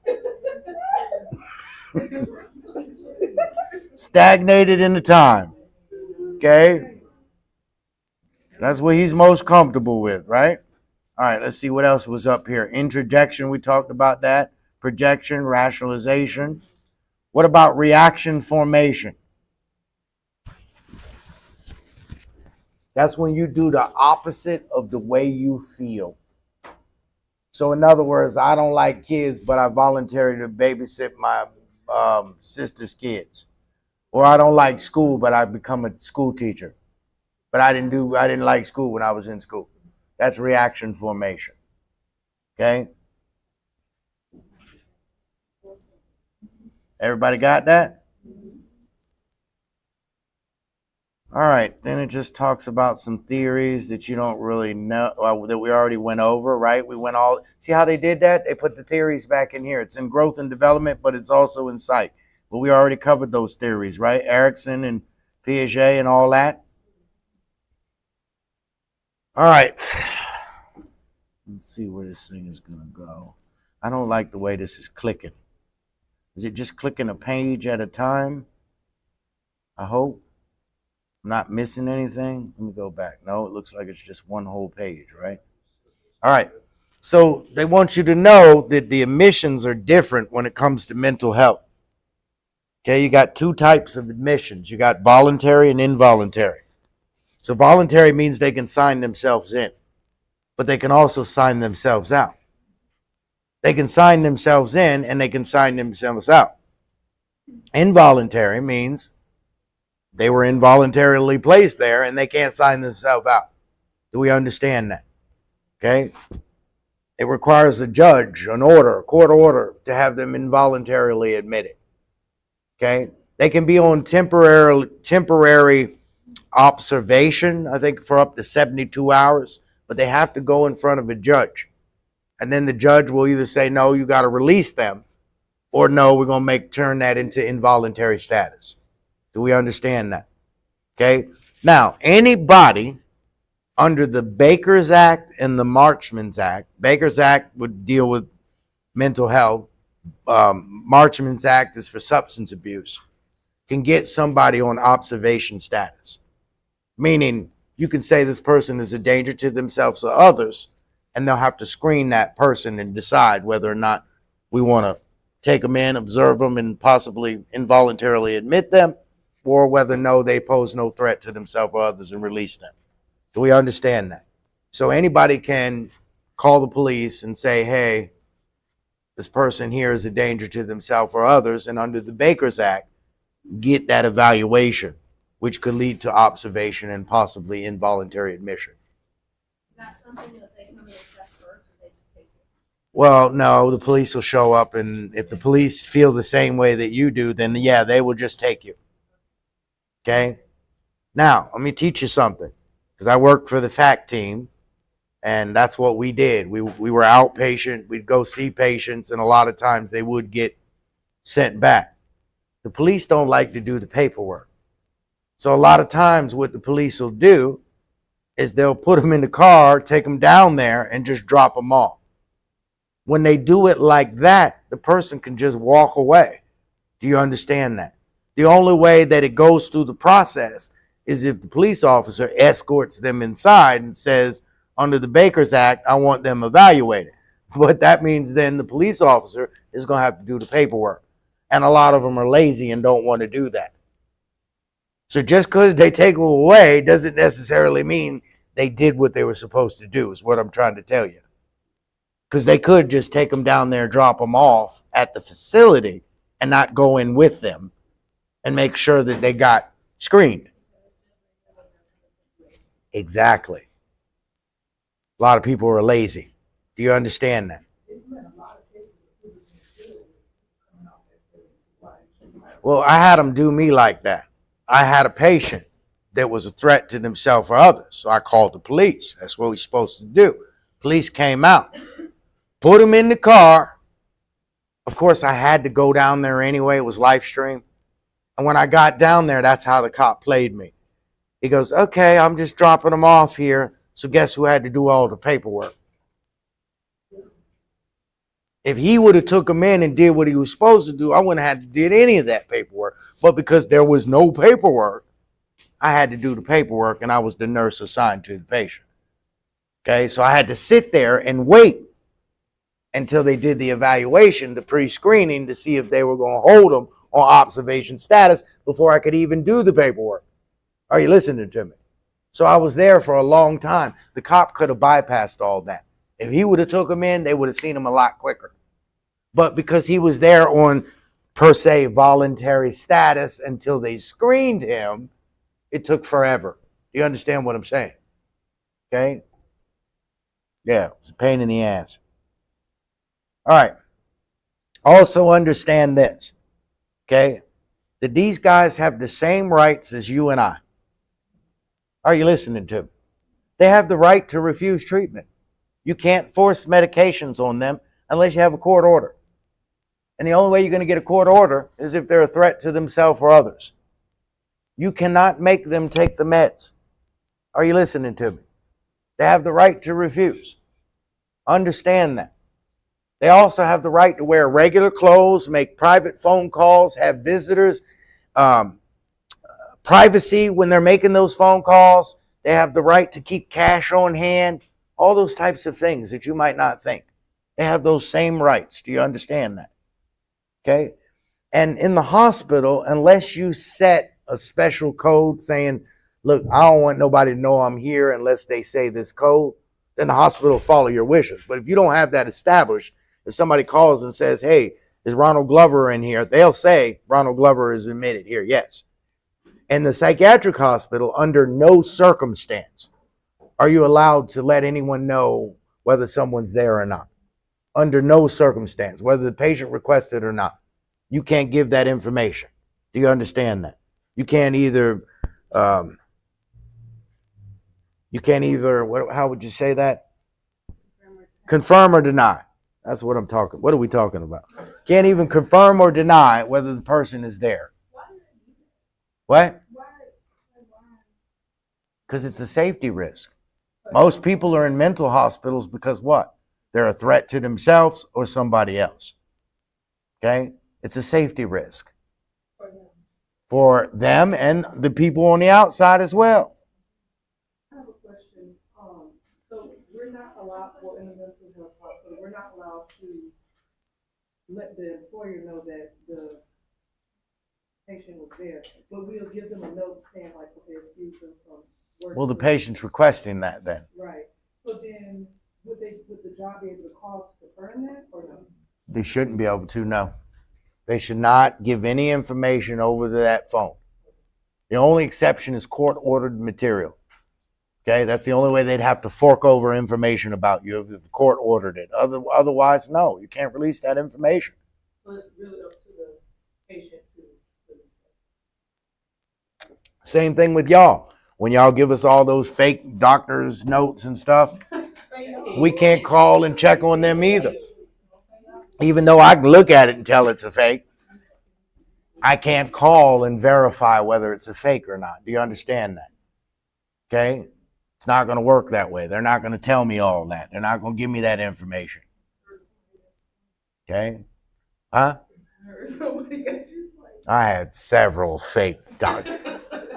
And I'm like, they didn't even try. Come on, man. That ARMP ain't all over all them people. But y'all be thinking we be falling for that. No, it ain't that. We just can't do nothing about it. How about that? Okay.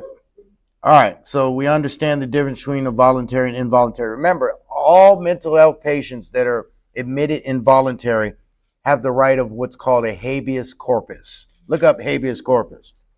Habeas corpus. It has something to do with a hearing. What is a habeas corpus? A legal process where a detained person challenge the legality of their imprisonment or detention, compelling the detaining authorities to bring the person before a court to determine if the Competency. Do you understand that? So they just can't lock you away and throw away the key.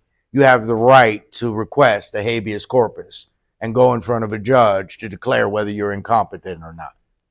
That's what that prevents. Because back in the day, they just used to, in some of the movies, you still see it, where they'll take the person and put them in there and they're not really crazy, but they can't get out because they'll keep medicating them and doing all these kind of things. Well, that prevents that habeas corpus.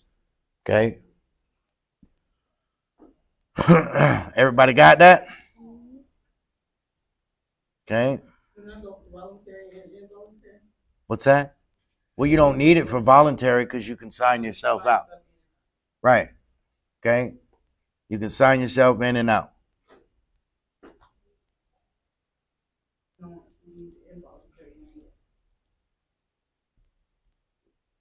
All right, guys, do you know what the milia is? This is important. This could be a test question.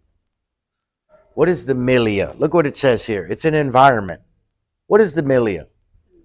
So what do you picture when you think of the milia? Okay, peaceful. Okay, nice colors, nice atmosphere, right? Not hospital, right? You want to see more home-like things. But it also involves activities, constant activity, productive group sessions and activities. That's what you think of when you think of milia. Not only the environment, which is pleasant, peaceful environment, but the activity in the environment. Okay? It's continuous. So they're not sitting around smoking cigarettes and rocking back and forth. They're being productive. Do you understand that? That's what the milia is about. It says the physical and social environment which an individual is undergoing treatment. Okay? I don't like this. A lot of this is just common sense stuff. We're skipping some of this stuff. Okay? Oh, let's do some of this culture stuff you probably don't know. Okay? When it comes to the Asian culture, who runs the show? The elders. The elders run the show. They show a great deal of respect to elders. Do you understand that? Another thing you need to know about that culture is they'll agree even when they don't agree, because they don't like conflict. They don't like controversy. So they may say yeah to you, but they don't really mean yeah. They're just trying to avoid controversy with you. Do you understand that? So you need to know that they don't believe in that. Okay. What does it say? Asian cultures value group harmony. They show respect for elders and family. Okay. They consider direct eye contact disrespectful. If you're staring at them, if you're piecing them up. Okay. If you're piecing them up. Huh? Not anymore. You've been Americanized. No, but the family and elders, yeah, we They do don't respect like- that. 100%. Yeah. But the rest is it changes. It depends, but it's like a broad title for the culture. It doesn't apply to every subculture, but you got to know it. For the most part, Asians don't like to be what? Stared at. African Americans don't like it either. And African Americans do things with their eyes that let you know how they feel about you. Did you know that? They quick to roll them eyes or bat them eyes. And that means something. Okay? That means something right there. Look at the eyes. They'll tell you right away if they approve of you or not. See, she's saying this is how we do it in her head. Her eyes are saying, come on, 1 o'clock.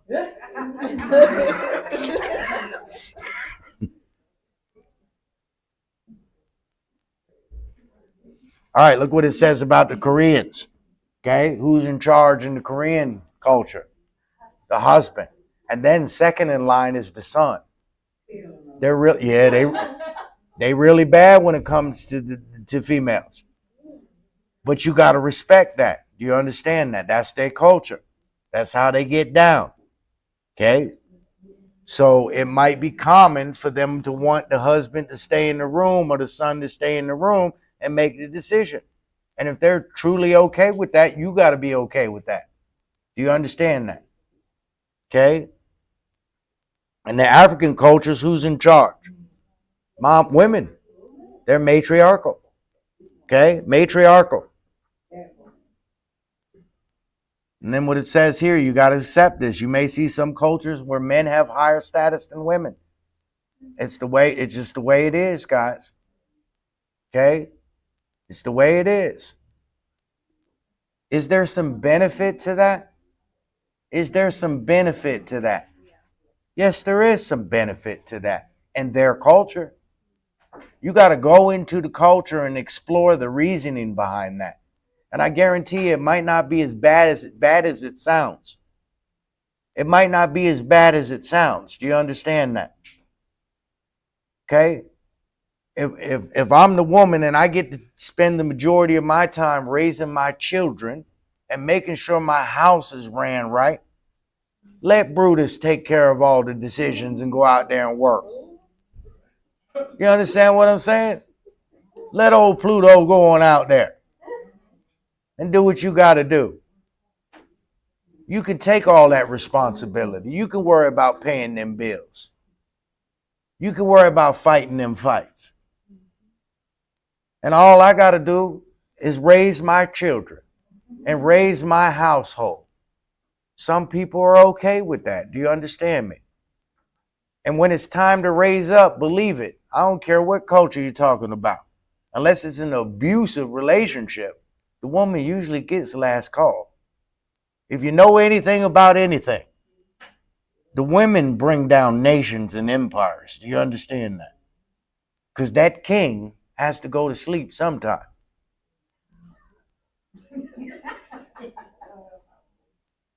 You think I'm joking? That's the truth. Women run it. Okay? They run the show. All right, it says here, in some cultures, men have, well, we already did that. Let's not go that again. All right, now here's when we talk about unacceptable. Here's where we talk about unacceptable. In some African cultures, they believe in female circumcision. Now, that's a cultural thing we do not respect. That is abuse. and that is worldwide. Do we understand that? Okay, so there are some things that draw the line, and that's one of those. If you see that, you report that. Okay, female circumcision. And then you've got in the Jewish faith, they got beliefs about rites of passage when it comes to puberty, right? The bat and bar mitzvah, depending on if it's a male or female. And females must participate in a ritual bath after each menstruation cycle before they can become intimate again with the spouse. That's what they believe. Okay? Guys, there's all kinds of things that we don't see. That's what we can't do. We can't be us sometimes and think that our culture is dominant. Our culture isn't dominant. Do you understand that? Everybody got their own cultural things, and there's for reasons. I respect some of them. I told y'all about the Haitian culture. Something about the Haitian. Here's a fact. They don't like to be pushed out of the hospital in a wheelchair. They want to walk. Because if you in a wheelchair, that indicates you ain't healthy. And if you ain't healthy, why are you leaving the hospital? I like that. I want to walk out the hospital. I don't want to be wheeled out the hospital. You know why they do it, because they don't want you to fall and then they're liable. But I want to walk. I like that. Okay? I like some of the other cultures because they're bonded by family so strong. We ain't even got the meaning of what that is. If one of them rolls, all of them roll. Do you understand that? If somebody ain't got a bed, you getting a bed from somebody. You ain't got nothing to eat, you getting something to eat from somebody. Just because you're a part of that culture. My cultures ain't got that kind of stuff. They live under that mindset, if you want it, you got to go get it kind of thing. And if you get in trouble, you got to get yourself out of it. I'd rather be in them one ride or die. Everybody rolling. Huh? You got the whole family down there protesting for you. And you was in the wrong. But that's remarkable. I'm sorry, that's love. Do you understand? That's love. Unconditional love. I have all them people down there with the t-shirt with your picture on it, rooting on you and all that. And you was wrong, and they know you was wrong. Well, I wish I had that. That's awesome, man. Yeah, well, we got the Western ideals and things. When you go to jail, don't call me, right? You're only good when you're good. That kind of phenomenon. Okay? We got to know that kind of stuff. So then, look, it's going to break it down. It's going to go into each culture. And you guys got to know that. You could get a couple of questions here and there from this aspect of it. Okay? Look, it says here, you want to know that about the African American culture? Who runs the show? The mom. The mom. Okay? And then also this thing here, present oriented. They worry about the right now. Also, I'm going to tell you another thing. I'm glad I get to say it because it's in the teaching. African Americans believe in being late. They going to be late. Listen to me. I'm going to tell you this right now. Exactly the majority. They are going to be late. If they tell you they're going to be there in 15 minutes, that's an hour and a half. Put a point between the 1 and the 5 and understand that's an hour and a half. I agree. Because they're present oriented. They ain't worried about the future. Are you listening to me? They worried about what? What is the most important thing? What's happening right now? They ain't worried about the past. They ain't worried about the future. They worried about what? And how they feel right now. They worry about you when they get to you. Whenever they get to you. Let me tell you something. I live in Inverness, and we have a Taco Bell. And it is terrible. The food is disgusting. You'll get it fast, though. You get it fast. By the time you get to the window, it's probably ready. But when I go home, I get off on the exit through Wildwood. And there's a Taco Bell right there. Predominantly African Americans work at this Taco Bell. It is going to take forever to get the food, but those tacos are going to be the best tacos you ever ate in your life. There's going to be napkins in the bag. They're going to make sure you got a straw. They're going to make sure they're going to make sure there's no excessive soda on the top of the plastic that spills when you go to drink it, and you're going to have all your condiments in there. Extra. And if you ask for anything, they're not going to catch an attitude. Like, hey, I would like this with that. Could you double the beef or whatever? The one in Inverness, you ask for anything else, they act like they can't hear you. What'd you say? There ain't gonna be no straw in the bag, no napkins, and no condiments. So that has a lot to do with present versus future versus past orientation. How people think about things. When you live in the moment, you think about that moment, don't you? When you thinking about the future, you ain't too concerned with the what? So those all have an effect on things. Okay? It says they may refuse advanced directives, believe illness is due to disharmony, and that healing is spiritual. Okay? We need to know a little something about each one of these cultures. Look what it says. Look at number 2. You think I was just making it up? What is that? May not be punctual for appointments. Okay?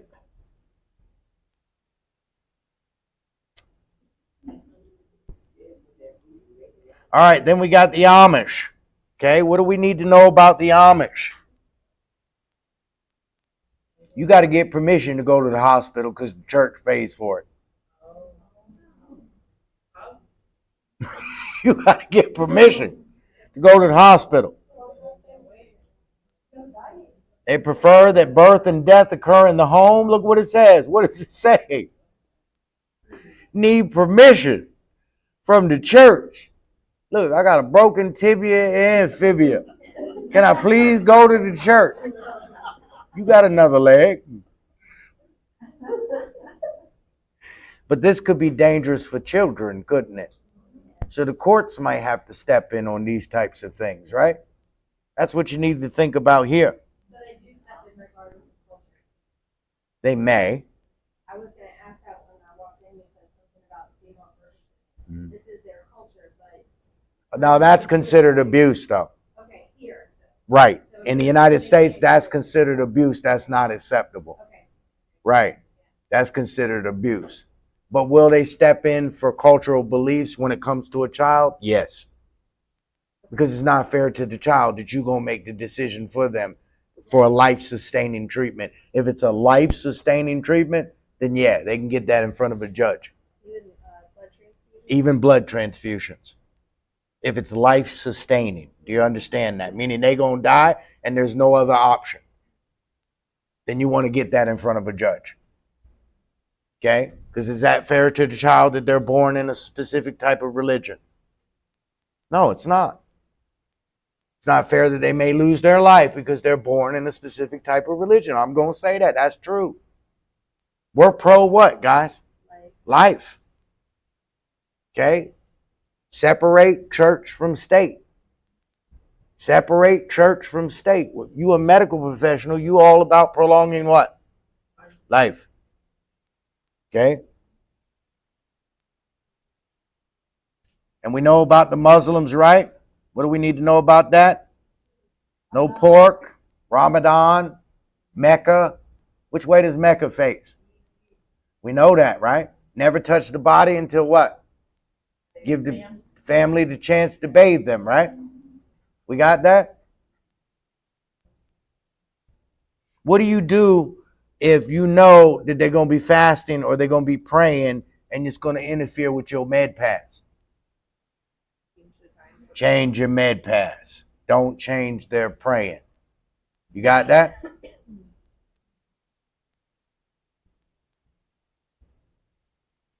Here's another one where women ain't allowed to, make the decisions. The husband makes the decisions. Okay? And what kind of caregiver may have to provide for them? Same sex. That's right. Okay? And you got to respect that. Okay, because a lot of their beliefs is that a male ain't supposed to see their body parts. Okay? They're not supposed to see their body parts. And we're talking about basic body parts, like the entire face or the legs, not even the scary parts.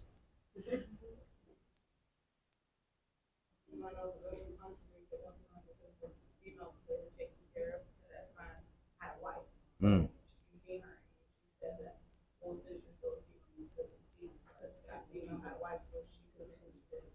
True. True. All right, we know about Buddha. Huh? They believe in nirvana and reincarnation and nirvana, right? Hola? Buddha. They believe in what? Reincarnation and afterlife. Okay? What about the Catholics? What do we need to know about them? Huh? What's that? They don't ingest meat on Fridays during Lent, right? What about these Christian Scientists? These are ones you might have to get a court order for because they don't believe in medicine. Okay? Christian Scientists. They believe in a unique form of Christianity that teaches dependence on God and not the medical establishment. Okay? They don't smoke. They don't drink. But look what it says here. What does it say? May require the U.S. court system to intervene on behalf of infants and children when the parents refuse life-saving treatment. Can you go back up? Mhm. So, up above that, the amount of drug therapy and surgery that we've been setting a fraction, but no drugs. Okay, because they don't believe in the medication. They believe they're poisons and toxins that affect the blood. Okay, but you can set a fracture so it can heal. Okay, but again, they may require, if a child's involved, taking them before a judge. Okay, then you got the European American non-Hispanic. Okay, ain't much with them that you got to know, but the Jehovah's Witness you do. What do you got to know about them? They don't like blood transfusions. What does it say? May require the U.S. court system to intervene on behalf of what? When it comes to life-saving treatments. We got that? Look what they say. Do not permit sterilization, abortion, organ transplantation, allow birth control, autopsy, and cremation. They don't use tobacco. They do not eat food with blood. So animals must be bled according to the custom to be acceptable. Okay? Some members don't eat meat at all. They're not allowed to be drunk. Then you got the Jewish. What do we learn? What do we talk about with the Jewish? No milk and meat together on the same plate or with the same utensils or on the same day. We got that? But oh, you had that question on the thing? See, that's a question on the Vatican. Huh? Okay. And we got a lot of other stuff. You've heard of the Hindus? Most of these are vegetarians, right? The Hindus. Most of these guys are vegetarians. Okay.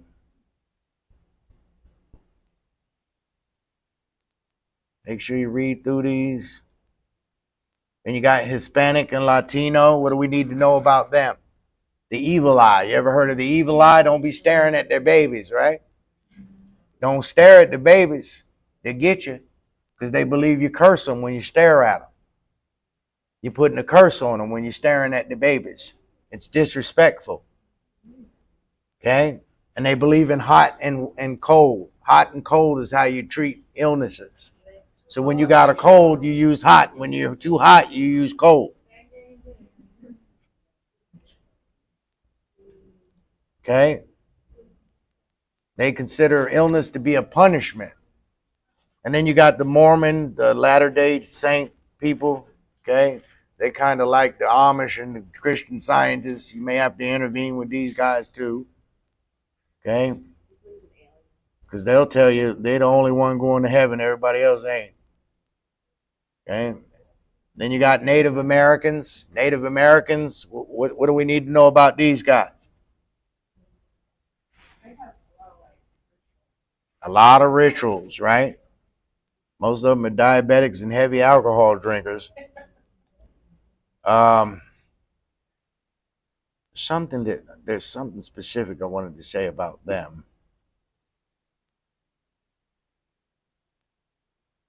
Oh, they believe a lot in respect. That's what it is. So when you're dealing with someone that's Native American, you don't want to be turning your back on them. You don't want to be keeping too much distance from them because they really believe in respect. Respect is a big thing. Okay, so if you continuously turn your back on them or you're talking to them from a far distance, that's considered disrespectful. Do we understand that? Okay. And you know about the Seventh-day Adventist? Mm-hmm. All right, so that's the cultures. And you got the Mexican Americans. Not a whole lot specific about them. And the Asians, we kind of talked about them, blah, blah, blah, all that. I want to get into some more of the mental health stuff. All right, let's talk about grief. Grief and loss. What is grief and loss? Oh, we didn't take a break, did we? Let's take a break. Where does it say the page at? 118? Oh, okay. 118. This isn't even the good. Nah, don't say that, Decker. Shut up.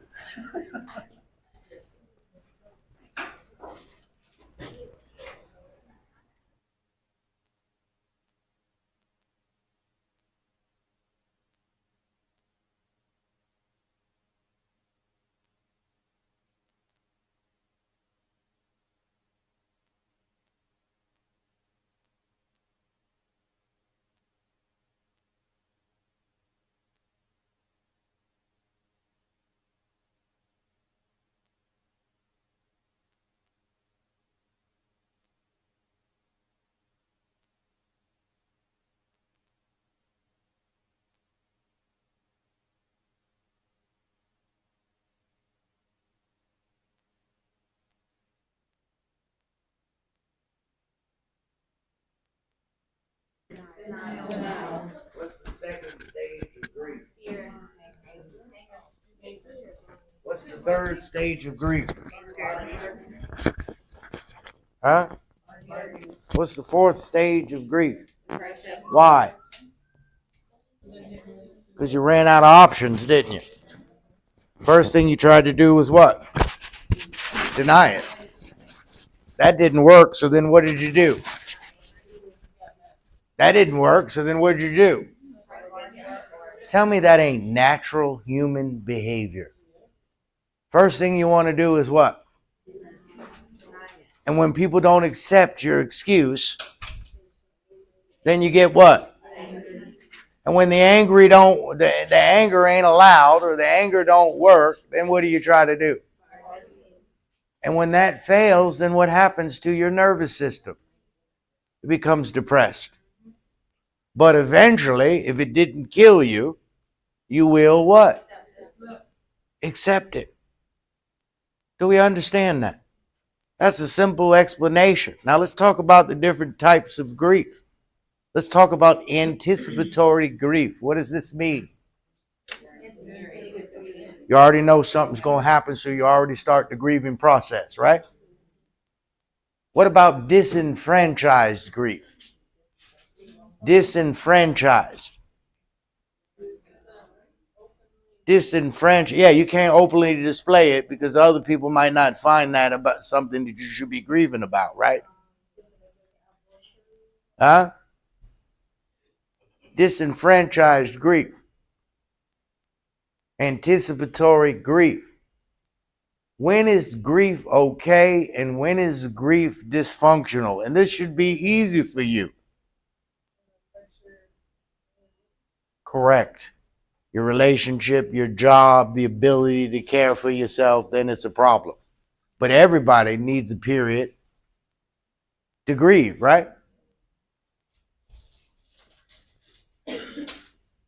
Well, I feel weird. I don't know. Maybe I don't have enough sugar. Sugar. Mm-hmm. Of course, because we've been retrained to eat at 12 o'clock.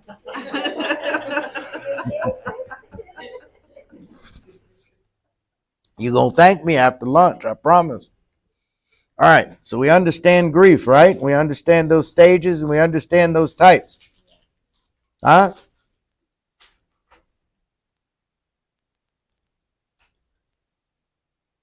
Oh, let's talk about children. How do children see things? Not until the age of 5 do they understand what? Concept of death. Before that time, they think death is what? Reversible. Okay, guys, impressing me much.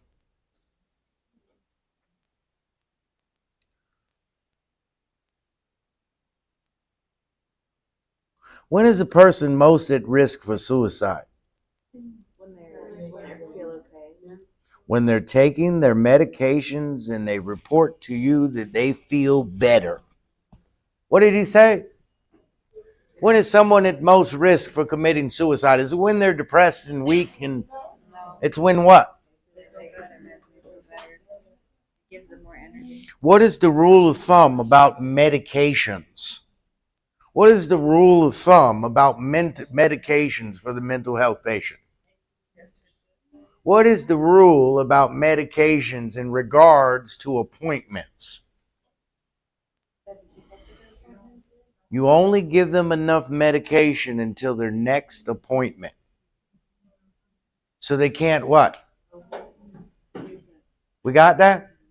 You only give them enough medication until their next what?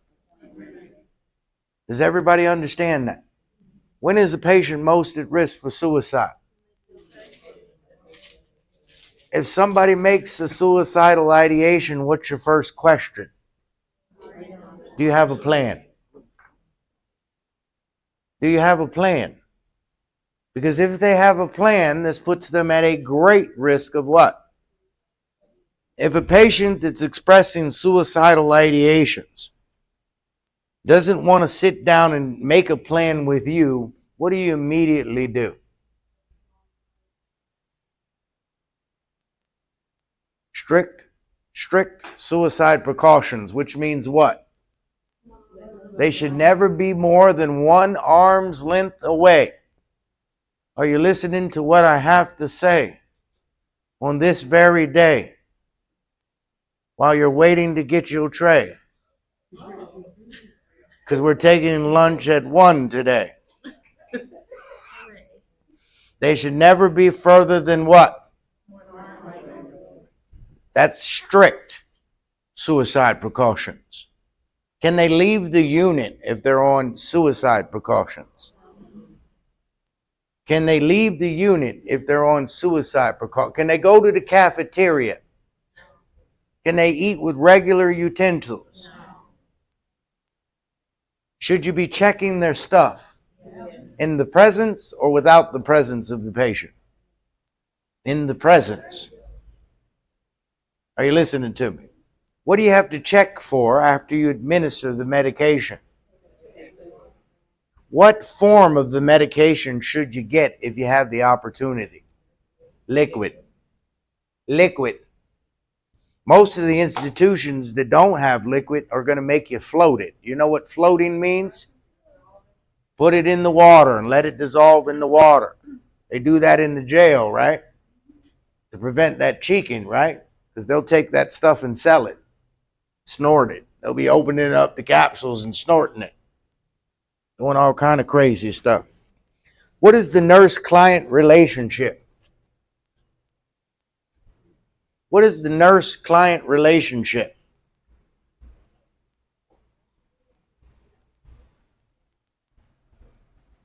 Isn't it supposed to be terminated or professional or something like that? What is the nurse-client relationship? So like the agreement that you have between each other, that you will take care of them. What's the 3 phases of the nurse-client relationship? What happens during the orientation phase?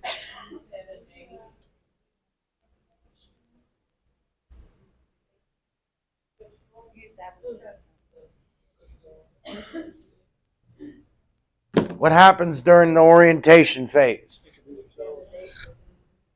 Go over the expectations, set the goals, the boundaries, establish the rapport, and begin them for termination. What happens in the orientation phase? Do you begin them for termination? Yes. What's the second phase? Is that where you introduce them to the other members of the group? Is that where you actually start working on the problems and on the goals? And then what's the final phase? What happens in the termination stage? Evaluate what goals were met, but also what do we need to know about the termination phase? It's going to be the hardest phase for who? Why? Because they're losing you. Okay? They're losing you. So you started in what stage? You let them know right off the door. Yeah, we doing this boot camp, but you can't rely on this boot camp. After this boot camp, you're going to be on your own. It's going to be you in the world. And you have to take the responsibility and, more importantly, the accountability to do what you got to do to get through that test. And if you don't do anything to help yourself get through that test, there's a spot that you can go to that's going to tell you where the problem is. It's called the mirror.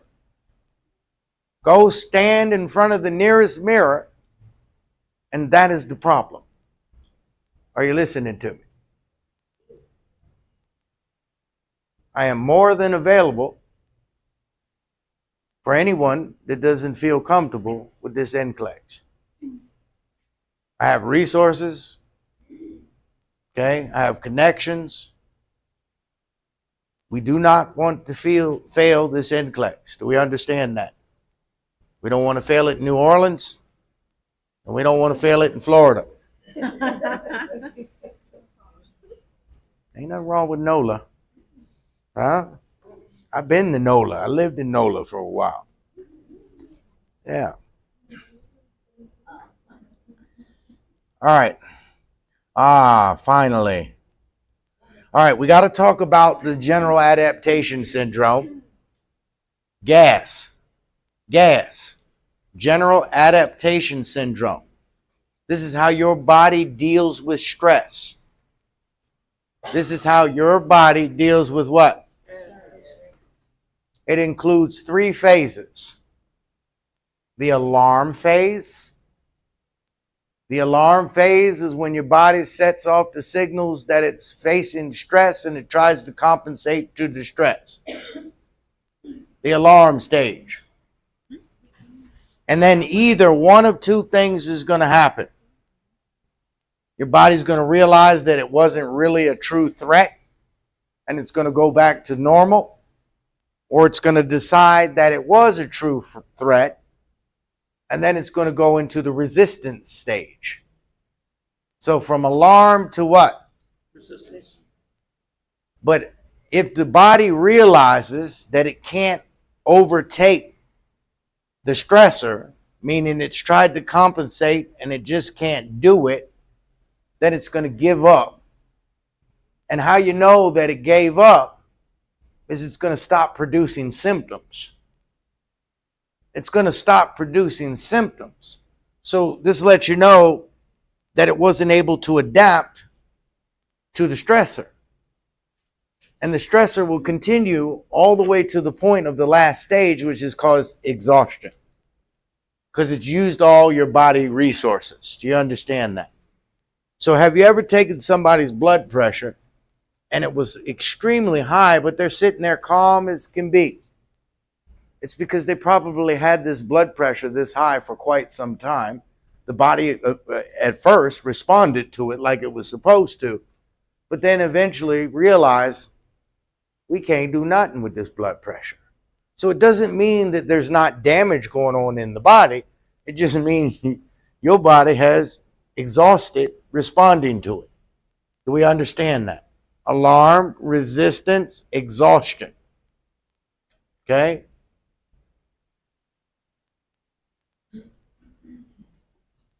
That's what they're describing here. When the body receives a stressor, the body reacts with the fight or flight response. Adrenaline stimulates that sympathetic nervous system into action and reduces the activity of the parasympathetic until the perceived threat is over. If it's not a perceived threat, you recover immediately. But if it is a perceived threat, you advance to that stage 2. Okay? The body resists and compensates as the parasympathetic attempts to return to normal levels of functioning. If the stressor continues, the body becomes exhausted. Do we understand that? And it starts to accept the stressor as the new normal. So that 189 over 120 is the new normal. It's still doing damage. The body's just not engaging anymore. Okay? All right, let's talk about stress. What are the 4 types of stress? Or levels of stress? Let's change it. What are the 4 levels of stress?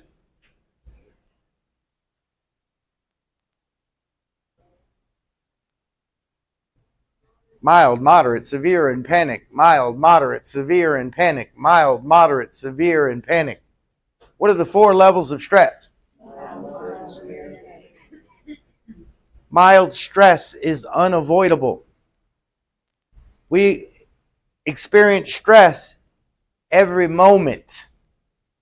You're experiencing stress right now.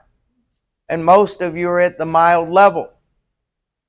I don't see anyone really that's at the moderate level. A couple of people almost, very close. Can't pull that hair, but so much.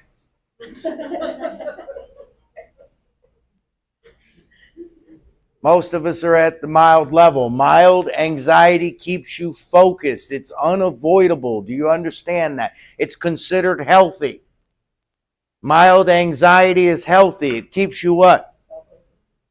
That's what you need to remember. Mild anxiety is normal. It's expected. And it keeps you what? Moderate anxiety. Moderate anxiety is a little bit different. Moderate anxiety, you get a little bit consumed in whatever the stressor is. But it's still safe. And you could use some redirection. You could benefit with moderate anxiety from some what? I'm giving you a little something with each one that you need to remember. You may shake the leg and tap the foot. You may chew on the pencil here. May get a little fidgety. Start playing with the hair tie. That's moderate. Do we understand that? But mild and moderate are both what? Safe. We can still redirect. We can still teach. As long as the anxiety remains at the mild or moderate level. The other side of the spectrum is the severe and panic, and neither one of these are safe types of anxiety. Somebody with severe anxiety is only going to be focused on that stressor, and it's going to cause them increased emotional response. There's nothing you can say or do to take the focus off of the stressor. The person may be pacing, they may be doing some hand wringing, they may be vocally verbalizing their displeasure with that stressor. You're not going to be able to redirect them. You're not going to be able to teach them. The only thing you can do is try to de-escalate them. Do you understand that? This is a safety issue now. If they're verbalizing displeasure with that stressor, they're at what level of anxiety? And if they're at that severe level, what type of risk is this here? Safety risk. So when they're describing these patients and these questions related to mental health, if they're describing this patient as someone who is dead set focused on this anxiety and expressing it, verbalizing it, they're describing that they're pacing, they're verbally abusive, etc., etc., the only intervention is what? Safety. Remove the individual from the situation or the situation from the individual and make sure you have support before you do it. Are you listening to me? You stay firm and consistent. Don't yell. Don't be too nice. Don't be too mean. Firm, consistent. Let them know the consequences. Try to de-escalate, but make it safe. The only difference between the panic and the severe is that now you lose touch with reality with the panic and you start to have delusions and hallucinations. Now you lost total touch with reality at the panic level. Do we understand that? Mild, one word.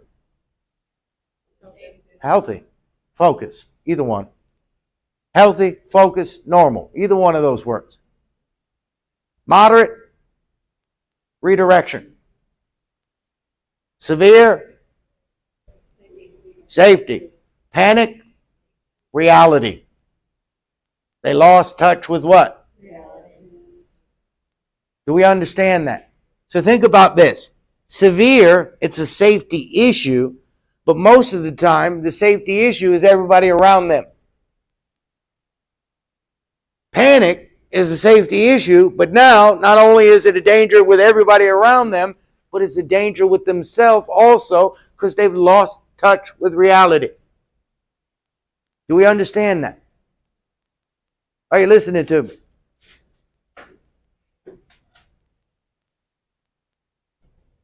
That's anxiety. See, there's a spectrum. When you learn about mental health disorders, the first ones that they usually cover with you are the anxiety disorders. And that makes sense. You're overexcitating the nervous system. That's what anxiety is. Overexcitation of the what? So then you get into the 4 flavors of anxiety. To what degree are you overexcitating the nervous system?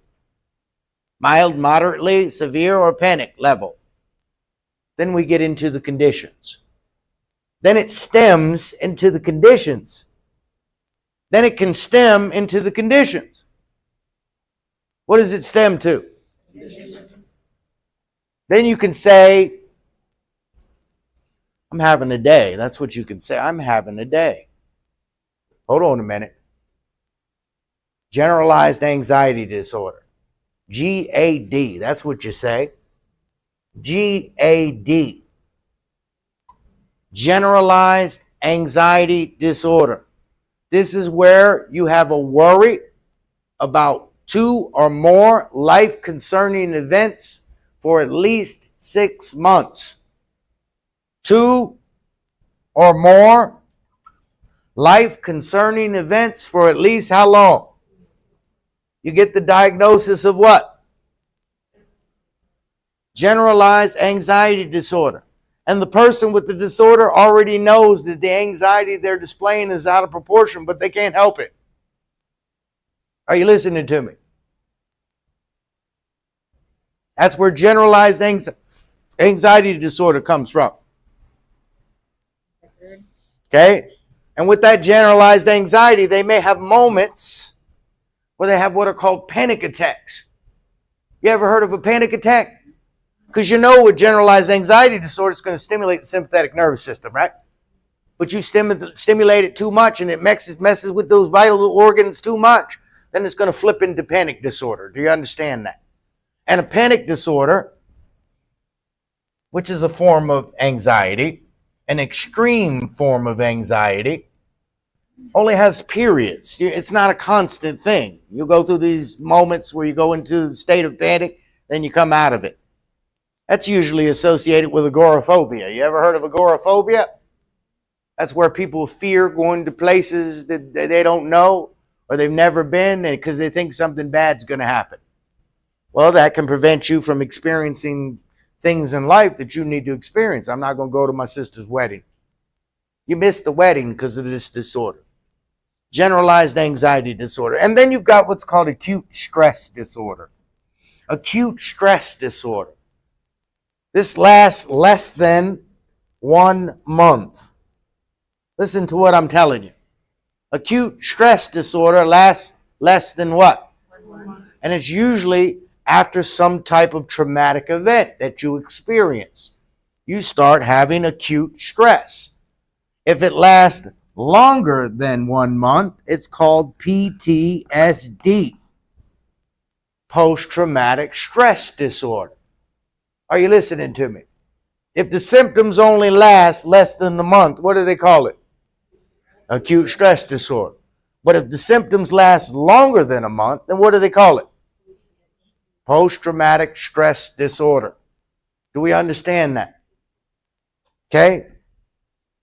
Activation of the fight or flight response because of some over worry or concern about some normal thing that most people don't experience. They realize the worry is broken out of proportion, but they can't help it. They can't avoid it. How many times during the course of nursing school did I tell you, don't worry about it, you'll be okay, stop focusing on the numbers?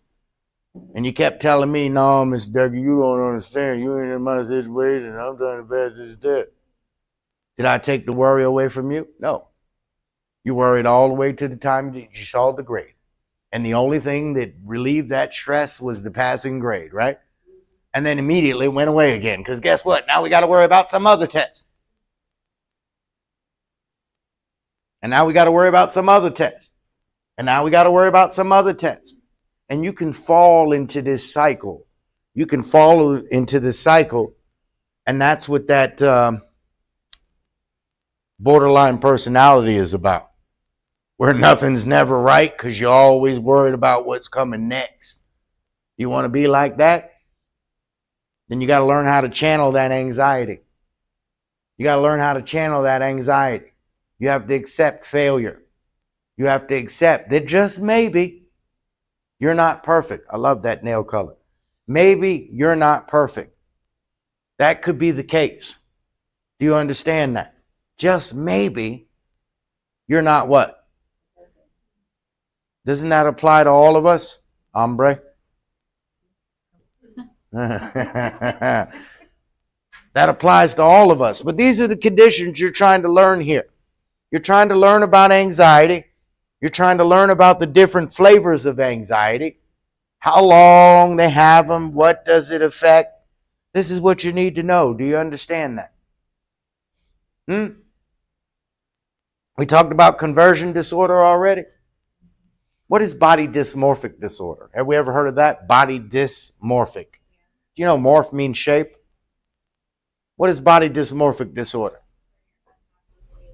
Yeah, you break something out. Maybe you got this little teeny imperfection, and to you think that everybody's looking at it, everybody notices it, and you do everything in the world to try to hide it, and it causes you massive amounts of stress. That's what body dysmorphic disorder is about. Some type of distortion that you create about something in your body that's abnormal, but you break it totally out of proportion. Nobody's even looking at that. Women do it all the time. I'll see a woman and she'll be decent. She'll be a little aged. Maybe she don't go to the gym every day and work out. Maybe she got a little jiggle. But it looked good to me because I ain't looking at the jiggle, I'm looking at the wiggle. But to her, she thinks everybody looking at the jiggle. Do you understand that? And to her, you can't convince her. You can't give her enough compliments. You can't tell her how good she looked. You can't tell her all that stuff and really mean it, not even BSing. And it ain't gonna relieve her anxiety about it. She's already identified this problem. Until she handles that problem, she ain't gonna be all right with herself. But she keeps saying it's related to what other people are looking at. When it's not, it's related to the way she's thinking about it. Do you understand that? Ain't nobody care about a little jiggle. You're old enough, you've earned that jiggle. Do you understand that? Just don't lose the wiggle. And she may lose the wiggle because of the jiggle because she's afraid to wiggle because of the jiggle. Does that make sense? So she's not going to wear them outfits. She's not going to walk that certain way when a woman's confident. She's not going to do those things because of that stigma. Are you listening to me? That's how these disorders are created. They're the consequence of us not being perfect and not being able to accept that. Okay? We got to be able to accept that. We're not perfect. If we was perfect, I need to walk around with a paper bag because I know I'm not perfect. But you can do things to enhance the imperfection. You ever see Mr. Decker walking in here not looking clean? I look clean, don't I? And I smell good, don't I? Why? Because I don't look that good. Do you understand? You got to take the illusion away. I'm okay with that. I'm comfortable with that. God gave me some other stuff. And you need to feel that too. But these people here with these conditions, they can't even relate to that. Are you listening to me? And that's what causes the disorder because they don't have that coping mechanism. I can have a coping mechanism. The way I see it at this age, I don't care what you're looking at over here. Do you understand that? I used to care. When I was younger, I didn't like these. I had to wear these since I was 2. So I didn't like these. People used to tease me about them. I'd take them off, break them right in front of you, and then we fight. But what good did that do me? Just got me in more trouble, right? But that's the way oh yeah, you want to tease for it? Yeah, right there. Now let's go. Do you understand? But that's a stupid way to deal with it, but that's what we do. Because we're so concerned about it. And then I wanted contacts. And I went through could I get the contact? Then I got the contacts and didn't want them. Because they were too uncomfortable and there was too much to it. And I was like, I'd rather put my glasses on. And then I didn't care about it because I knew I was tough, glasses or not. Do you understand that? You just might have to find that out. Yeah, I used to tell them I'm a tooth chipper. Don't let the glasses fool you. Okay? And that's the truth. Sometimes, but then sometimes when you get older, it ain't even about that. Don't even fight no more. You don't even do that no more. But see, these people, they don't think like that. They don't have the mechanisms to cope like we do. Do you understand that? Very important about your anxiety disorders. Understanding that they can't help it. You can sit down and say, Ronald, it's okay that nobody likes you. At least you got Tiffany. And nobody likes her either. Those two got a little,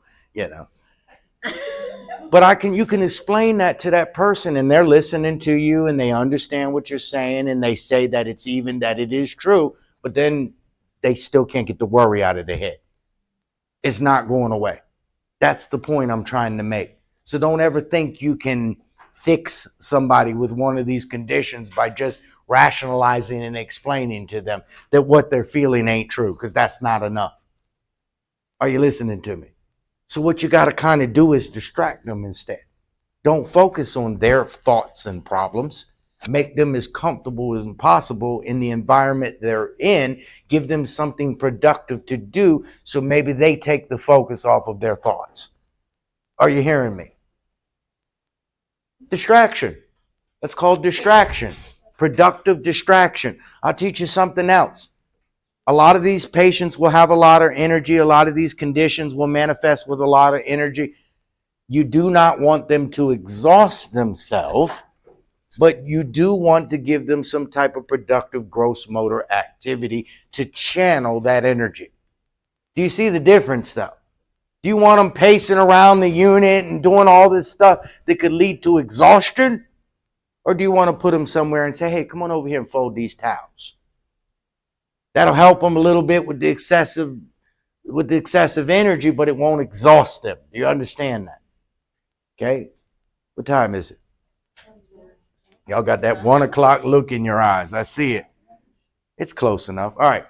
Come back at 2 and you'll be thanking me. Okay? You'll be thanking me. And I'm going to say the rest of the day. See, if it was yesterday, it would only be...